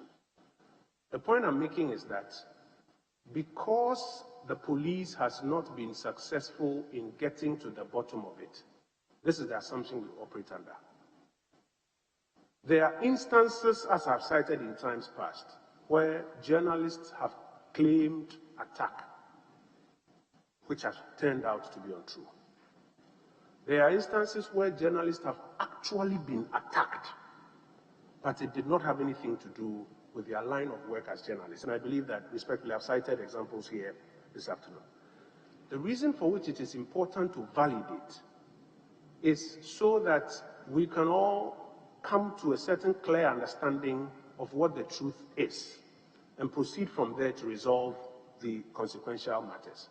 So in the case of Ahmed Suale, we are operating on that assumption. That is why every now and then, when I speak to my then colleague, the Interior Minister, I want to find out, have you gotten to the bottom of it? This is a matter that we should be able to deal with and find the perpetrators and bring them to book, like was done in the case of Kwabena Inning in the Ashanti region. It helps us to punish those who are responsible, prevent such acts from happening another time, and to put the record in its proper context. Abeti, for example, I met with him. I may not say some of these things publicly until I'm asked here. I invited him, his chief executive, Mr. Kwabena DC, and himself. I met with him, spoke with him. I spoke to the regional police commander about whether or not safety mechanisms have been put in place for him to return at that time, at the heat of the crisis, and what mechanisms were being made to ensure that he was safe, even when he was here in Accra. I met with him here in Accra. If you take my brother Manasseh, for example, it gets a bit controversial because the information that's available to me at the time was that he reported that his life was in danger. The National Security Minister assisted for us to provide him with a police officer of his choosing to secure that. Later, the information I got was that he had left the country to take a break. He, to the best of my knowledge, never went on record to say he had gone into exile at the time. It was Professor Kwame Kakari, who was formerly of the Media Foundation for West Africa, who in a public lecture then cited his travel and said that he had gone into exile because his life was in danger. Chairman, can I validate? Can you validate? I cannot. But I don't doubt him. I don't doubt him. The point I'm making is that we need to move the conversation from a point where it is he said, she said, and get to a point where a body that we all support can help us make progress in some of these conversations. Else, depending on where the shoe is, somebody will allege, somebody will deny. But if we are able to resource the NMC to execute this coordinated mechanism for the safety of journalists, we'll all be the better for it. Yeah, I promised Obi. I'll come to you. Yes. Very well.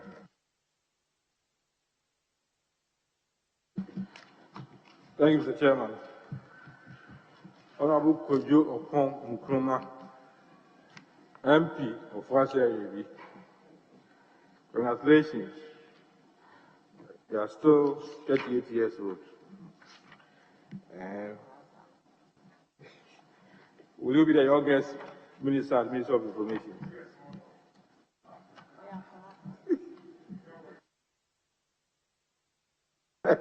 Yeah, thank you. Let's go to chapter 12 again. Article 1624.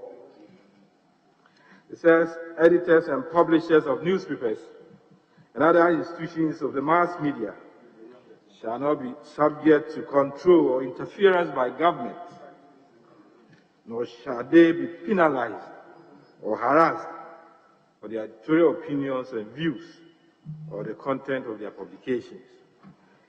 Now, we see government in there, you speak for government. Would you say that this constitutional mandate has been complied with by President Kufuor's government and is being complied with? And why do you think that some sections of society give out this perception that government is harassing the media? I think that the Akufo-Addo administration has complied with this constitutional provision and has been ensuring that we do not control or interfere with the work of editors and publishers, or that we do not penalize them or harass them for their editorial opinions and views or the content of their publications. I think not only have we complied, but we have gone further to do other things that are aimed at enhancing access to information. I think earlier I spoke about the Right to Information Act, which was a bill that had come into this chamber for over 15 years, kept coming in and going. And on the watch of President Akufo-Addo, that bill has been passed into law. And today I'm happy to report to your committee the number of RTI requests that have come based on the infrastructure we've put in place and have been responded to. So not only have we complied with this, but we have gone further to do things that are aimed at expanding the frontiers. But it is true that there are lots of reports of attacks on journalists. That is true. And by the way, all of those reports are not necessarily coming from or accusations at the doorstep of government. In fact, you recall that even in our recent elections, supporters of some parties that were not happy, with some media houses participated. There are private organizations, there are people whose money locked up at institutions, they take their, anger on the media. So various sectors of the Ghanaian community are indulging in this. And I think it contributes to the perception. But as I've said already, we need to put in place a mechanism that helps us to validate, that helps us to track, that helps us to sanction persons who are involved, because we need to protect the media. The media, the fourth estate of the realm, provides the sunlight that helps our democracy grow. Thank you. Now, we've heard about our colleagues talking about 164, which is very critical under the freedom and independence of the media. The media doesn't have unfettered rights in pursuing its vocation, but there should be laws which are reasonably required in the interest of national security, public order, morality, for protecting reputations, rights, and freedoms of other persons. Now, do you think there are adequate laws to back this provision, especially for public morality and protecting rights and freedoms and reputations of persons? And I'll tie in this with the LI, which was declared unconstitutional by the Supreme Court, and what efforts have been made to ensure that it's cleaned up and brought back to this place. Indeed, I was a member of I was the chairman of the Central Legislation Committee, which passed this LI, and I happened to be a member of the Media Commission too at that time. But the Supreme Court said it was unconstitutional. But I was thinking that with all these years, about 4 years now, would you say that we've worked adequately enough on these aspects to be able to enforce 164?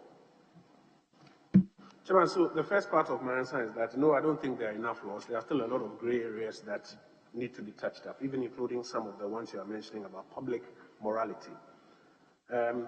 Secondly, the LI 2224, I believe, will be best grounded on a Broadcasting Act. Because in the absence of that Broadcasting Act, the LI, my view respectfully, is hanging. And you can't put something on nothing.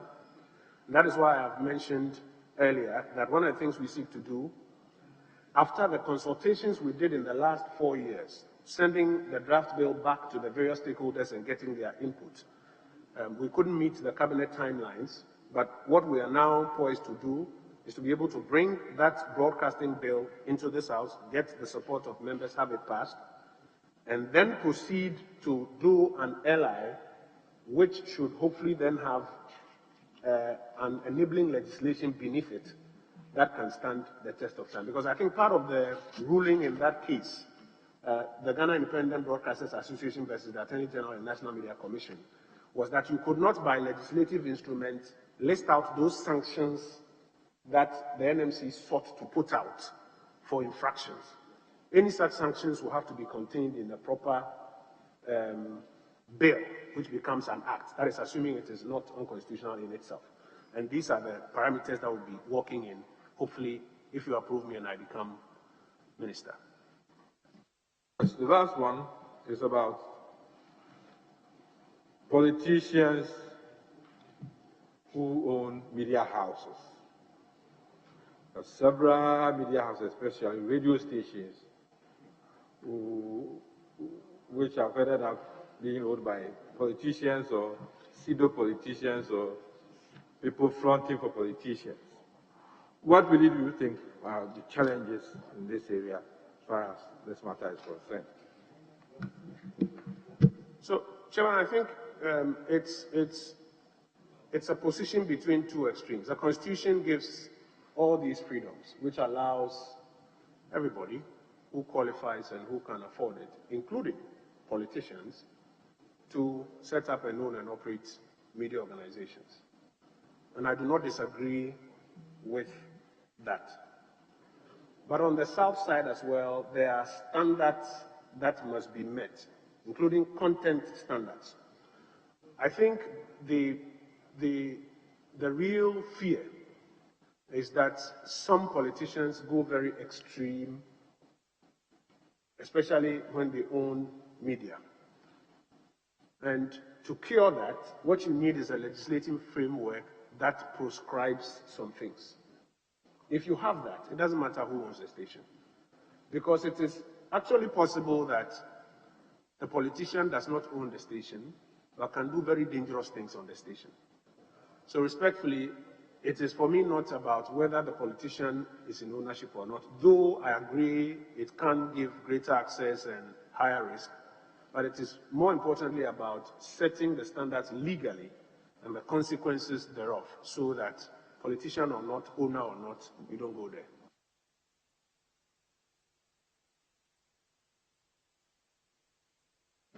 Yes.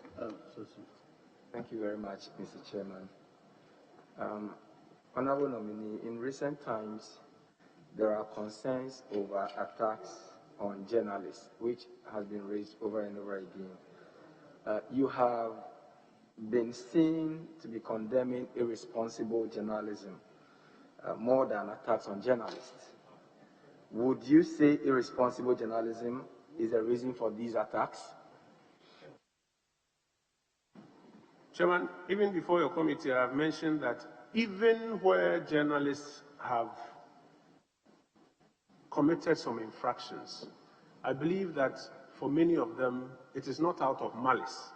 It's probably because they have not benefited from the kind of training and standard setting that you would expect.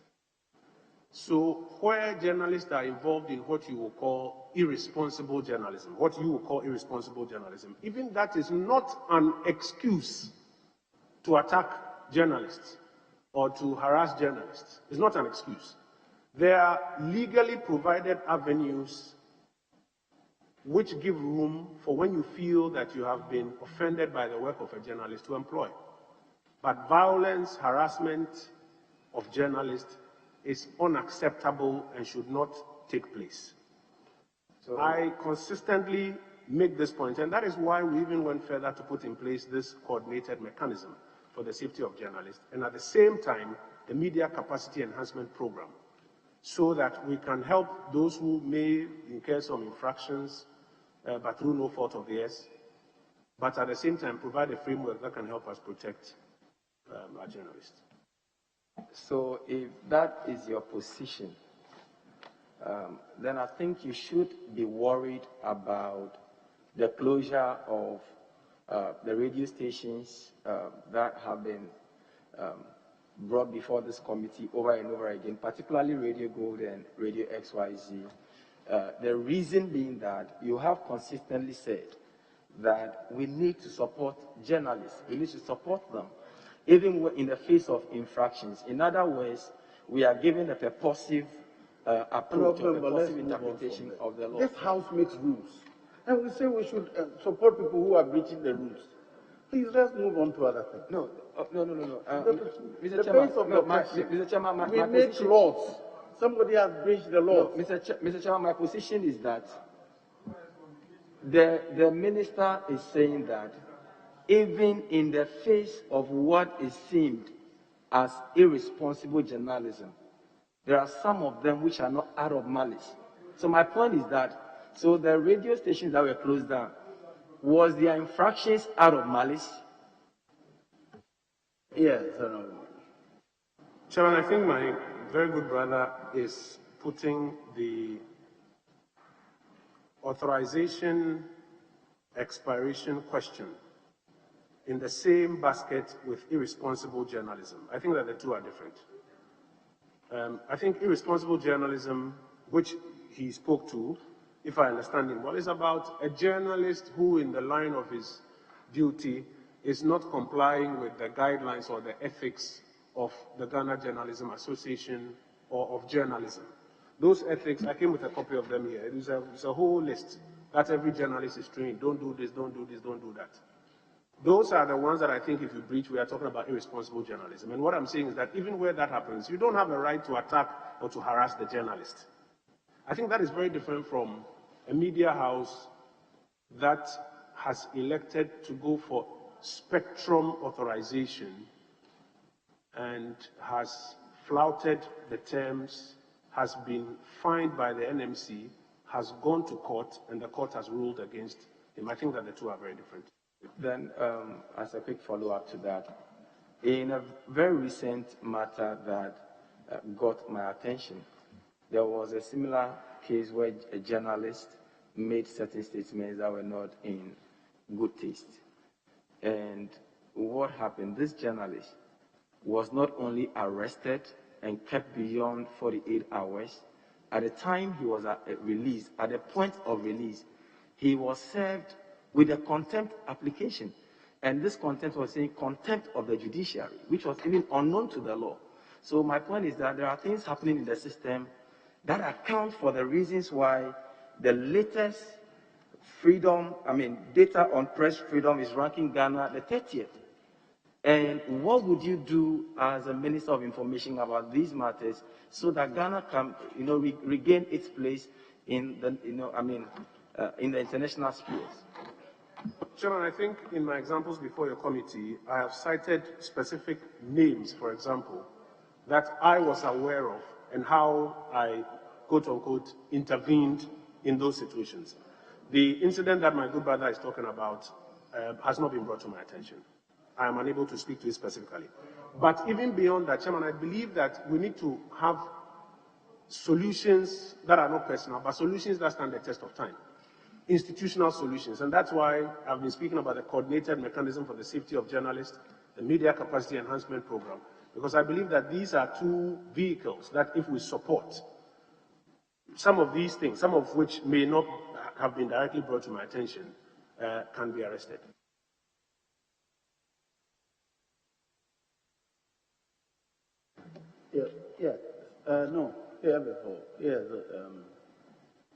Chairman, thank you. Minister,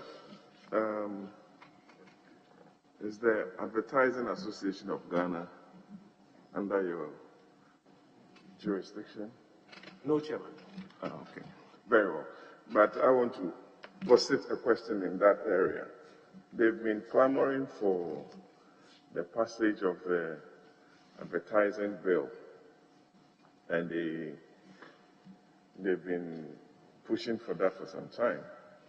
They've been honoring lots of media personalities, including Bernard Avle at the last Gong Gong Awards, which I believe you participated in. They've been supportive of government efforts during this COVID time. Their executive secretary, Juan Francis Dazi, mentioned, I think a week ago, about the challenges that they are going to be facing during this after inception, and that bill ought to be passed, because if it's not passed, they wouldn't have a council to protect their businesses, and that Nigeria has an advertising bill or act in place that protects, and a council in place that protects that space. You being the Minister for Information, God willing, are you going to help that association push through that bill with the support of the appropriate ministry? I believe in the Ministry of Trade, reading around it. Thank you. Chairman, thank you. I've had opportunity to read that bill and to even profess some views to the association on it. I believe that the objective of the association is a very good one. Yes, you are right. In countries like Nigeria, they've made a lot of progress. Not only does it deal with issues of counsel, etc., but even advertising standards and other persons entering the marketplace and taking market shares unduly from current operators. I think, however, in the last draft of the bill that they brought, on their own volition, if my memory serves me right, they withdrew to do some corrections, and they are yet to come back. And as and when they do come back, you have my assurances that I would support the Minister responsible for trade to have it passed so that their subsector can also be well regulated to be fruitful, or more fruitful for them. Second question is on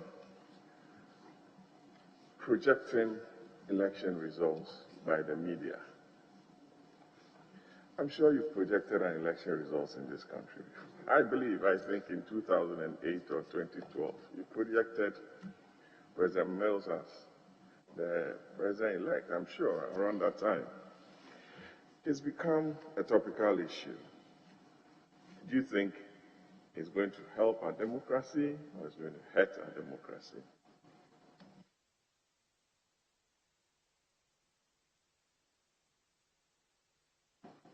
Chairman, the honourable member is right. In 2008, or I think January 2009, when the third round of that election had been concluded, I participated in the projection of the election results at a multimedia group limited to the effect that the candidate of the NDC, Professor John Evans Atta Mills, God bless his soul, was going to be the winner of that election. A projection is not a declaration. A projection is a statistical analysis based on all the votes that have come in and what is outstanding. And as democracies mature and media practice matures, it actually helps a democracy. Because as the results come in our case, from 275 constituencies, and as the media, political science analysts, civil society groups are all, before the full glow of the country, going through the numbers and doing the analysis, and projecting, not declaring, projecting. They are in a place to now settle and conscientize the minds of the population about where this election is most likely going to end. I do not see anything wrong with it. I believe that it is part of the growth of the media and its protection that we are talking about here this afternoon. And all efforts that can be made to deepen and to strengthen our democracy and things associated with our elections, such as what you are talking about, should not be discouraged. Thank you, Chairman. I have a program here. Honorable Sweeney.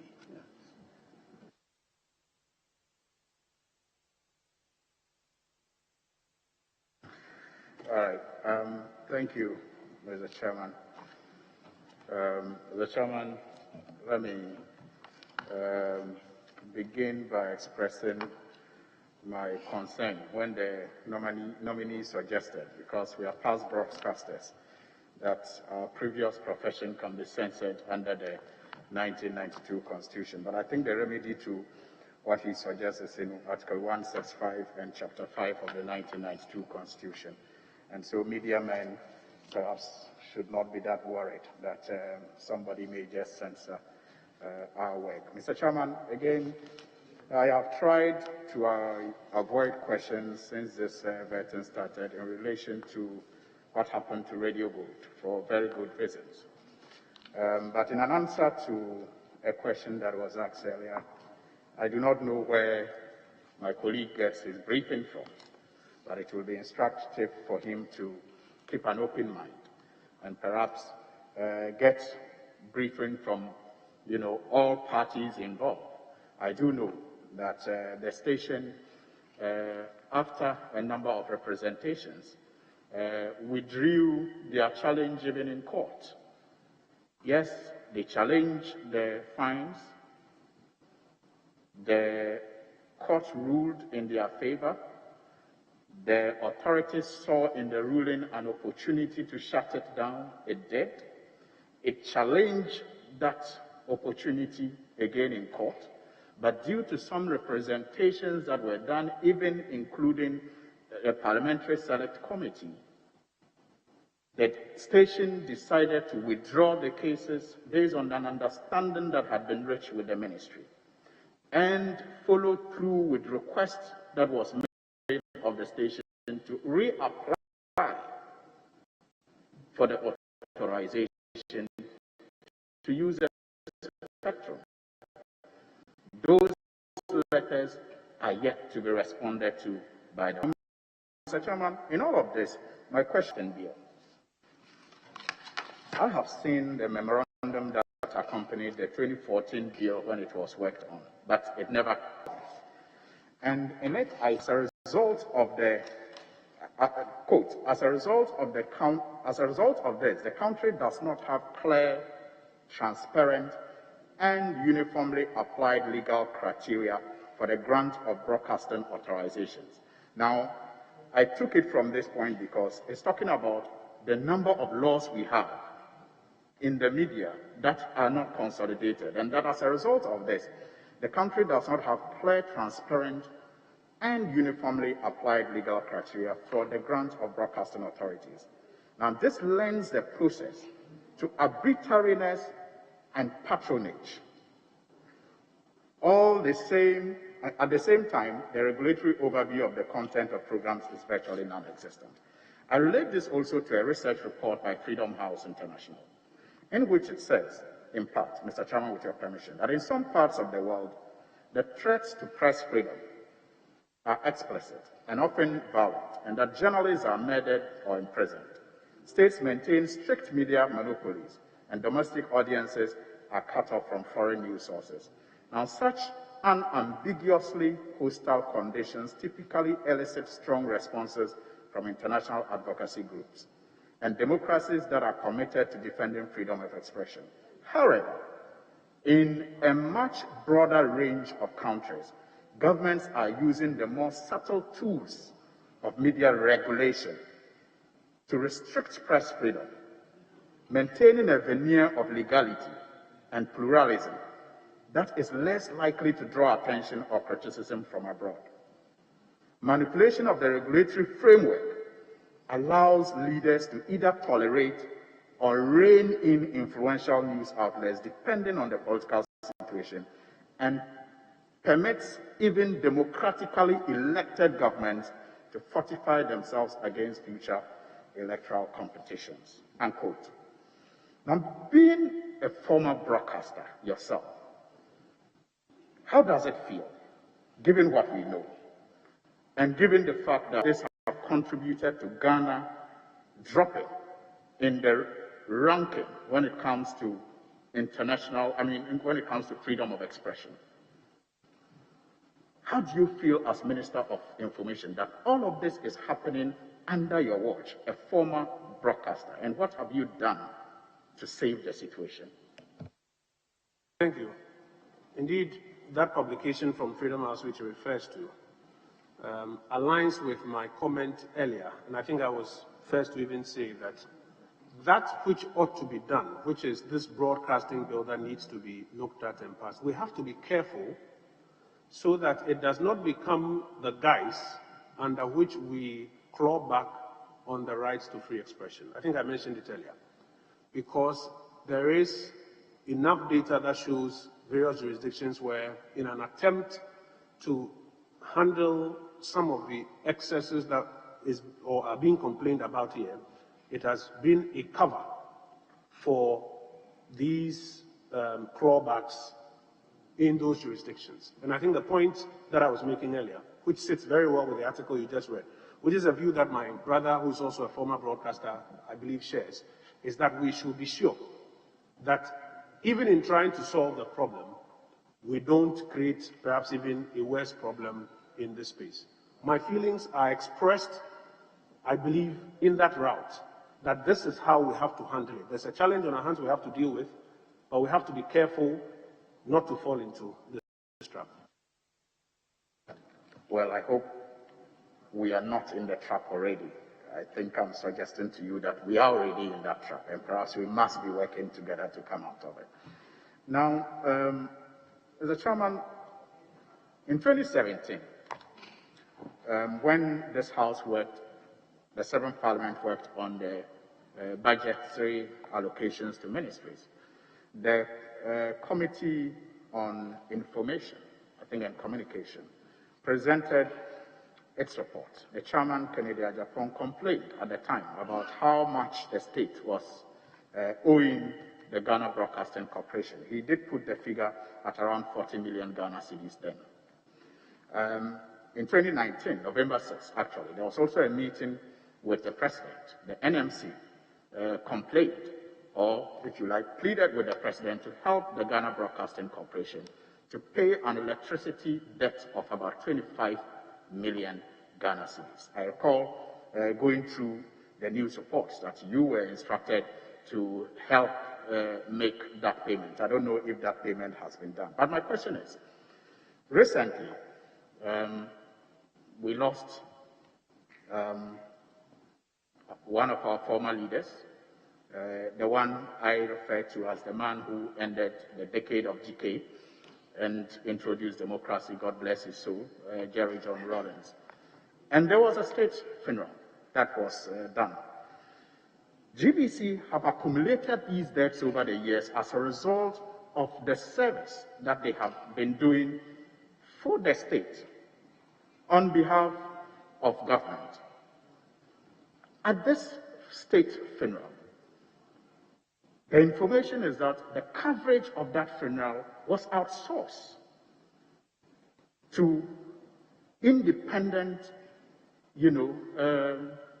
broadcasters, so to speak. Why did the state do this? Do you know how much was involved? Who was involved in outsourcing the coverage of that funeral? So, Chairman, the question is in two parts about how GBC incurs costs by offering services to the state, and a suggestion that the coverage of the funeral rites of His Excellency the former President Jerry John Rawlings was outsourced. So I'll deal with both. Chairman, I firmly believe that GBC costs for state events must be covered. The Director General of GBC would be the first to attest to my insistence that when a state institution asks them to do some program for them, because they know their financial situation, they should ask that state institution to write through the Ministry of Information.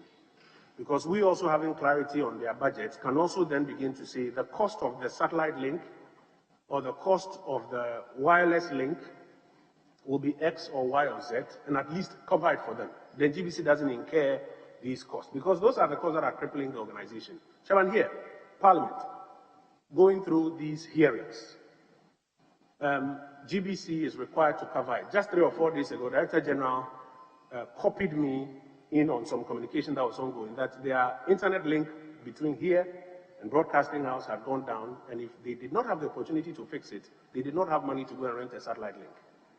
And I recall drawing his attention that if he formally wants to, because we can't interfere in the operation, if he formally wants to inform us to have an engagement with Parliament on their behalf, we'll be happy to do.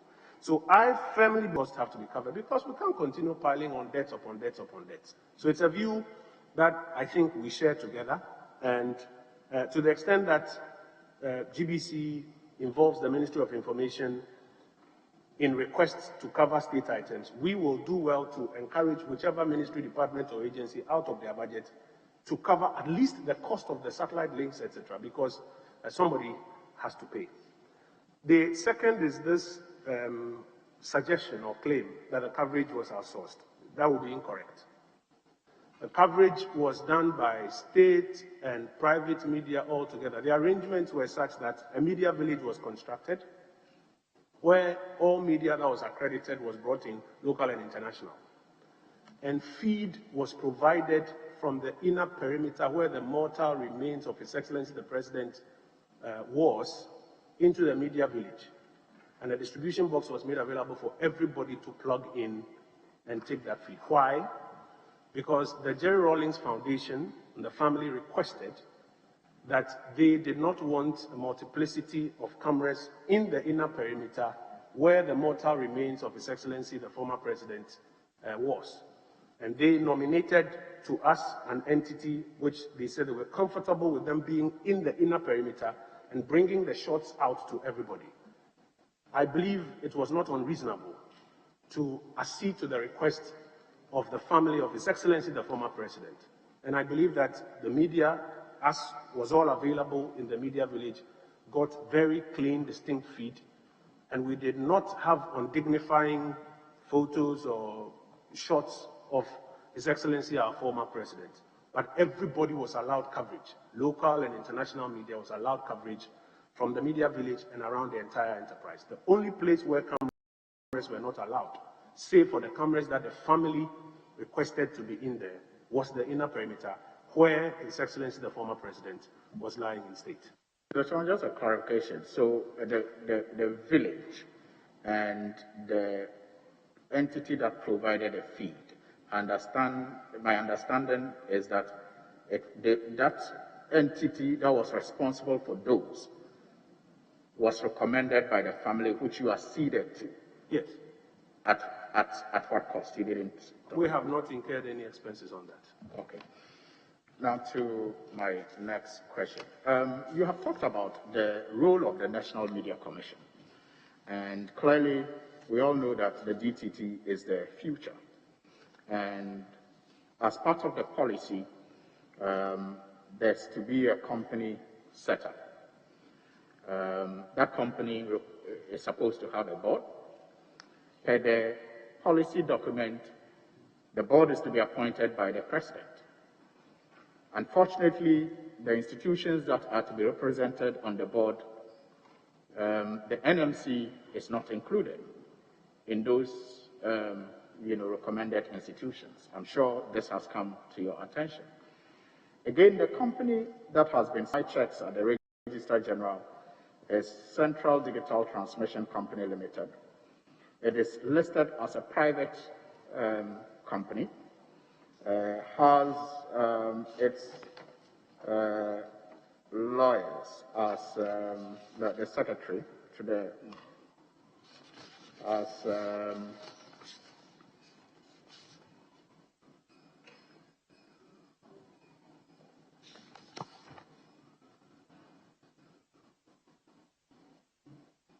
yes, so has its secretary to be the Akufo-Addo Prempeh and Co. and others. Has this come to your attention, and do you think this is appropriate? One, the fact that the board does not include the NMC, this company listed as a private entity. Chairman, so for the matters you have listed, what has come to my attention, what I've been involved in, is the constitution of the board of the Central Digital Company. And I have actually sent in a recommendation to the Honorable Minister for Communications on our views on how the board should be structured. That and other residual matters to do with the operation of that organization, it is my understanding, were not completed before the first term of the Akufo-Addo administration came to an end. My hope will be that when you approve me. Chairman, just one, I've just heard you make reference to Minister for Communication and your good self on Central Digital Board. Is it governed by any legislation, that board? Is there a legal framework? Well, Chairman, as we stand now, the board and its constitution, its operation, the entire organization, are matters that were not completed before the tenure of the previous administration ended. And that is why I said that the one I was aware of and involved in was this constitution of the board. And my expectation is that when you approve me and we do get back in, we can work on these residual matters and tidy them up. Chairman, my question is still, I believe, relevant. Parliamentary Service Board, enabling legislation, Article 124 of the Constitution. This Central Digital Broadcasting Board, what is the enabling law supporting its existence and its operation? Thank you. Well, Chairman, at the risk of not going into too much detail, that is what I'm hinting at, some of the residual matters which were not completed. And my hope is to approve me and I do get in. I'll work with the Honorable Minister to tidy all of those issues up. Now, one for our fraternity, the GJA in Upper East Region. The GJA in Upper East Region. They claim you made a pledge of 10,000 Ghana cedis in support of one of their activities. You are yet to redeem, and even on social media when one of their colleagues prompted you about that pledge made to them, you caused the person to come under so much attack that he had to apologize for reminding you of the need to redeem that pledge to support the GJA with that said amount. What do you have to say to that? Chairman, unfortunately, I'm not aware of this social media chatter that my brother refers to. I do recall making a pledge to the Upper East regional branch of the GJA after I traveled to join them in one celebration. And I do recall issuing the instruction to our Chief Director to ensure that it is satisfied. I would expect that it is satisfied by now. If it is not, I'll be happy to look at it once again. But the social media chatter, with the greatest of respect, I will not be privy to it. Well, I thank you, Mr. Chairman. Yes, Honorable. Thank you very much, Mr. Chairman. Mr. Chairman, I want the nominee to very quickly come with me through his CV very quickly. I'm sure that page 1, he wanted to communicate to WASI. Page 2, the employment history, January 7, 2017, it should be ending January 6, 2021. That's for the accuracy of our records, and not January 7. Your tenure as MP and as Minister, the next entry, that should also be amended to January 6, 2021, because by midnight, we all did not have, by midnight of January 6, we all did not have portfolios as it were. Page 3 of your CV, we will also have to clean up President Kufuor as former head of state. We have to capture that accurately with think tanks as well. And the final page, I'm sure Pram is the address you want to provide. So I believe that these matters can be cleaned up with the clerk moving forward. My first question to the honorable nominee relates to a matter you keep stressing, which is validation. We lack validation. We lack validation of attacks on journalists, and that it shouldn't be I say, you say. I hold in my hands a compilation by the Media Foundation for West Africa, chronicling what they call press freedom violations in Ghana from January 27 to December 2020. They have chronicled as many as 56 of these violations, which is staggering. In real essence, it means that on the average, we are talking about one attack a month on the average, and for the 4-year period. You'll agree that that is also affecting our global press freedom index and ratings for that matter. Number 1 place in Africa. 2018, we were 23 out of 180 countries surveyed. We have dropped to number 30. 2019, we dropped 4 places. 2020, we dropped 3 places. And we keep sliding negatively. Will you consider this compilation by the Media Foundation for West Africa a credible validation, which you have been requesting for, that we need to have? And how are you going to respond to this report and end this rather sad situation that journalists find themselves in? I don't know if you are conversant with the report, but you see that virtually every non-journalist is featuring here on this list, from Anas to Umaru Sanda, Dela Rasuloklu, Adedadeti, Latif Idris, Kwachia Frenyama, Ahmed Hussein Swale, Captain Smart, Abdul Hai Mumin, Weston Amwa, Evans Mensah, Gifty Ando Apia, Philip Osebonsu, Lord Edu Asare, Sandra Obribia, Ose Kwejo of PFM, and many others.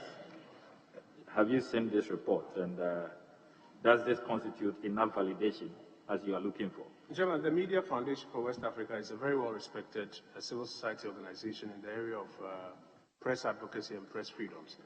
I don't have much basis to doubt what they will put out. Suleimana himself is a very well-respected person.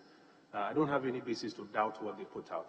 But I'm sure my brother will agree with me that the validation I'm talking about is not even about the best of works by the best of CSOs. The state must respond to the challenge that we have.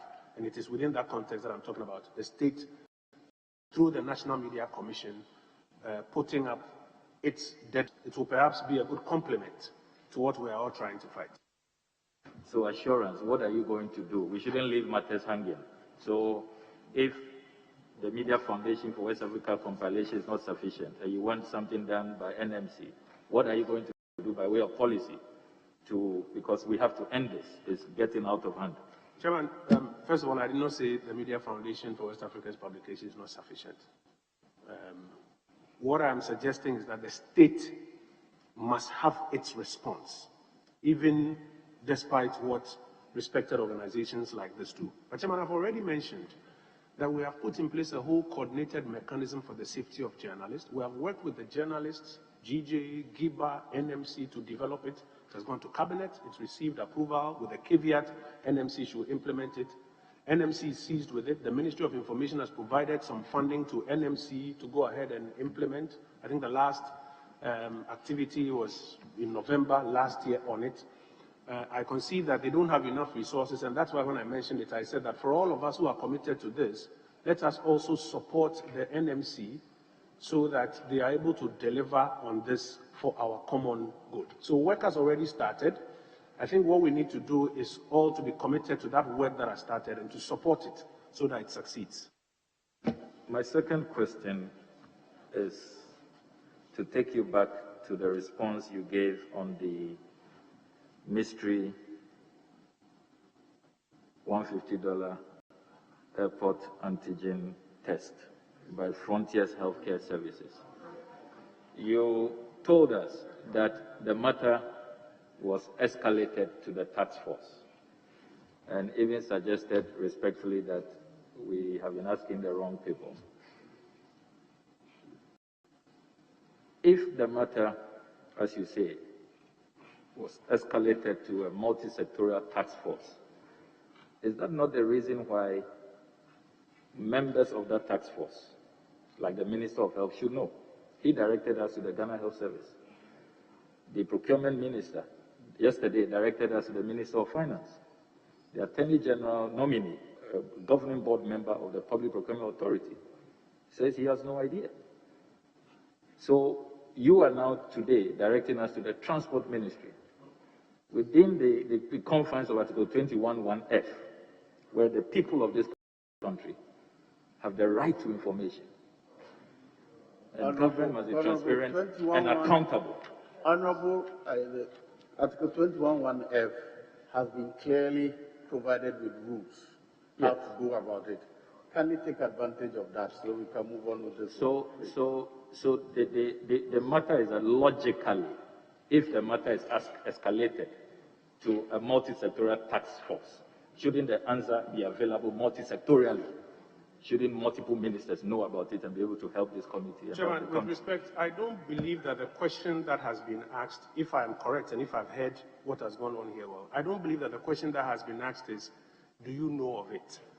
I believe the question that has been asked of my former colleagues who have been here has been to elicit whether or not they have cited the contract.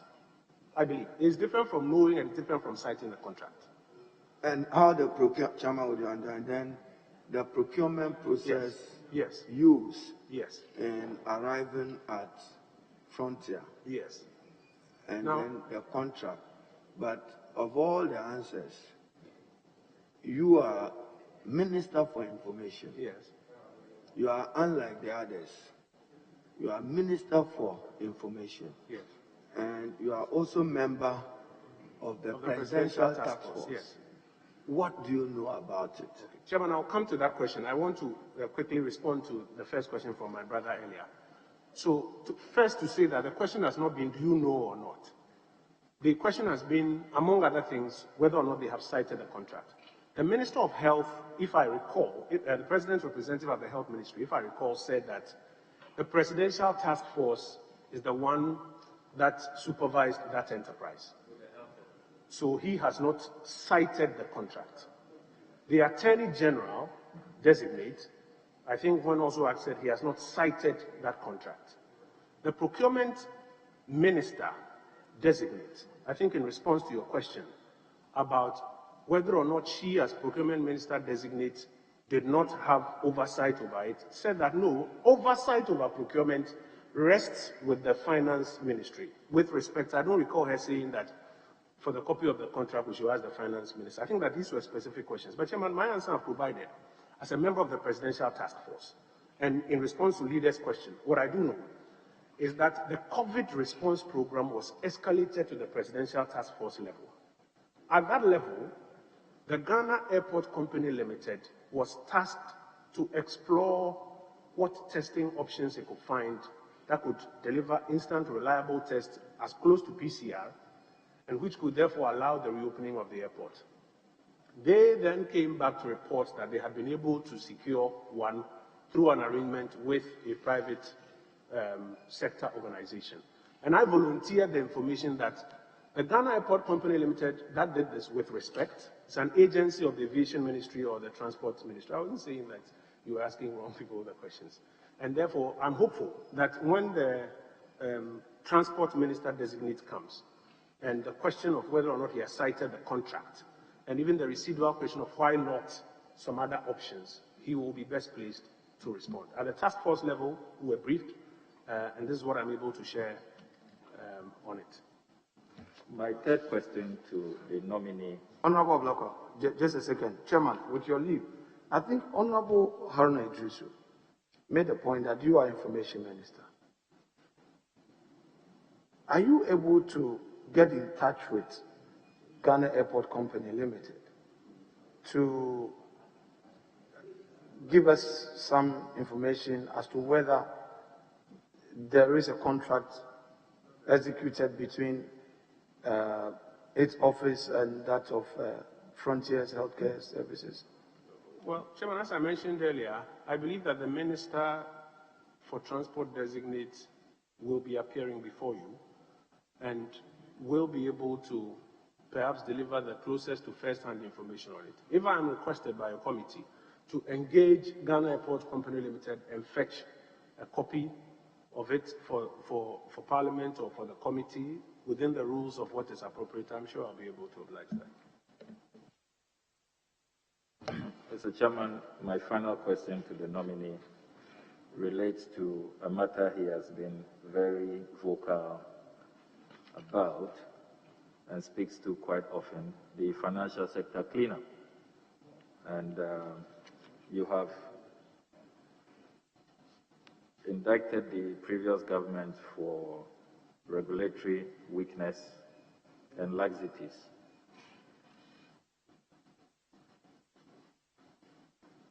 You have also said that there's a need to take on shareholders and directors who have plunged this country into the significant pain and suffering of many, many of our compatriots. But I have been researching on the list the Bank of Ghana published, the 347 microfinance limited companies list as published, and I see a company called Oval Microfinance Limited. And looking at page 2 of your CV, you indicate that between 2014 and 2016, you were managing director of West Brownstone Capital, Accra. West Brownstone Capital Limited is listed in the documentation I have here from the BOG as an affiliated company of Over Microfinance Limited, which is one of the companies whose licenses have been revoked by the BOG. And the BOG concerns are that the company valued a two-story building at Pokiasi, owned by Vincent Kojo Nkrumah, shareholder, and has capitalized it without approval from Bank of Ghana. The market value was 1.6 million. Majority shareholder Vincent Kojo Nkrumah transferred all shares 82% to West Brownstone Capital Limited, an affiliate of Over Microfinance Limited, without approval from Bank of Ghana. Company's registered, approved, paid up capital by Bank of Ghana was 100,000 Ghana cedis as of 30th September 2017, and was below the statutory requirement of 2 million for all Tier 2 microfinance companies. The company's paid-up capital was impaired due to persistent losses arising from poor loan recovery and high operational costs, contrary to Section 28(1) of the Banks and Specialized Deposit-Taking Institutions Act 2016 at 930. The net owned funds was negative 5.161 million. Company's capital adequacy ratio was 487.46%. Non-performing loans of 1.4 million. The company failed to honor its statutory payments such as staff income tax and Social Security and National Insurance Trust contribution to its workers since January 2017. Company defaulted in maintenance of primary reserves. The company was rated critical. The company was insolvent. This is the examination report. And the directors here, Kwame Opon Nkrumah, Masben Edu Asamoah, Patrick Kinsley Nyena, Gerard Edu Jemfi. How do you respond to this report? And how do you assure Ghanaians that this whole financial sector cleanup and the punishment of persons or sanctions being meted out to persons who caused this is being done fairly and nobody, including your good self, is being left off the hook? Chairman, thank you. Yes, I have spoken on behalf of government about the financial sector cleanup exercise. We have been at pains to explain the various reasons that occasioned the difficulties in the financial services sector, including, as my brother mentioned, questions of regulation, etc. Yes, Chairman, he is right. Between 2014 and 2016, my private business invested this organization as the largest shareholding entity in this organization. Between, I think, 2017 and 2019, the directors and management reported to us that they were having difficulties and requested of us to recapitalize the organization.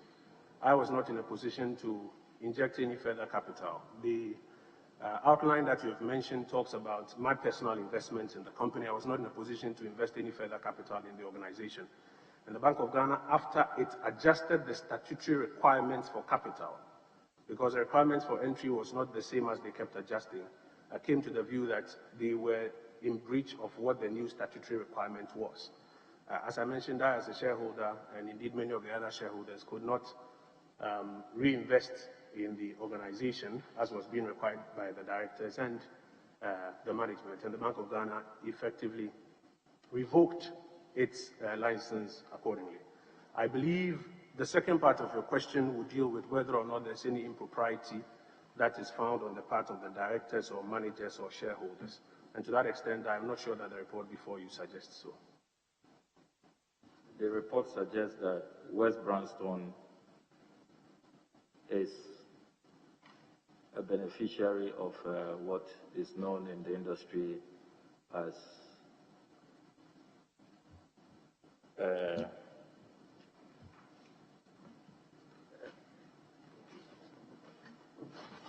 I'm looking for that page of the of the report, but essentially that as shareholder you were given some money, about 212,000, and actually you are amongst the top 20 defaulting customers. West Brownstone is number 1.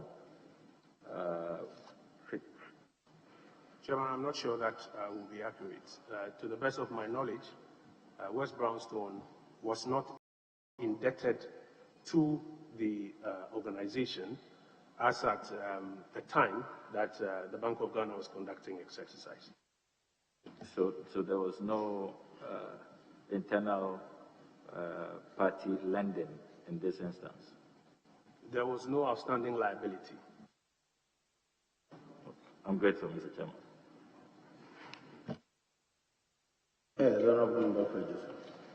Thank you very much, Mr. Chairman. I also wish to congratulate the Honorable Minister nominee. Honorable Minister, social media has been referred to today in terms of its negative impact and abuse. But social media has now become an integral part of communication. How do you intend to use social media? You have already referred to the Afrobarometer report, which states that at least a third of Ghanaians are looking to digital information and communication. How do you intend to use social media as a medium to educate and inform Ghanaians about government policies and programs, and to seek their feedback on the governance process? Chairman, thank you. I think, as I mentioned at my last appearance before your committee, social media cannot be ignored in the communication enterprise. And for that reason, we, for example, at the ministry, set up our own social media unit, which today I think has been able to recruit about 1.2 million individual Ghanaians, and therefore is able to reach out to them directly. We've also encouraged ministries, departments, and agencies, and actually supported them in having dedicated social media channels that are able to direct with the Ghanaian public. Our expectation will be that moving forward, we're able to extend that even to the retail level, to include specifically members of parliament and other high-ranking officials that people expect to receive or consume information from. But in so doing, ensure that their accounts and their handles are verified so that the risk of people utilizing it for other purposes is curtailed. Mr. Chairman, during your tenure as Substantive Minister for Information, we saw a tremendous transformation of some of the agencies under you, like the Ghana Publishing Corporation. A lot of physical infrastructure changes and equipment. Unfortunately, some of the other agencies like GBC, and I kindly, respectfully request of you to visit GBC in Kumasi the next time you are there, their facilities require some facelift, and I believe some other regional GBC offices. Is there any plans to look to upgrade some of the physical infrastructure of GBC across the country? Chairman, yes, it's a question of resourcing, but as I hinted earlier, the National Media Commission is leading a GBC reorganization program. Our expectation is that out of that program, there will be clarity in terms of the legislation, in terms of the resource requirements, and we'll be able to do this exercise of reinvesting in GBC and some of the other state-owned media organizations. Yes, and the Right to Information Bill was passed under you as minister. I know you have done a lot. Can you briefly tell us the status of implementation and what measures will be taken to educate Ghanaians on how to take advantage of the right to information? In my responses earlier, I outlined the many things that the RTI division, as we created at the Information Service Department, has achieved and the benefits that have come out of that. I think one of the outstanding items, I mentioned some items are outstanding, is public education on it.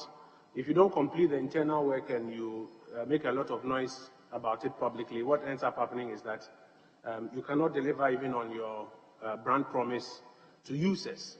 So having come to the end of the internal exercises that must take place, We'll be looking to do a lot more of the public education so that people can know where to go for information, how to apply for it, how to seek redress if they feel there are challenges. Chairman, may I also mention that the RTI Commission has been set up. The governing board has been sworn in by His Excellency the President, and they have commenced their work. They are taking leadership in working with us to develop the legislative instrument that is required to flesh out the gaps in the RTI Act.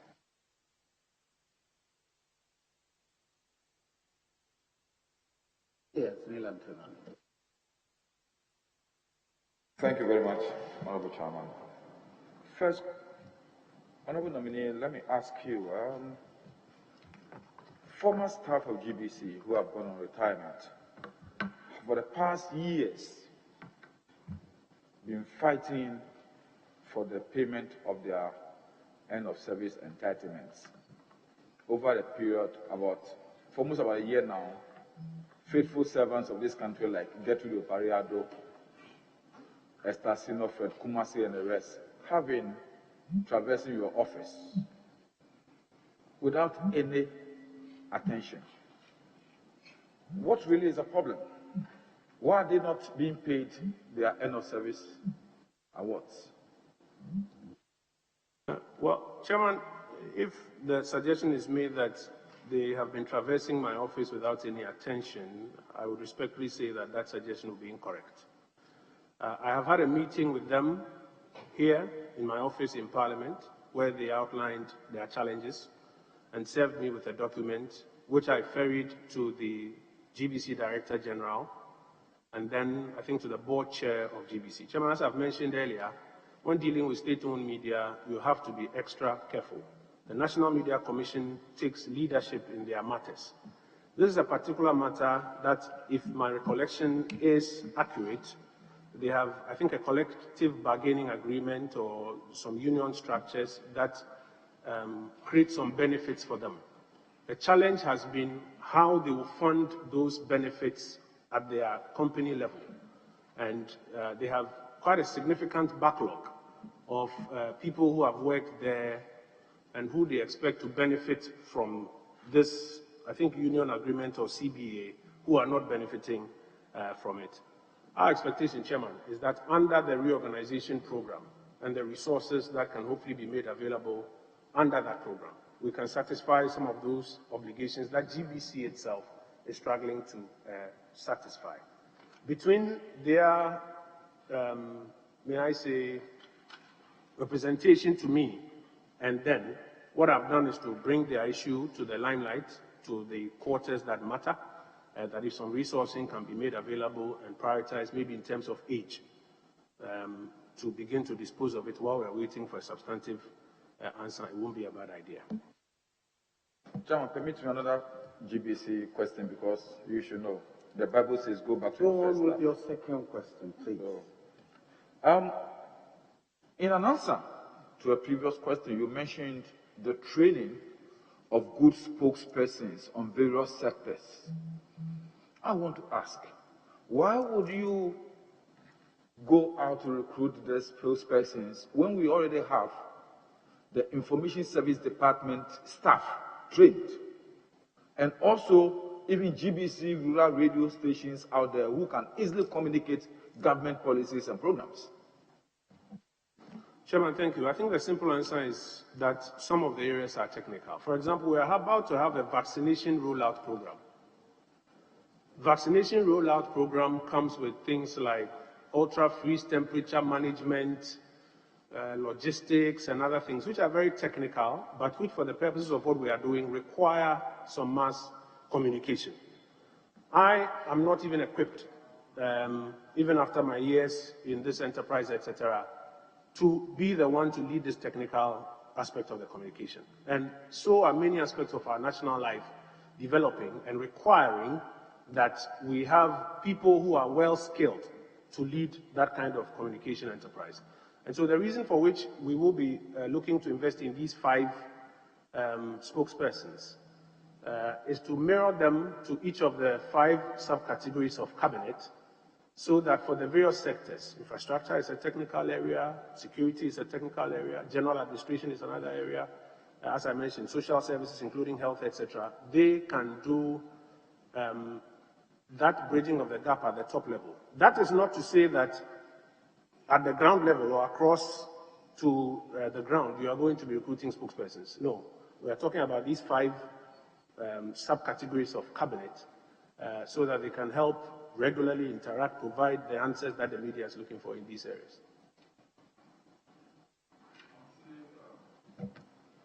Same on GBC, with my past experience. For time now, GBC has had problems covering for Ghanaians, for the benefit and enjoyment of Ghanaians, certain very important sporting activities and events.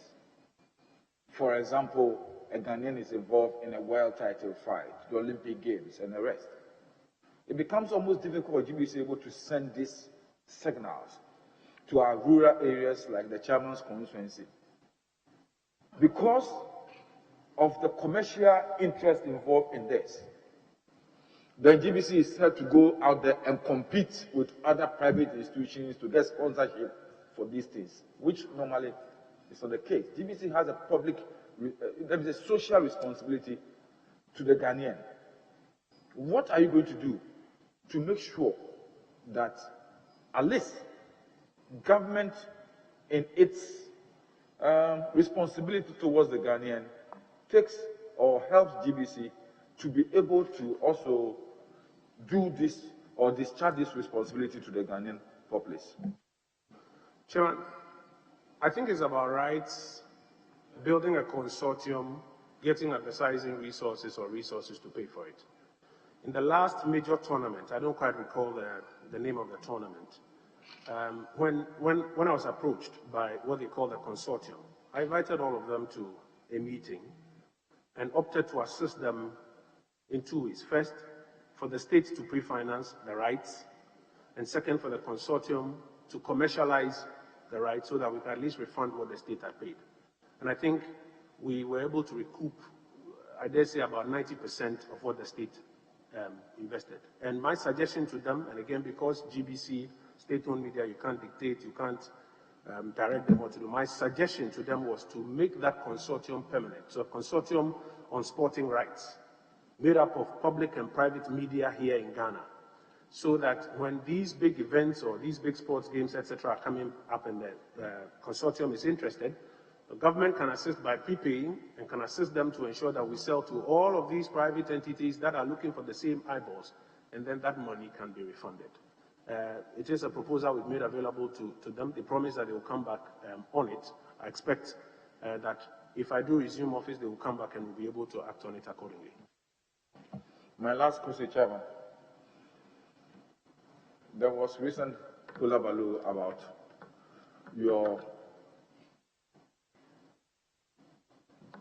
ministry, one of your ministries, let me say Ministry of Communication, and the National Communication Authority. One of, I mean, government ministries. I'm not saying, he speaks for government.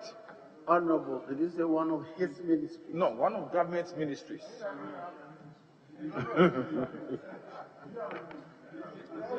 Okay. Taking back or appropriating some of these old frequencies and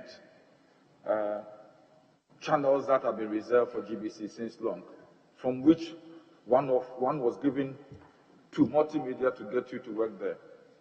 Huh? I said one of the frequencies is what Joy has used in the time past to get you a job to do.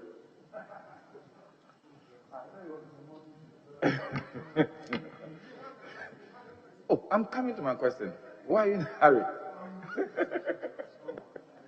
What was your reaction to that?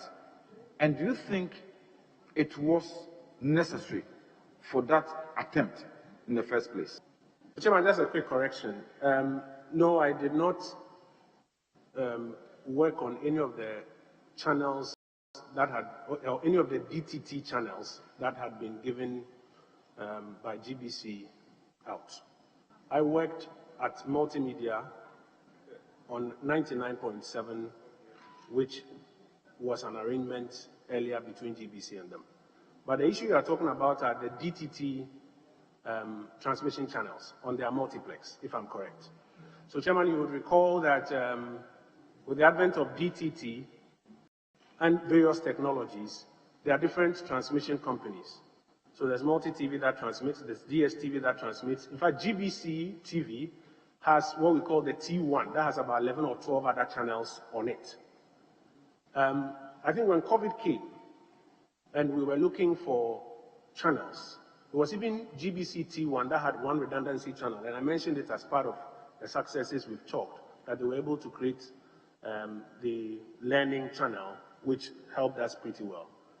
My understanding is that the operators of the DTT channel under the Ministry of Communications sought to create redundancies on their platform and invited all the stations that had more than, I think, 1 or 2 channels to a meeting and explained to them the rationale and suggested that they should go back, engage with their boards and management, think through it, so that in the end they could keep their 2 most important channels on it, and then redundancies could be created. Now, Chairman, you recall that GBC, for example, operates all of its 6 channels on the T1 platform and has even added other private channels onto it. GBC has 1 channel on the DSTV platform, and I think on Star Times and other platforms. It was unfortunate that after that initial conversation with GBC, what came out was news reportage that the Minister of Communications had instructed GBC to shut down 6 channels. I don't think that that was an accurate reflection of the conversation that was going on. I think GBC petitioned the National Media Commission, and I wrote a brief to inform the National Media Commission on what I knew about the situation and how I thought we could resolve it. Thankfully, the matter has not been retired. You'll recall that as part of the engagements that were ongoing, the President instructed that the processes be halted for some further consultations. And I believe all the representations that have been made, including the brief that I sent in, will all be factored in resolving the matter. The second level of the question, do you think it's necessary? Thank you. Yes, Honorable. Do you think the second level of the question has not been answered? Do you think that exercise is really necessary? Honorable Patricia PJ, please. Right. Thank you, Mr. Chairman. Honorable nominee, congratulations once again. The Honorable, Mr. Chairman, the Honorable nominee, in an earlier submission, made a very interesting but factual statement that the media provides sunlight that helps our democracy grow. Mr. Chairman, it is widely known that one critical challenge confronting the media industry is capacity building. Your predecessor, when he attended to the House in 2017, gave us an assurance that he's going to actually deploy some of the funds for media development, the Media Development Fund, to address this challenge. You've also mentioned a scheme. You mentioned an enhancement, media enhancement scheme. I'll be very interested if you can expatiate on this scheme for the benefit of this House. Thank you, so that we know exactly where you're going. Chairman, thank you. Chairman, very briefly, it is actually the same thing. Initially, there was a conversation of a media development fund. Indeed, the previous administration attempted it, administered it in a particular manner. When we assumed office, when I was deputy minister, the minister at the time worked to see if we could revive that fund for it to progress. And it's in that light that he made those representations.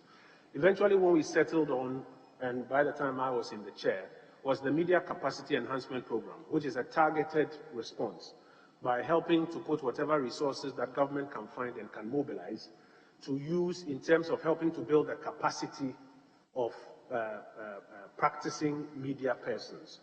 Now, because government doesn't want to be the one determining the content, etc., what we did was to set up a working group made up of people within the industry and academia, and to create a framework where we can provide them with the resources for them to actually go about the exercise of doing the administering of the capacity enhancement program. And we look forward to it taking full flight in the second term. Honorable now leadership.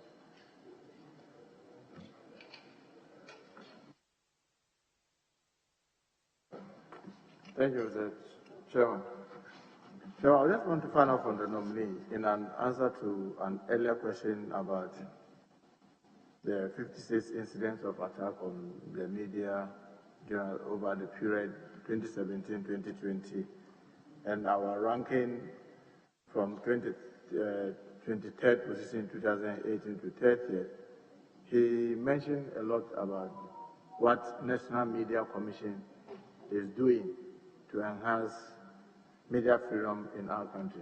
I just want to find out from him, over this period that you were there, you were deputy and then substantive minister, what concrete steps have you taken or have you put in place to enhance media freedom in our country?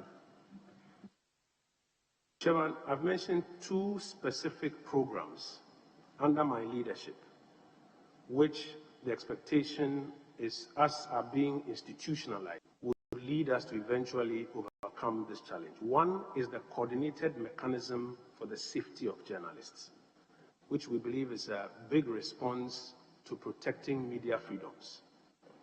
That is the one that I've said that we drew up the program working with the NMC, GIJ, GJA, GIBA, and out of that came up with a cabinet memo, went to cabinet, got approval, with the caveat that NMC should implement and not us.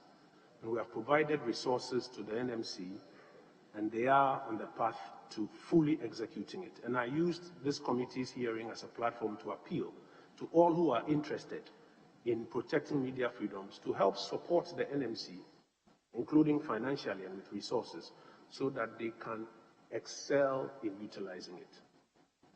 Mr. Chairman, that's where my worry is, because this program, as you may be aware, had been there before you got your ministry. Which one? The coordinating? Yes, the National Comprehensive Framework on Safety of Journalism. No, I'm not aware of this. And it is this is a program, as I'm speaking about, that we conceptualized right from the beginning. Right. Our media colleagues themselves will tell you about the meetings we had at Alisa Hotel, etc., to put it together. So this is not the national the comprehensive framework. How different is that from what was there? Well, I don't even know about it, so that's how come I don't even know. My worry is that for 4 years, if we've not been able to get its full implementation, what guarantee are you giving us that in the next 4 years, if given the nod, this will be fully implemented? Chairman, I've been minister for 2 years, and in this 2-year period is when the crisis itself escalated, during which period I've had to put in place this response. My hope is that in the next 4 years, we all will be able to get some support and resourcing for the NMC to fully execute it. The Chairman, the second is the Media Capacity Enhancement Program, which is aimed at building or enhancing capacity. The media has outstanding capacity, but we need to build on it. And that is the other one that I spoke to. So again, for that as well. But that is being led by us directly, but the working group on it is the one that is executing directly. Mr. Chairman, on 30th May 2018, you and I, our colleague, Honorable Kennedy Japan, sat on his radio station and TV, and out of anger from the investigative journalism of Tiger IPI, made a lot of comments, some even attacks, and suggested that persons, if I may quote in tree, he said, if you meet him anywhere, slap him mercilessly. Yes, I said it. Beat him. He added, this is a matter of public. What were at the time, even though I know at that time you were a deputy minister and that in that sector. Sorry, what did you who said do? that? Come again. I had a quote. Who was being quoted? I was quoting Kennedy Japan. And I said that even though during that time he was a deputy minister, What did you do when the Member of Parliament was issuing all these threats? Well, Chairman, that specific matter, as I'm sure you are aware, is still the subject of ongoing police investigation. I would pray your indulgence that I do not make any comments on it. Well, Mr. Chairman, will he agree that such acts are attack on media freedom? Chairman, I think in my earlier responses, I have said quite clearly that no amount of harassment or verbal or physical attacks should be inflicted on the media, even if we think that it is indulging in what some may describe as irresponsible conduct. Because for some, it is because that is the only way they know. And what we ought to do is to support them with training and resources so that they get on the right path. I believe that my comments express clearly how I feel about that matter. So you agree that that was an attack on media freedom? Chairman, as I mentioned, I believe that my comments express how I feel on that matter. So you agree that that was an attack on media freedom? Honorable, Mr. Chairman, this is a very straightforward yes, no. Because you have said, the Constitution has said so, and you have also expressed that yes, regardless of whatever happened, harassment, attack, and probably even worse, murder, Honorable Member, I think you can make your own interpretation from his statement. But if you agree, is asking for an opinion, which you know are rules don't have. So your interpretation is up to you, but please leave him out of that. Yes, so I just want to hear you. So you agree that that action... Chairman, it goes without saying, I have expressed how I feel about it. I believe it goes without saying that, yes, that is my position. Unfortunately, even though you yourself, you were a practitioner, and at that time you were deputy minister, I never heard you condemn this. Why? Well, Chairman, the truth is that at that material moment, I honestly was not aware of this matter until after the fact, when all of these things came up. Chairman, there are 500 and so radio stations across the country. Not everything that happens on those platforms come to my attention in real time. In this particular instance, as you talk about, I believe even for many of us, it was after the fact that the associated matters became publicly known. So it will not be out of 10 that you would not have heard me at that time, because it was not something I was aware of. But when it did come out, with the videos and the comments, I never heard you because when it did come up, it was also now a matter of a subject of police investigation, and I cannot prejudice that. No, but condemning an act does not in any way interfere with investigation. Condemning the act, Chairman, we have today before you, I've extensively spoken about why I do not believe that media should be attacked or harassed in any way. I think my position on that is very clear. But on a specific matter that was under investigation at the time it came to public limelight, I pray my leader to bear with me that it would not have been appropriate for me to be speaking on ongoing investigations. Mr. Chairman, for the avoidance of doubt, I've heard him speak earlier on the murder of Ahmed Swaleh and how you were saying that's the perception, that is even you yourself, that's also the impression that you're also carrying, the suspicion. It's been over 2 years. Has government found any contrary position to the fact that he was murdered because of the work that he did? The police have not told us so. So long as we are concerned, he was murdered because of the work that he did, and that was attack on the... Yeah, that's a suspicion that we are all operating with. So you agree including myself, that's a suspicion that we are all operating with. So you agree with the international press freedom when they add the murder of Ahmed Swaleh as part of those who have died in the line of their duty? To the extent that no contrary evidence has been provided, yes, I would agree with them. Honourable Member, what is the basis of that conclusion? Have they provided any evidence to suggest that? Evidence has been provided to suggest otherwise. I will not fault an international organization that therefore proceeds on the generally suspected view and adds it to their rankings. What do you then say to those who claim that, well, it's sad, it's unfortunate for people to say that the murder of Ahmed Swaleh is an attack on press freedom. What do you say to people who claim that it is sad and unfortunate that the murder of Ahmed Swaleh is being counted as attack on media freedom? Well, I think that they need to understand the context within which some of these statistics, etc., are put together. Because unless you have some contrary evidence, the generally suspected view is what will be applied in this case. But this is also why, Chairman, as I mentioned earlier, it's important to have a mechanism that helps us to validate, to track, to follow up, to put pressure on the entities that must work. So do you remember the president saying this himself? Our president saying this himself? Saying what? That it's unfortunate that the death of Ahmed Swaleh is being associated with attack on media freedom. If those are his words, I think that is also understandable because, like I've explained, you either have contrary evidence or how those who are accounting for it on the global platforms will be to add it. But for the president of our country, where we, our constitution, and as people, we tout ourselves in the freedom of expression of the individual, do you think that this was a good thing for the president to say that it's sad and unfortunate that people are associating the death of Ahmed Swaleh to attack on press freedom? Yes, because it would have been best if the police had come to a conclusion on that investigation so that that matter can be settled. To that extent that it is not done, it's a sad spectacle. Honorable nominee, do you remember in July 2019 in London during the Global Media Freedom Conference? This is what you said. It is very disappointing that a case of Ahmed Swaleh, as high profile like that which worked us back on press freedom, has remained unresolved.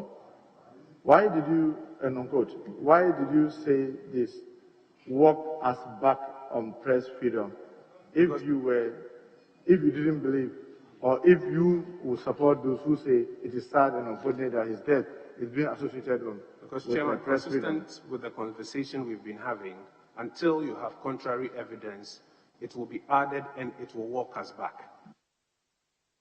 Now, as the Minister for Information and also maybe a former practitioner in the media setting, since the death of Ahmed Swaleh, is there any steps that you have taken to help speed up the investigation? Because it's been 2 years, it's over 2 years, and no information is forthcoming from there. Chairman, the President's representative at the Ministry for the Interior will be the first to attest to the regularity of my queries to him on how far they have come on that. As you do know, investigations are within the ambit of the police, that is under the Interior Ministry. I cannot bypass him and go directly to the agencies, but he will be the first to speak to the regularity with which I request for an update from him. Because the truth is that it's not a pleasant thing for that thing to be hanging around our press freedom record.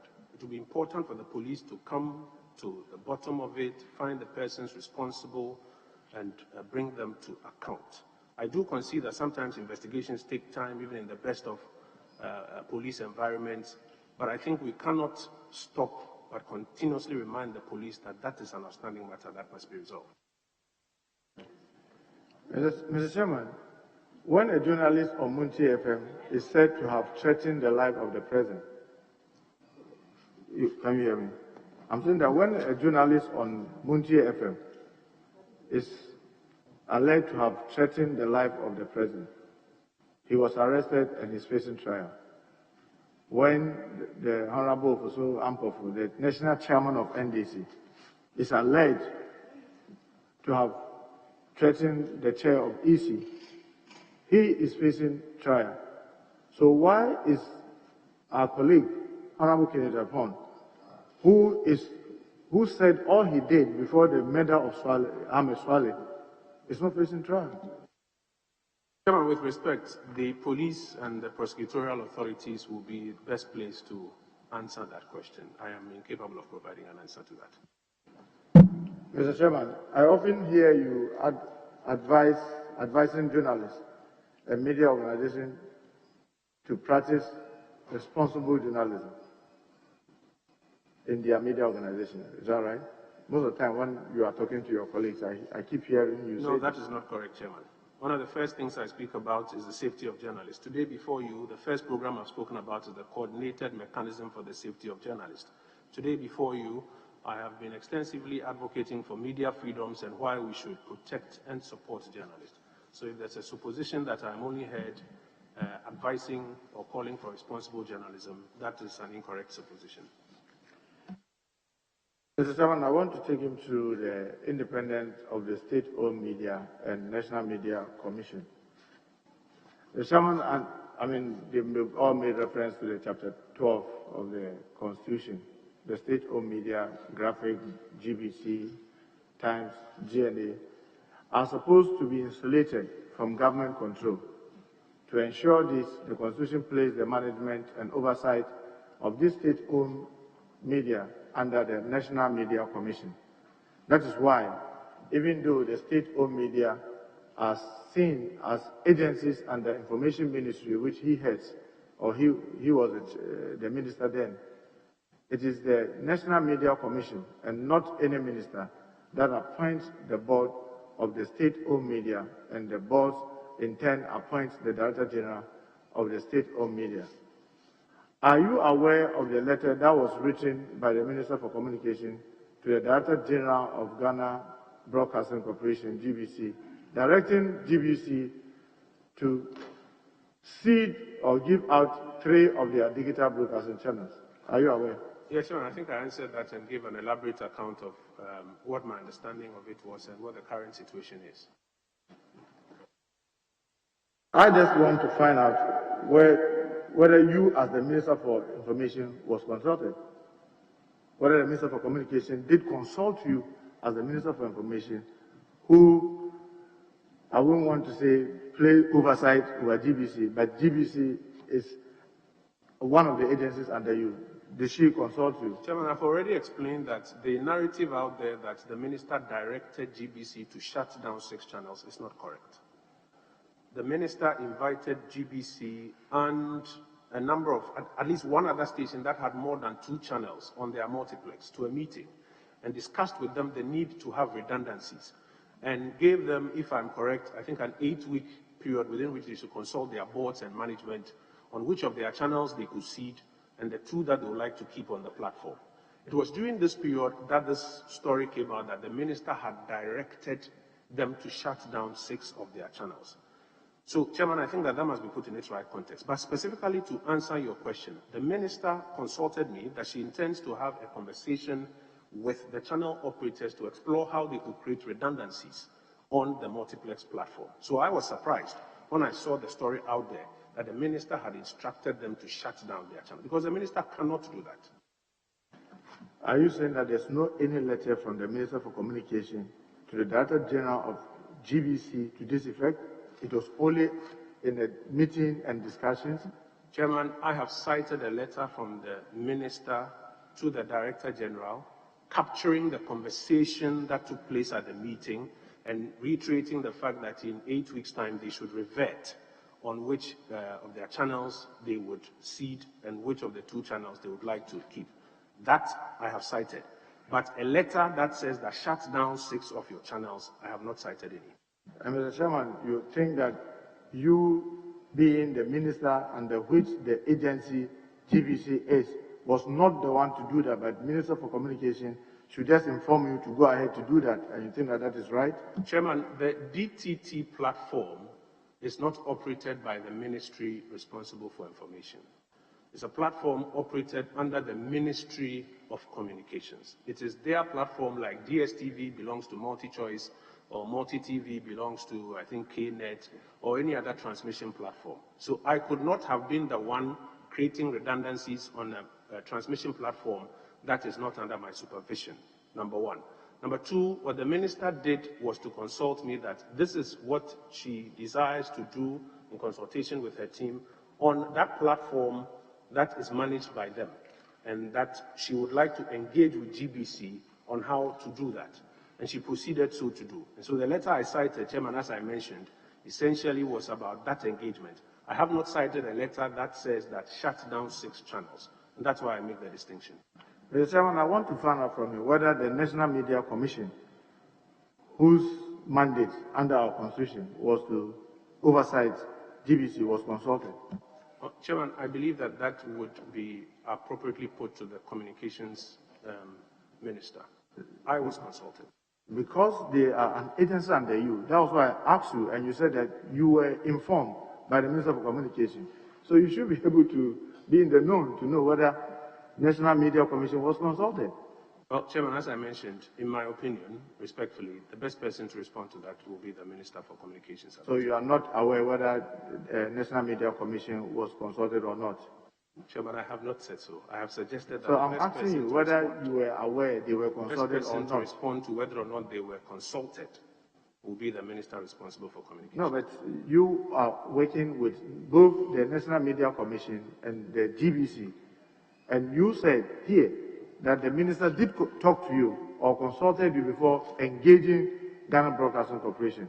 And I'm asking you whether you are in the know that she did consult National Media Commission. This is a very simple yes or no. Well, Chairman, I do not have any information to that effect. So you are not sure whether she did or she didn't? I do not have any information Honorable to that effect. Chief Whip, please move on. He has answered that question about 5 times. What would you say to those who say the attempt to take over the channels of Ghana Broadcasting Corporation without consulting the National Media Commission was a usurpation of the powers of the National Media Commission and an attempt to disregard the National Media Commission in the affairs of the state broadcasters? Chairman, if there was no consultation, then that will be the case. But as I mentioned, I am not able to respond to that question as I said before you. What will you do as the Secretary Minister, if approved, to avert a situation of some of their channels being taken in future? Chairman, as I've mentioned, there's a GBC reorganization program, which includes which platforms they will be operating on, how many of their channels they intend to put on those platforms, how they will be funded, what their legislation says. It's an entire program that the National Media Commission is leading for us to execute. It's my expectation that that program will respond to all of these outstanding concerns about GBC. Others are of the view that our current structure, where the National Communication Authority authorizes and supervises the authorization certificate of frequencies to FM stations and TV stations, should be something that should have rather been under the National Media Commission. What is your view on this? As in the frequency authorization? Yes, authorizations. Chairman, I don't share that view. Oh, why? Because the usage of frequency is not just by media. And so a body that is dedicated to the management of frequency, distinct from the National Media Commission, which is a constitutional creature with its functions, is the best placed body to handle authorization matters. Mr. Chairman, in an earlier answer to a question about the Central Digital Transmission Company Limited, he said the process was not completed and he believed that the implementation hadn't started. Just for the avoidance of doubt, I just want to be sure whether this was a public entity or a private entity. Honestly, Chairman, my recollection of the type of entity is not very clear. I honestly do not recall what type of entity that it was. There were, and that's why in answer to the earlier question, I said the parts of that conversation that I recall include the constitution of the board, which I wrote to the Honorable Minister about, which we are in the process of working on. Unfortunately, it could not be completed before the term ended. And this company was supposed to more or less regulate the flow of the TV channels in the country, is that right? No, if I heard the Minister for Communication right, even though she's not sitting in the chair, that it was just providing an asphalt for every vehicle to be able to pass on, whether it is an articulator or a Kia or a taxi, so that it's just a provision of asphalted road that will be accessed by everybody. Chairman, my recollection is that the Central Digital Transmission Company Limited is not a regulator. It's a transmission service company where companies that are authorized plug in and transmit their content through their equipment.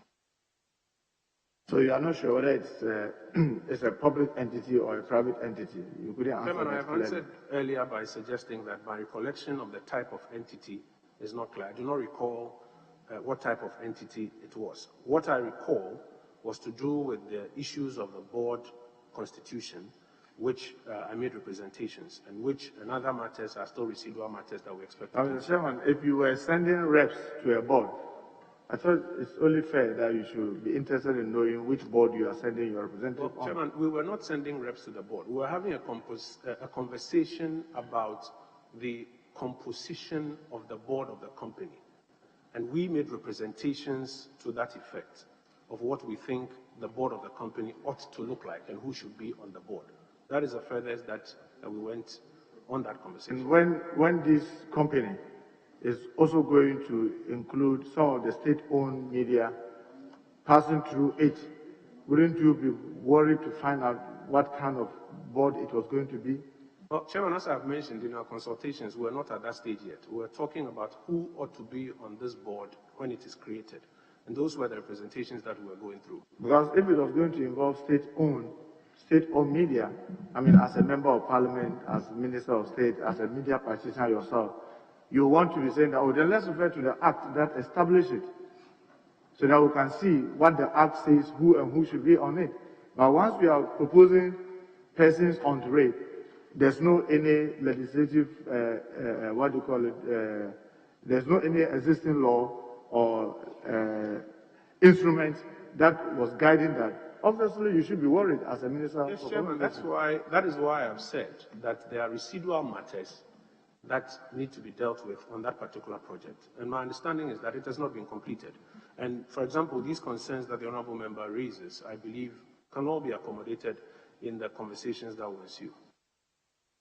Would you say that, even though this was asked earlier about the absence of National Media Commission being on that board, will you say that such a company, organization, or agency should rather be operating under the National Media Commission? No, Chairman, I would not say it should be operating under the National. No, I haven't said you said. I'm saying that I'm of the view that if it's going to be providing access for television channels and what have you, because of our constitutional structure, this should rather be under National Media Commission. Yes, and Chairman, I'm saying that I do not share that view. I believe that the National Media Commission must have a role to play. I have made representations on how I think that should be structured, or let me say my ministry has made representations. We are in the process of having those conversations on those residual matters. I don't think we should prejudice it by trying to resolve it here on this floor. As I mentioned, with your leave, if I do get into that office, I believe we can deal with those residual matters. Mr. Chairman, will you be surprised if I show you the profile of the Central Digital Transmission Company Limited, and on their registered profile, it shows that they were going to be a private entity? Will you be surprised? That they were going to They were registered to partake a private activity. Well, Chairman, as I've mentioned, the knowledge as I have of this matter is the discussions that are ongoing. If there's any additional information, if it's made available to me, I believe that we can factor it into the residual conversations. If, after you leave here, you confirm that this is a private entity, will you advise a private entity to be doing this that involves state-owned media and other property other property that are state-owned? Chairman, I think like the expression goes, we'll cross that bridge when we get there. When we are seized with all the rationalization and the reasons for whatever proposals this may be, we'll have an opportunity to have a discussion on it. Well, Honorable Nominee, do you own any media house in Ghana? Yes, I do. What's the name? I own ABC Communications Limited, or I'm a shareholder in ABC Communications Limited that operates a radio station in Achimota. What of MX24? MX24, that will be a television station. Yeah, is it yours or do you have a share in it? No, I do not have shares in it. Did you apply in last parliament for members holding profit? Yes, I did, and was certified as such. So you did, Yes. just to be sure that you can carry out your business activities. Absolutely. Only the Chairman, have you declared your assets as required under the 1992 Constitution? Yes, I have, on the assumption of office and upon the exit of office. All right, thank you. So, Mr. Nominee, Mr. Chairman, so in that case, you are both a policy maker and you oversight, and you are also a participant in the media arena.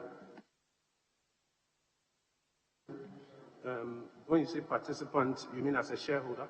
Yes. Well, yes, to that extent, yes, I'm a shareholder. So you are both a policy maker and somebody who oversights, and you're also a participant. Well, as I've explained, to the extent that I'm a shareholder, I'm one of the shareholders, you can say so.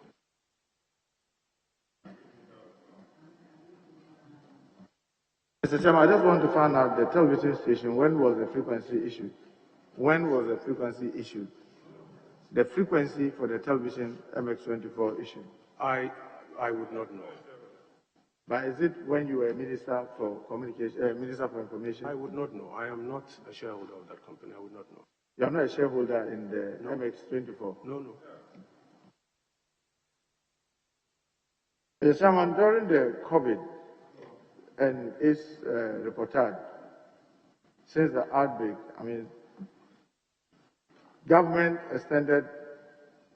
extended any financial assistance to any media houses that you know?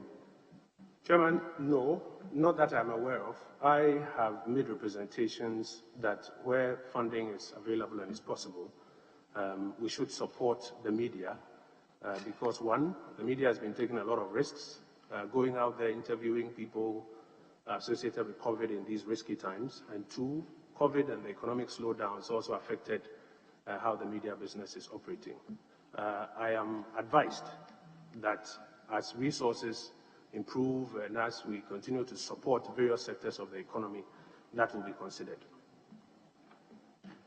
Chairman, in an answer to an earlier question about the Presidential Task Force, you said that you were not privy to the nitty-gritties of the agreement. Is that understanding? I've never used the word nitty-gritties here, Chairman. I have not said so. You said you are not privy to the details. Is that what you said? I have not said so. I have explained my participation at the task force, the instruction to the Ghana Airport Company Limited, what they did and the detail that they brought back to the task force. And I have suggested that the transport minister may be in a position to provide any further details that this committee may be looking at. But you don't have any details on the agreement, do you? No, I do not have details on the agreement. And since the issue became topical, people talking about it, I mean, the minority then issued a press statement and a press conference. You never find it necessary to find the details as information minister. The brief as I have is sufficient to me. If there are any specific details that I may be required to look for, maybe if you ask of some specific detail that ordinarily I should have, maybe I can answer you on that one. When the company, the Frontier Health Service Limited, was registered in Ghana, do you have that information? No. Whether they have operated when the company was registered in Ghana? Yes. Whether they have operated any laboratory in Ghana? No, because they are not details that in the ordinary course of my work it will come to my attention or that are required to be known at this point in time. I have not heard so far any claims, for example, that the procurement was done out of order or that there's anything questionable about this organization to arouse my interest in going fishing. But, Honorable for that. Nominee, you are a lawyer. He said so. In an ordinary agreement, will those details be contained in any such agreement? I'm not even sure, Chairman, if the recitals will be in that agreement. It's not I mean, likely even to if be it will there. be in the recitals of that agreement, I'm not sure. But Mr. Chairman, the interesting thing is that when issues come up from any government sector, normally here you come out, you articulate, and you try to get the final details to be able to feed the populace about their doubts, about what the facts are. But I'm surprised that when it came to these frontier health services, most of the questions that are being asked, the procurement method that was used, who are the owners, do they operate any laboratory, how are they operating at the airport, how do they arrive at their charges? You don't find it necessary to inquire this information and be able to educate the public?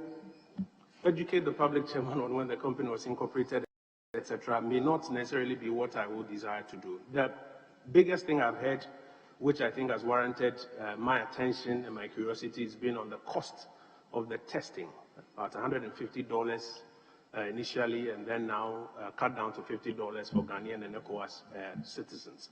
I have inquired about why. I'm told that that is the agreed price between the airport company limited and the private service provider who was providing it. But beyond that, I mean, Leader, with respect, issues of date of incorporation, etc., will not ordinarily fit in my line of work. Mr. Chairman, in an earlier answer to a question about whether it's not very clear, the company that you own is in your CV, yeah, where you are the managing director,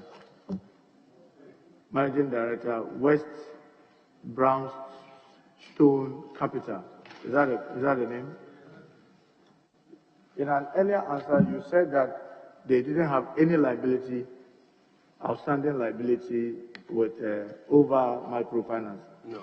Is that what you said? Yes. Is that for a fact? Because you're under oath. Yes. Well, there's information from Bank of Ghana that indicated that they have their outstanding of 212,751 point something.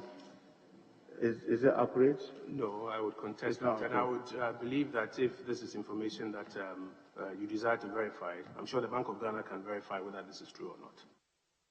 But you are also a majority shareholder in the over microfinance.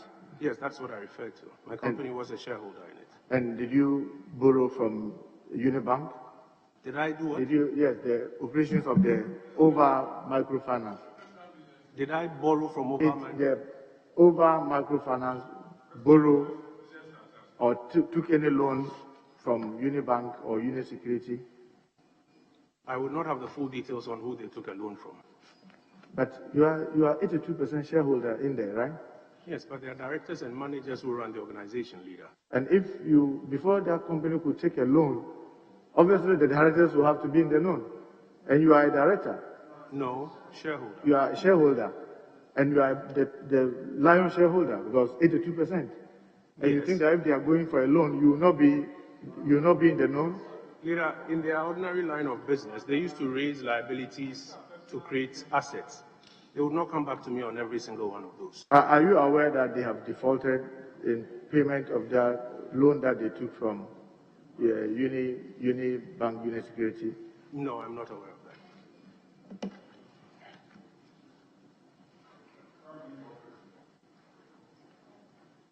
that. Mr. Chairman, very lastly,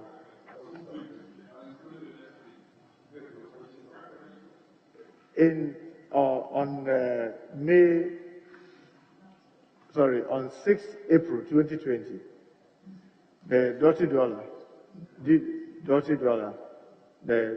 DW dirty dollar, they wrote to you about an assault of one Mr. Yusuf Abdul Ghani, who works for Zuria FM in Kumasi, about an assault from a military lady.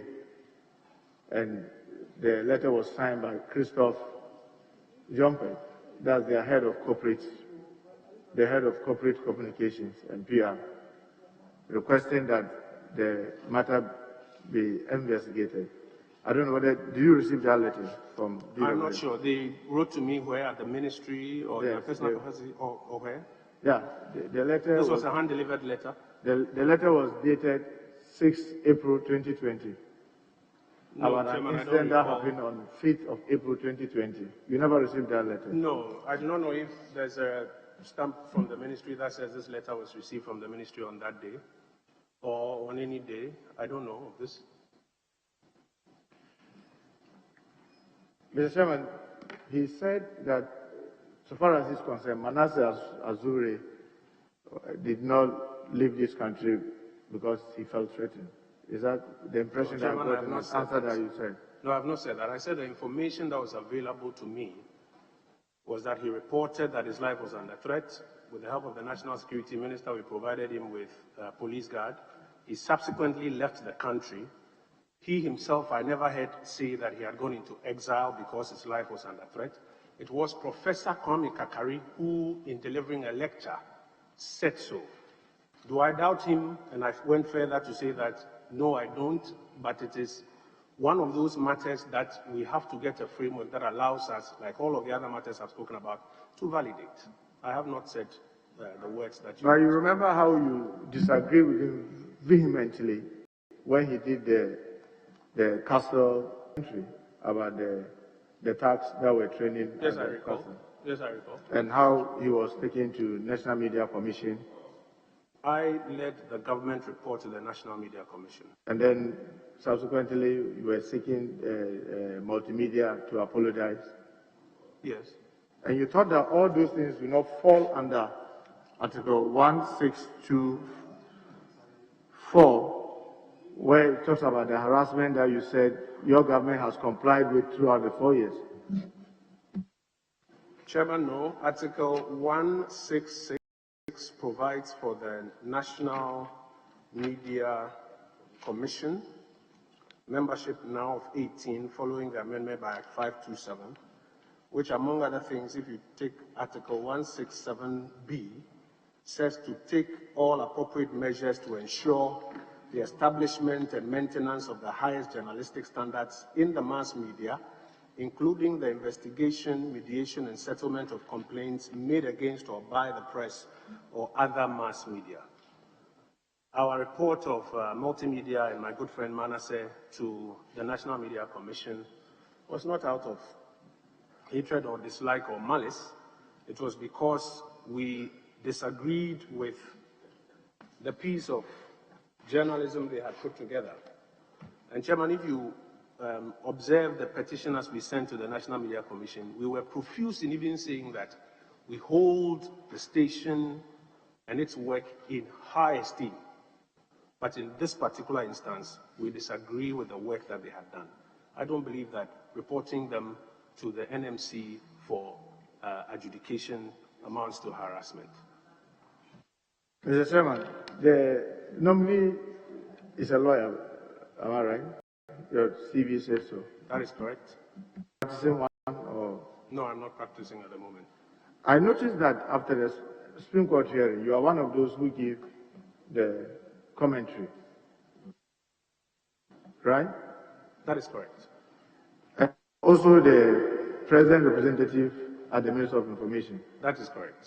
So when you are giving that brief, how are you doing that to a private citizen, or in what capacity are you doing that? Oh, I think the designation is very clear in that instance that I am the lead spokesperson for the President's legal team. I think that designation has been clearly announced. So when I speak there, I speak as lead spokesperson for the President's legal team, explaining the legal positions as have been advanced in court, explaining the view of the second respondent, and responding sometimes to comments that may have been made by the spokespersons for the petitioner's legal team. So how do you then separate or differentiate your role in speaking for the state and speaking for candidate Akufo-Addo? So, Chairman, how we do that is that very often we try to let our address be known. So there are many instances in which, during our briefs, we say that this is the position of the Akufo-Addo administration. In fact, I think my colleagues in the media will tell you that I am the one who profusely uses that expression, that the Akufo-Addo administration, and that there is one government of Ghana. This is the view of the government of Ghana. And then when we are speaking for the state as well, we're able to make that distinction. We try very hard to make that distinction clear.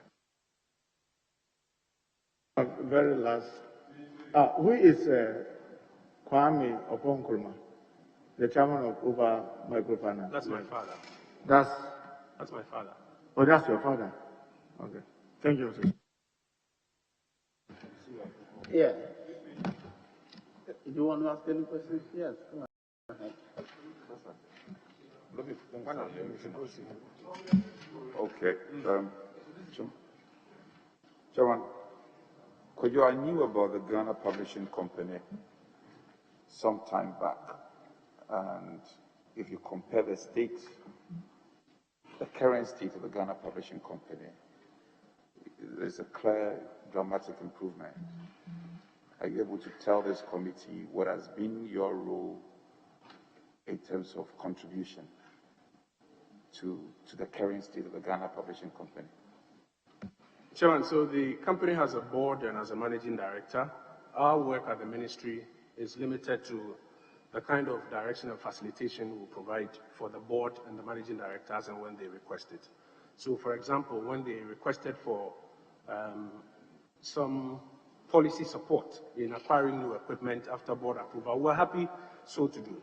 And then when they came forward requesting for policy approval to go into security printing, we ferried same to cabinet, got the approvals, and then ensured that same happened as well. Honorable nominee, the Information Service Department, clearly with the passage of time, in my view, cannot remain what it is. There should be some changes in the operation and the kind of staff we even employ there. What transformational efforts have you thought of or seeking to employ, if you are gracious enough to be given the nod by this committee? Chairman, as I've mentioned earlier, we've already rolled out the ISD transformation program, which seeks to reorganize ISD into public education, RTI, research, and public relations. And we've already started work on that path. I spoke about what we've done with the PROs, what we've done with research, and now what we seek to do with the public education division. In the second term, the idea is to go full throttle. Honorable nominee, I witnessed how you coordinated government response to COVID-19. How effective has it been, and are there any lessons going into the future? I think one of the first lessons is that we can use our own to solve problems. You know that the president's team that is put together is made up of Ghanaians who are showing their abilities and their excellence in various areas. It is, for me, a major lesson that we don't always have to rely on the West to find solutions to our problems. I think another lesson is the urgency of the now in dealing with crisis situations like this, so that when London is burning, we don't sit and fiddle our thumbs as leaders. Those will be two quick examples or two quick lessons that I draw from how the president has led this enterprise. Honorable nominee, the president, in his wisdom, commissioned the National Framework for the Prevention of Extremism and Terrorism, which I'm sure you are well aware of. What specific steps do you envisage going into the future in terms of adoption and practicalizing this framework? Well, in terms of my area, one of the things that is required is public conscientization. Because if the public is not aware of the risks of terrorism, etc., it may even be walking around in the community and they may not pick it up. Extremists sliding into communities, seeking to radicalize some of our population may not be picked up. So in my area, one of the big things is the level of public sensitization we can bring to bear so that people can know and participate in this. Honorable Dobini, I recall, I think the 7th Parliament, I served on the Special Budget Committee, and there was a concern about monitoring of our media landscape, and that the National Media Commission was seeking to procure a particular gadget of substance to facilitate the monitoring activities. I don't know how far this has come, and if it is known to you, what has been done about it. Yes, Chairman, the National Media Commission shared with me their costings for that project. Our expectation will be that as we get into a new budget cycle, we can advocate for them to be given those resources to execute this. Chairman, I'm grateful. Thank you.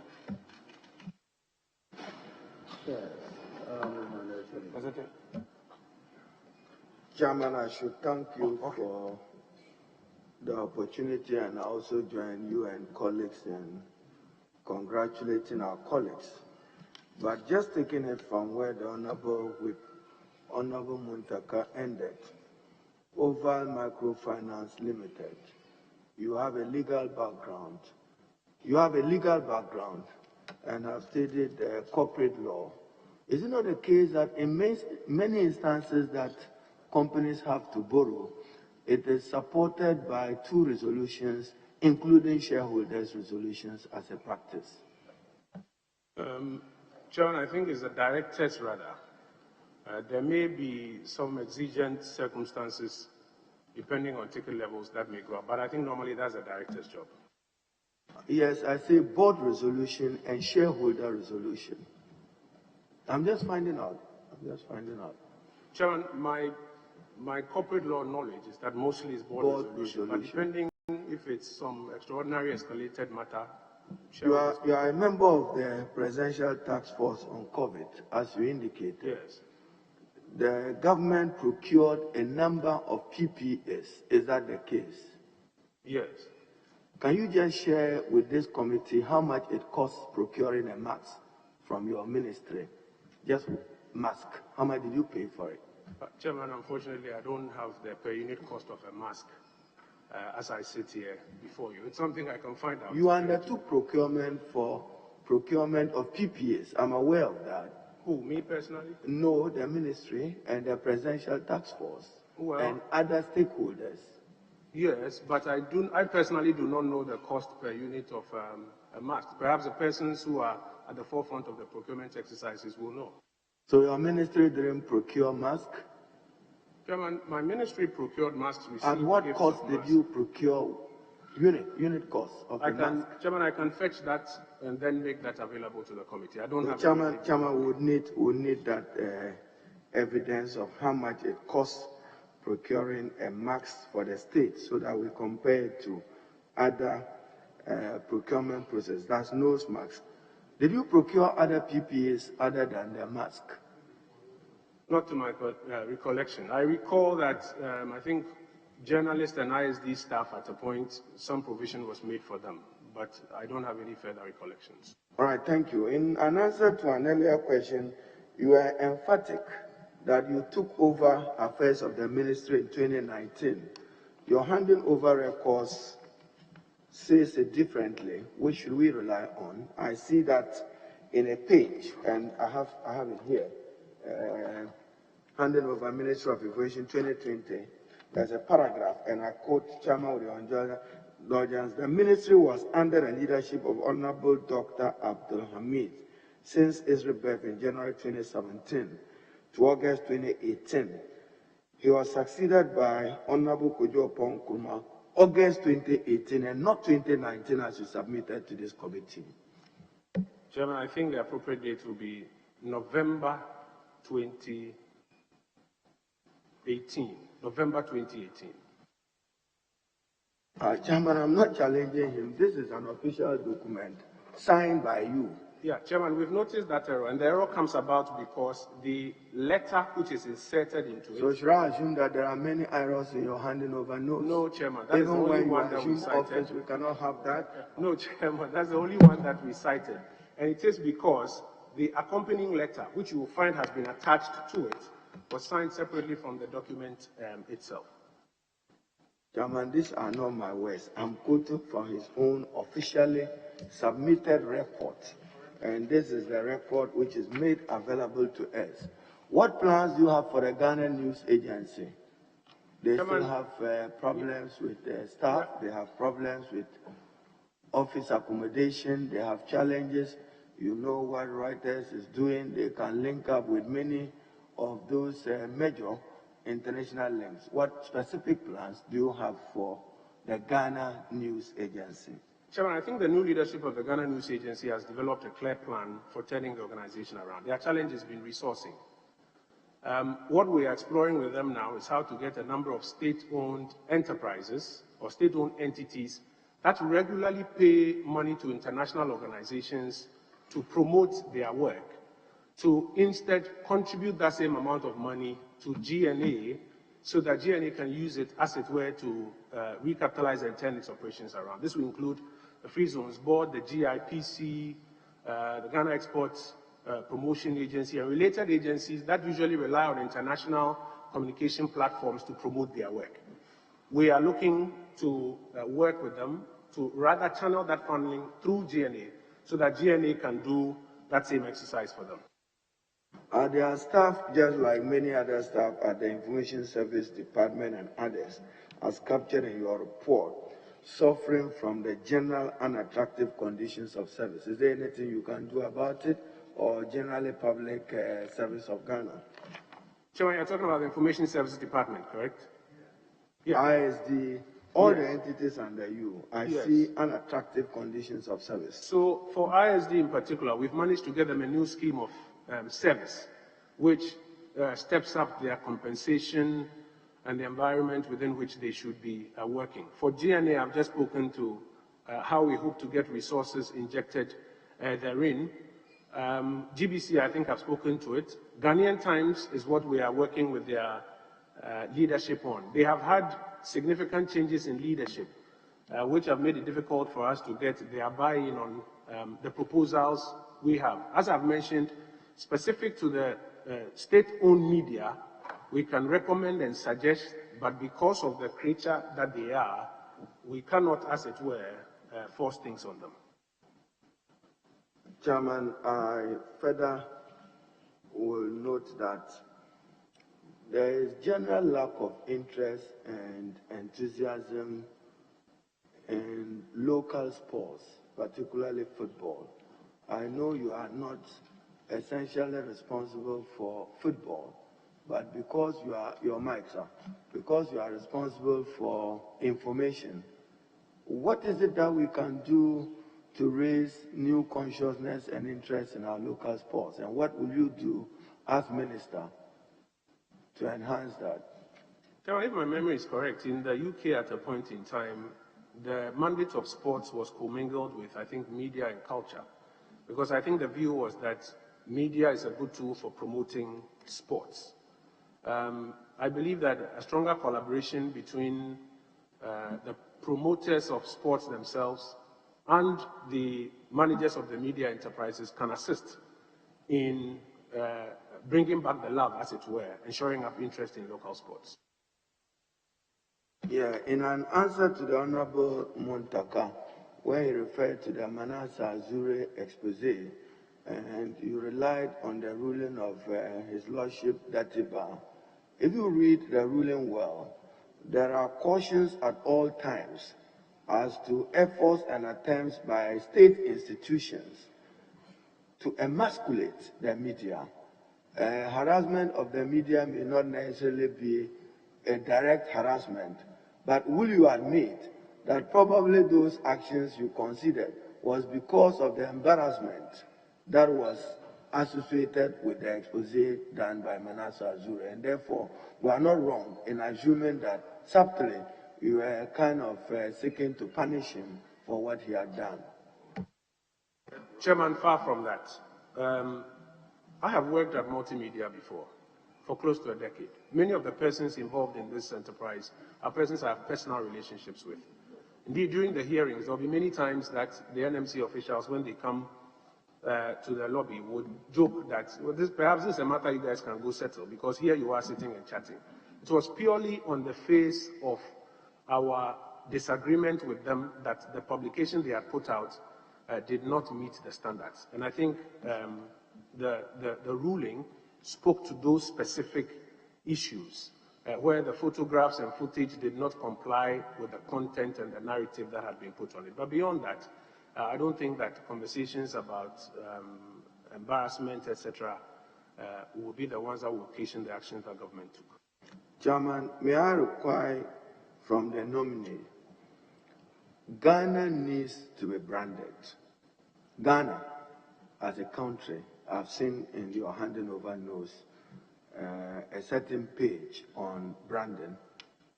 And as we all just drive outside here, if you drive just by the United Kingdom embassy offices, you see outside it, soccer, Great Britain, innovation, Great Britain. Just as we drive, when you pass GIJ and you read to your left, that is an act of trying to sell their country. I appreciate that it will not be an individual effort. You will need to collaborate with the Ministry of Tourism, the Ministry of Communication, and others, even Ministry of Trade. I recall that the Honorable Hannah Tete at the time, probably that's even the day we lost President Mills, if I recall, 24th July 2012. What branding plans do you have for Ghana? Chairman, branding is a very technical area. Even the concepts to use, the ideas to use. The examples that leader cites, even if I'll hazard a guess, themes that they have come up with after extensive research and consultation. Our general idea is to have a recognizable identity for Ghana on the global stage that pushes trade, that pushes the export of services, that pushes investment attractions into the Ghanaian jurisdiction. In 2020, we had hoped to commence fully the Brand Ghana exercise until almighty COVID hit us all.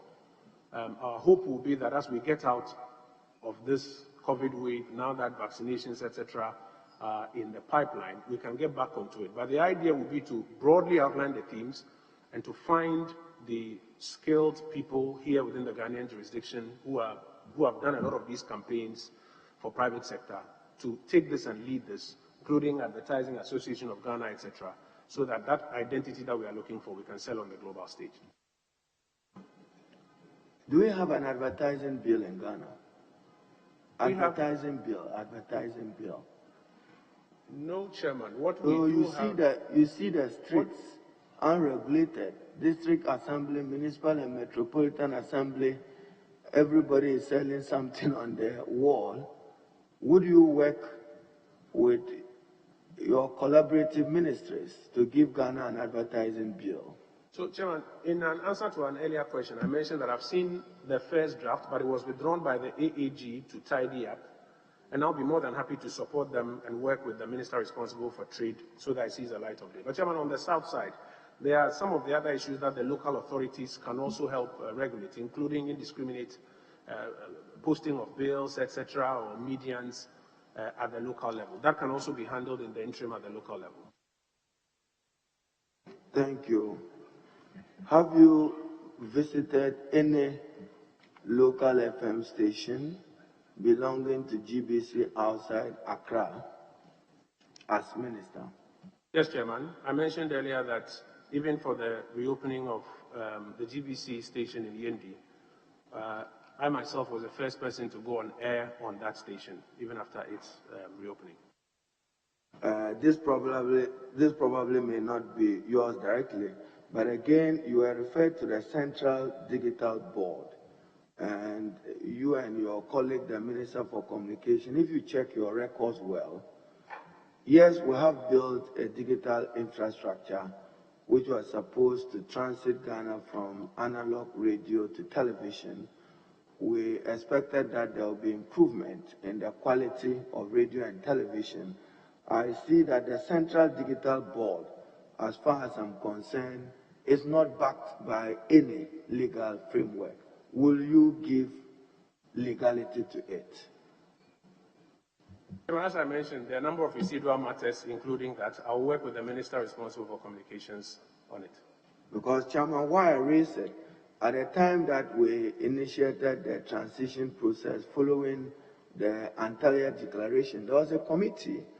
I can recall 2 or 3 names. I can't get all the names, but I recall there was a committee where National Media Commission was represented by one Banama, one Fianku representing the National Communications Authority, and one Dr. Ikarios representing GBC.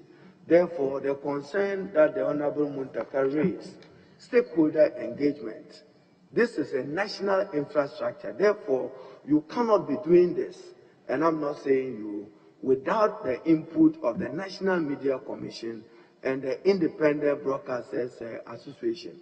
Can we be assured of that, the two of you, that you may be supervising that infrastructure for the Republic? Can you give us any assurance? My assurance is, Chairman. Chairman, I can understand that my colleague has been commended. Ministers for information can also be ministers for disinformation. Yours is to trust in what you are saying, to trust that President Akufo-Addo, when he says $1 million per constituency, he would honor. When he is struggling with the reality checks, do you struggle with your tongue? Chairman, I'm not sure I got the question, but please come again.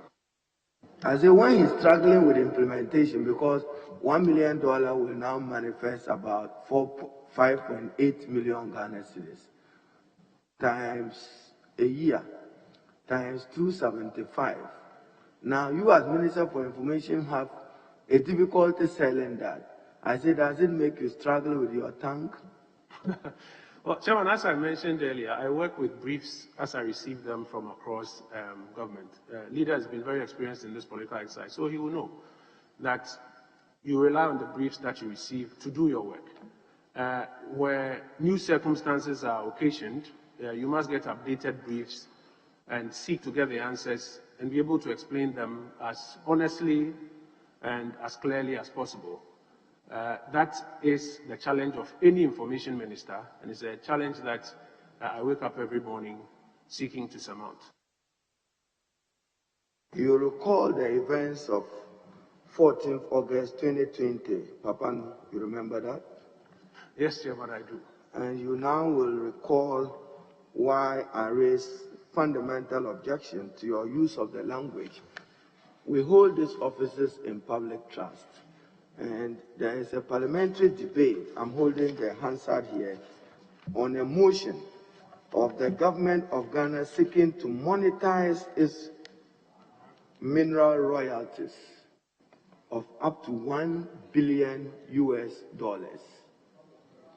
Fiduciary duty. Then you sought to reduce this to a triple, $1 billion, and your debate is about an innuendo which is shared in social media. What do you have to say to this? Chairman, as leader will recall, on that fateful evening, when his objection was raised, you were in the chair. I voluntarily sent word to you that I would like to apologize and have it expunged from the record, and you gave me leave so to do. As leader will recall, right in the division room here, when he stepped out, I approached him and expressed again my apologies to him.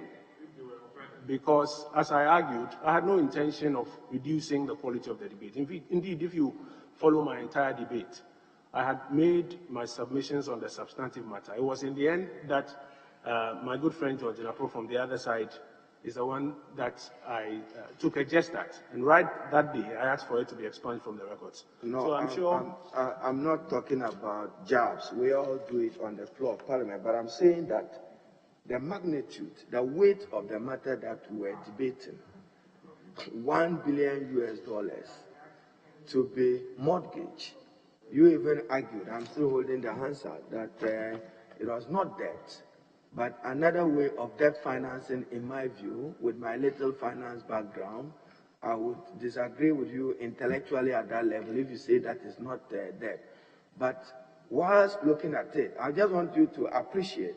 I heard some Ghanaians took me on, they took you on.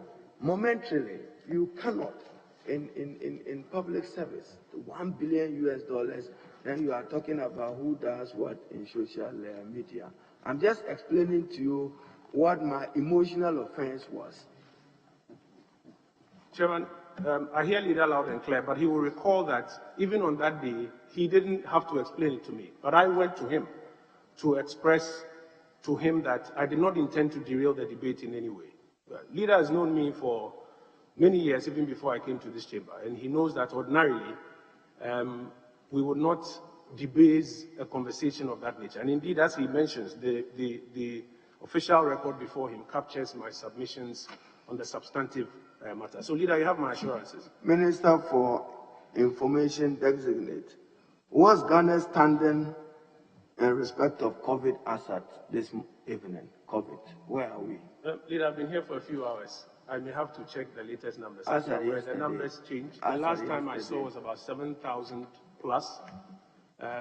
But between then and now, it is possible that the numbers would have been refreshed on the website. And I may have to refresh my notes before I can accurately answer that question. Is a new variant in Ghana? Can you confirm or deny? Yes, Chairman. The Ghana Health Service has acknowledged that the new variant is in Ghana, and it has a higher rate of spread and a higher disease burden, and we're all encouraged to be more compliant of the preventive etiquette. Now, RTI, my interest in it is as a tool and instrument to combat corruption and to enhance greater transparency and accountability in the delivery of public services and goods. Having taken off with that legislation, what are some of your constraints as minister? Well, Chairman, not every public institution is eager to admit RTI officers as we send them or eager to designate as we require. And that is one of our challenges. We've had instances where you post RTI officers and organizations return them under the guise of we don't have room, we don't have furniture. But we've been able to successfully post a good number of them and train the numbers as I put before you. Moving forward, Chairman, we think that time is coming for us to work on the legislative instrument that will flesh out some of the issues. The RTI Commission has made representations to us that they would want us to discuss eventually if, with your grace, I do become Minister responsible for information. For example, how the Act will apply to private sector is one of the issues that under the regulations, in accordance with Section 83(2) of the Act, we would have to look at. The question of ceding of some of the fees eventually when it comes into fruition to the RTI Commission is being discussed, possibly under the LI. Prosecution of offences by the Commission is something that we are looking at. Certification of public institutions that are RTI compliant by the Commission as well. So these are some of the areas that we are looking at moving forward in terms of the LI to close some of the gaps in that. So you are providing leadership as minister.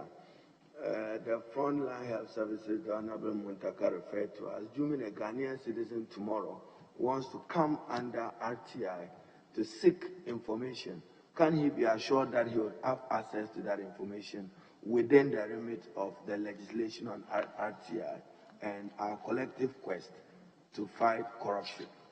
Yes, Chairman, as I mentioned earlier before your committee, already a number of people have applied under the RTI legislation and have received the information that they have requested for, and we encourage anybody who wants information to visit the public institutions.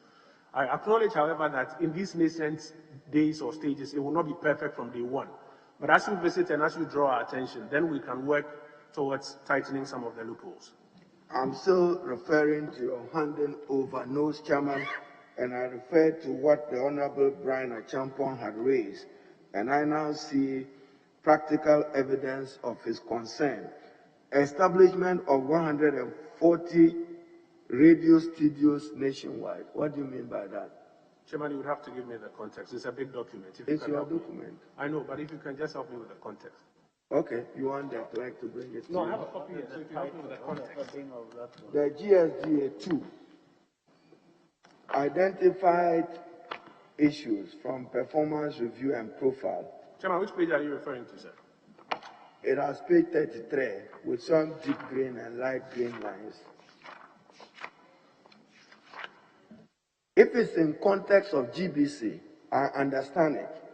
But if it's radio studios, I hope I'm not confusing it for radio stations. If the studio, because I'm not aware that GBC has 140 radio stations across the country. So what is this seeking to achieve? It's Minister of Information handing over notes, volume 2020. Just this. Yes, Chairman, and you're saying page 33? Yes, page 33 of that. Summary of key development issues under the thematic areas of GDA 2. Yes, Chairman, I think it's a gap analysis from the GSGDA 2 under the theme of the transparent, responsive, and accountable governance. So, for example, they've identified some of the gaps which they will propose that we are able to close. And yes, this will be under the summary of key issues identified from the performance review 2014 to 2017.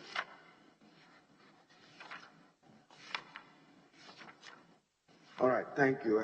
Chairman, I should be concluding. And I'll conclude relying on a quote that the Honorable Obiamwa and my good self earlier referred to. And in your answer, you were emphatic. Yes, my understanding of the Constitution as I read it, Article 162, and I always preface it with my popular observation that your right to speak ends at my right not to listen. Therefore, moral limitations, not constitutional limitations. Now, in your answer to the Honorable Mahama, Moral limitations. yes, in your answer to the Honorable Mahama Ayarga earlier on, when you started, you said constitutional censorship. That can send shivers to persons who may not understand what your real intent is.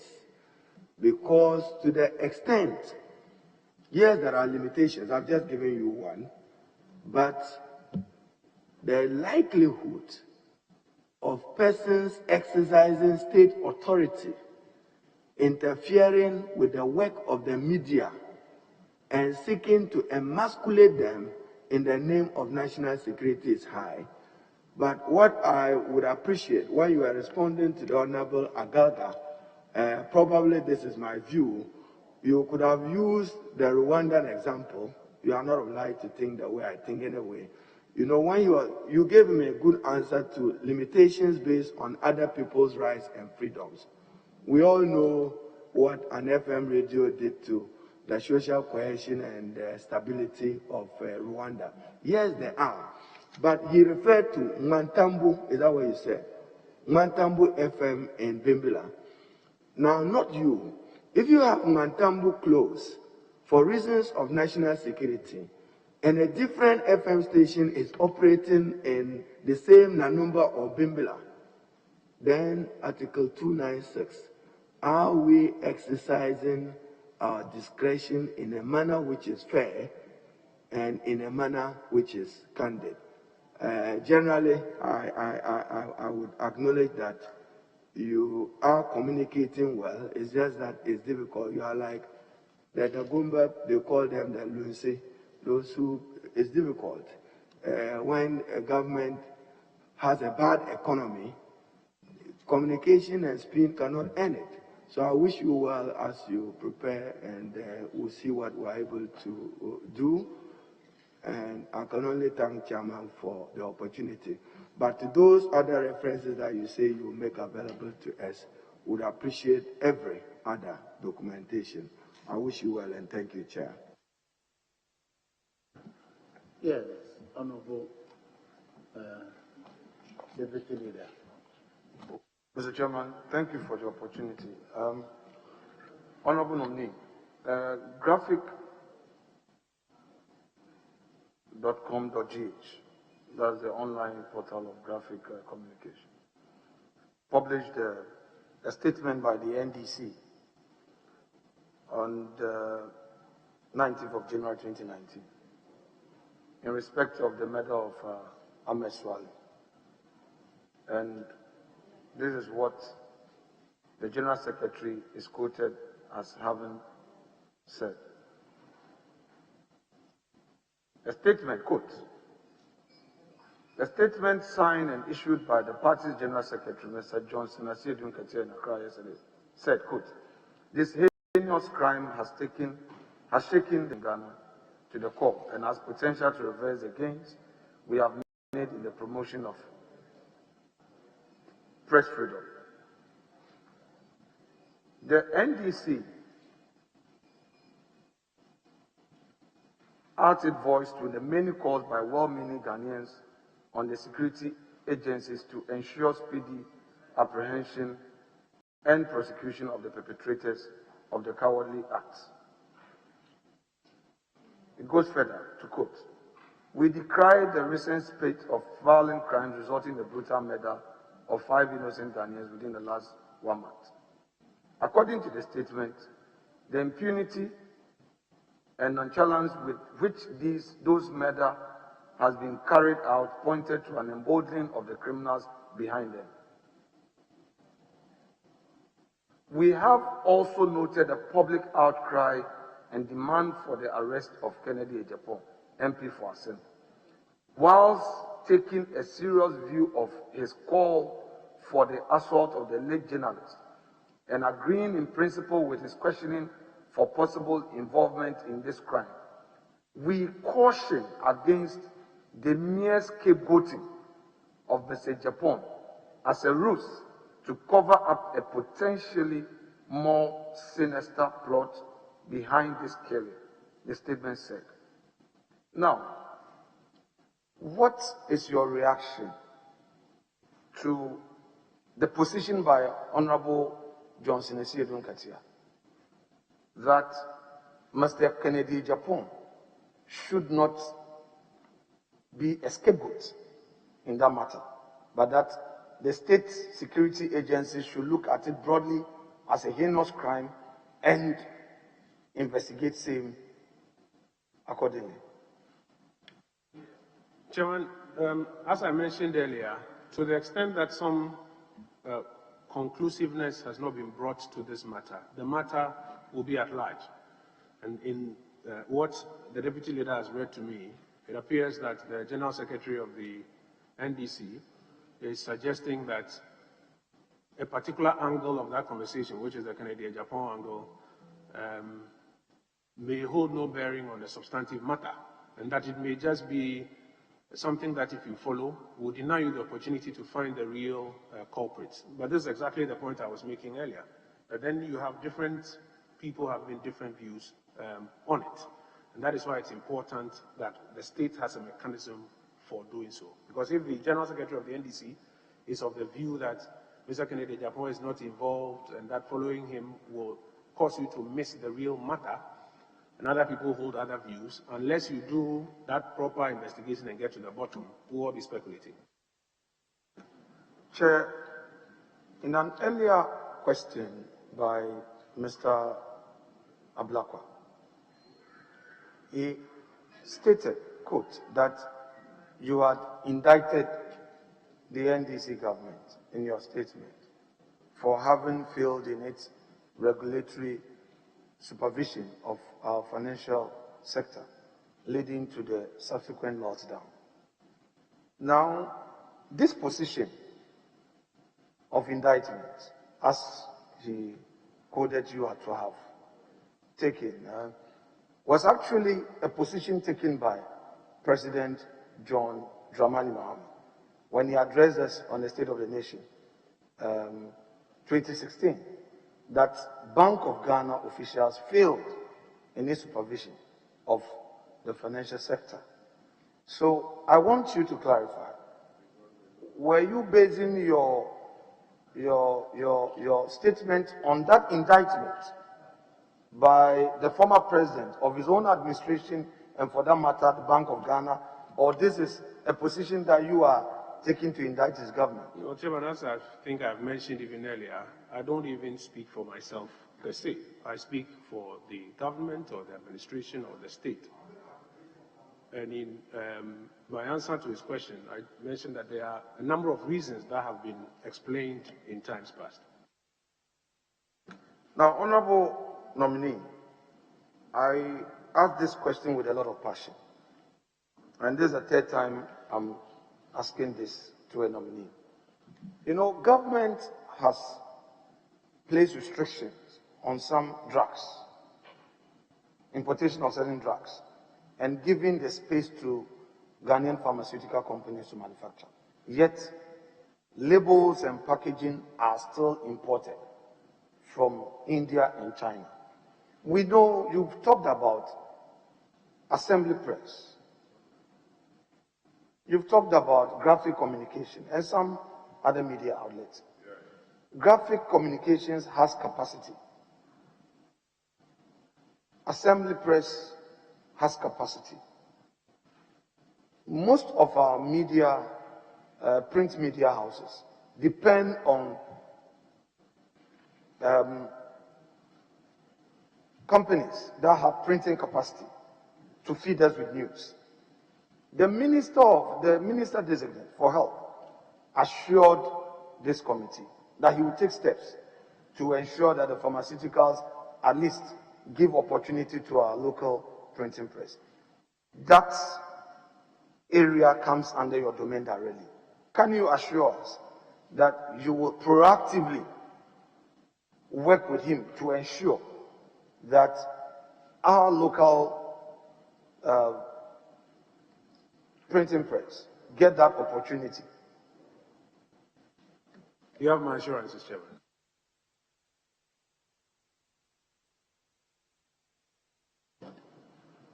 Now, Honorable Harun Idrisu has indicated that it is very difficult to be a government communicator, and no doubt it is. We heard the hue and cry about people losing their investment.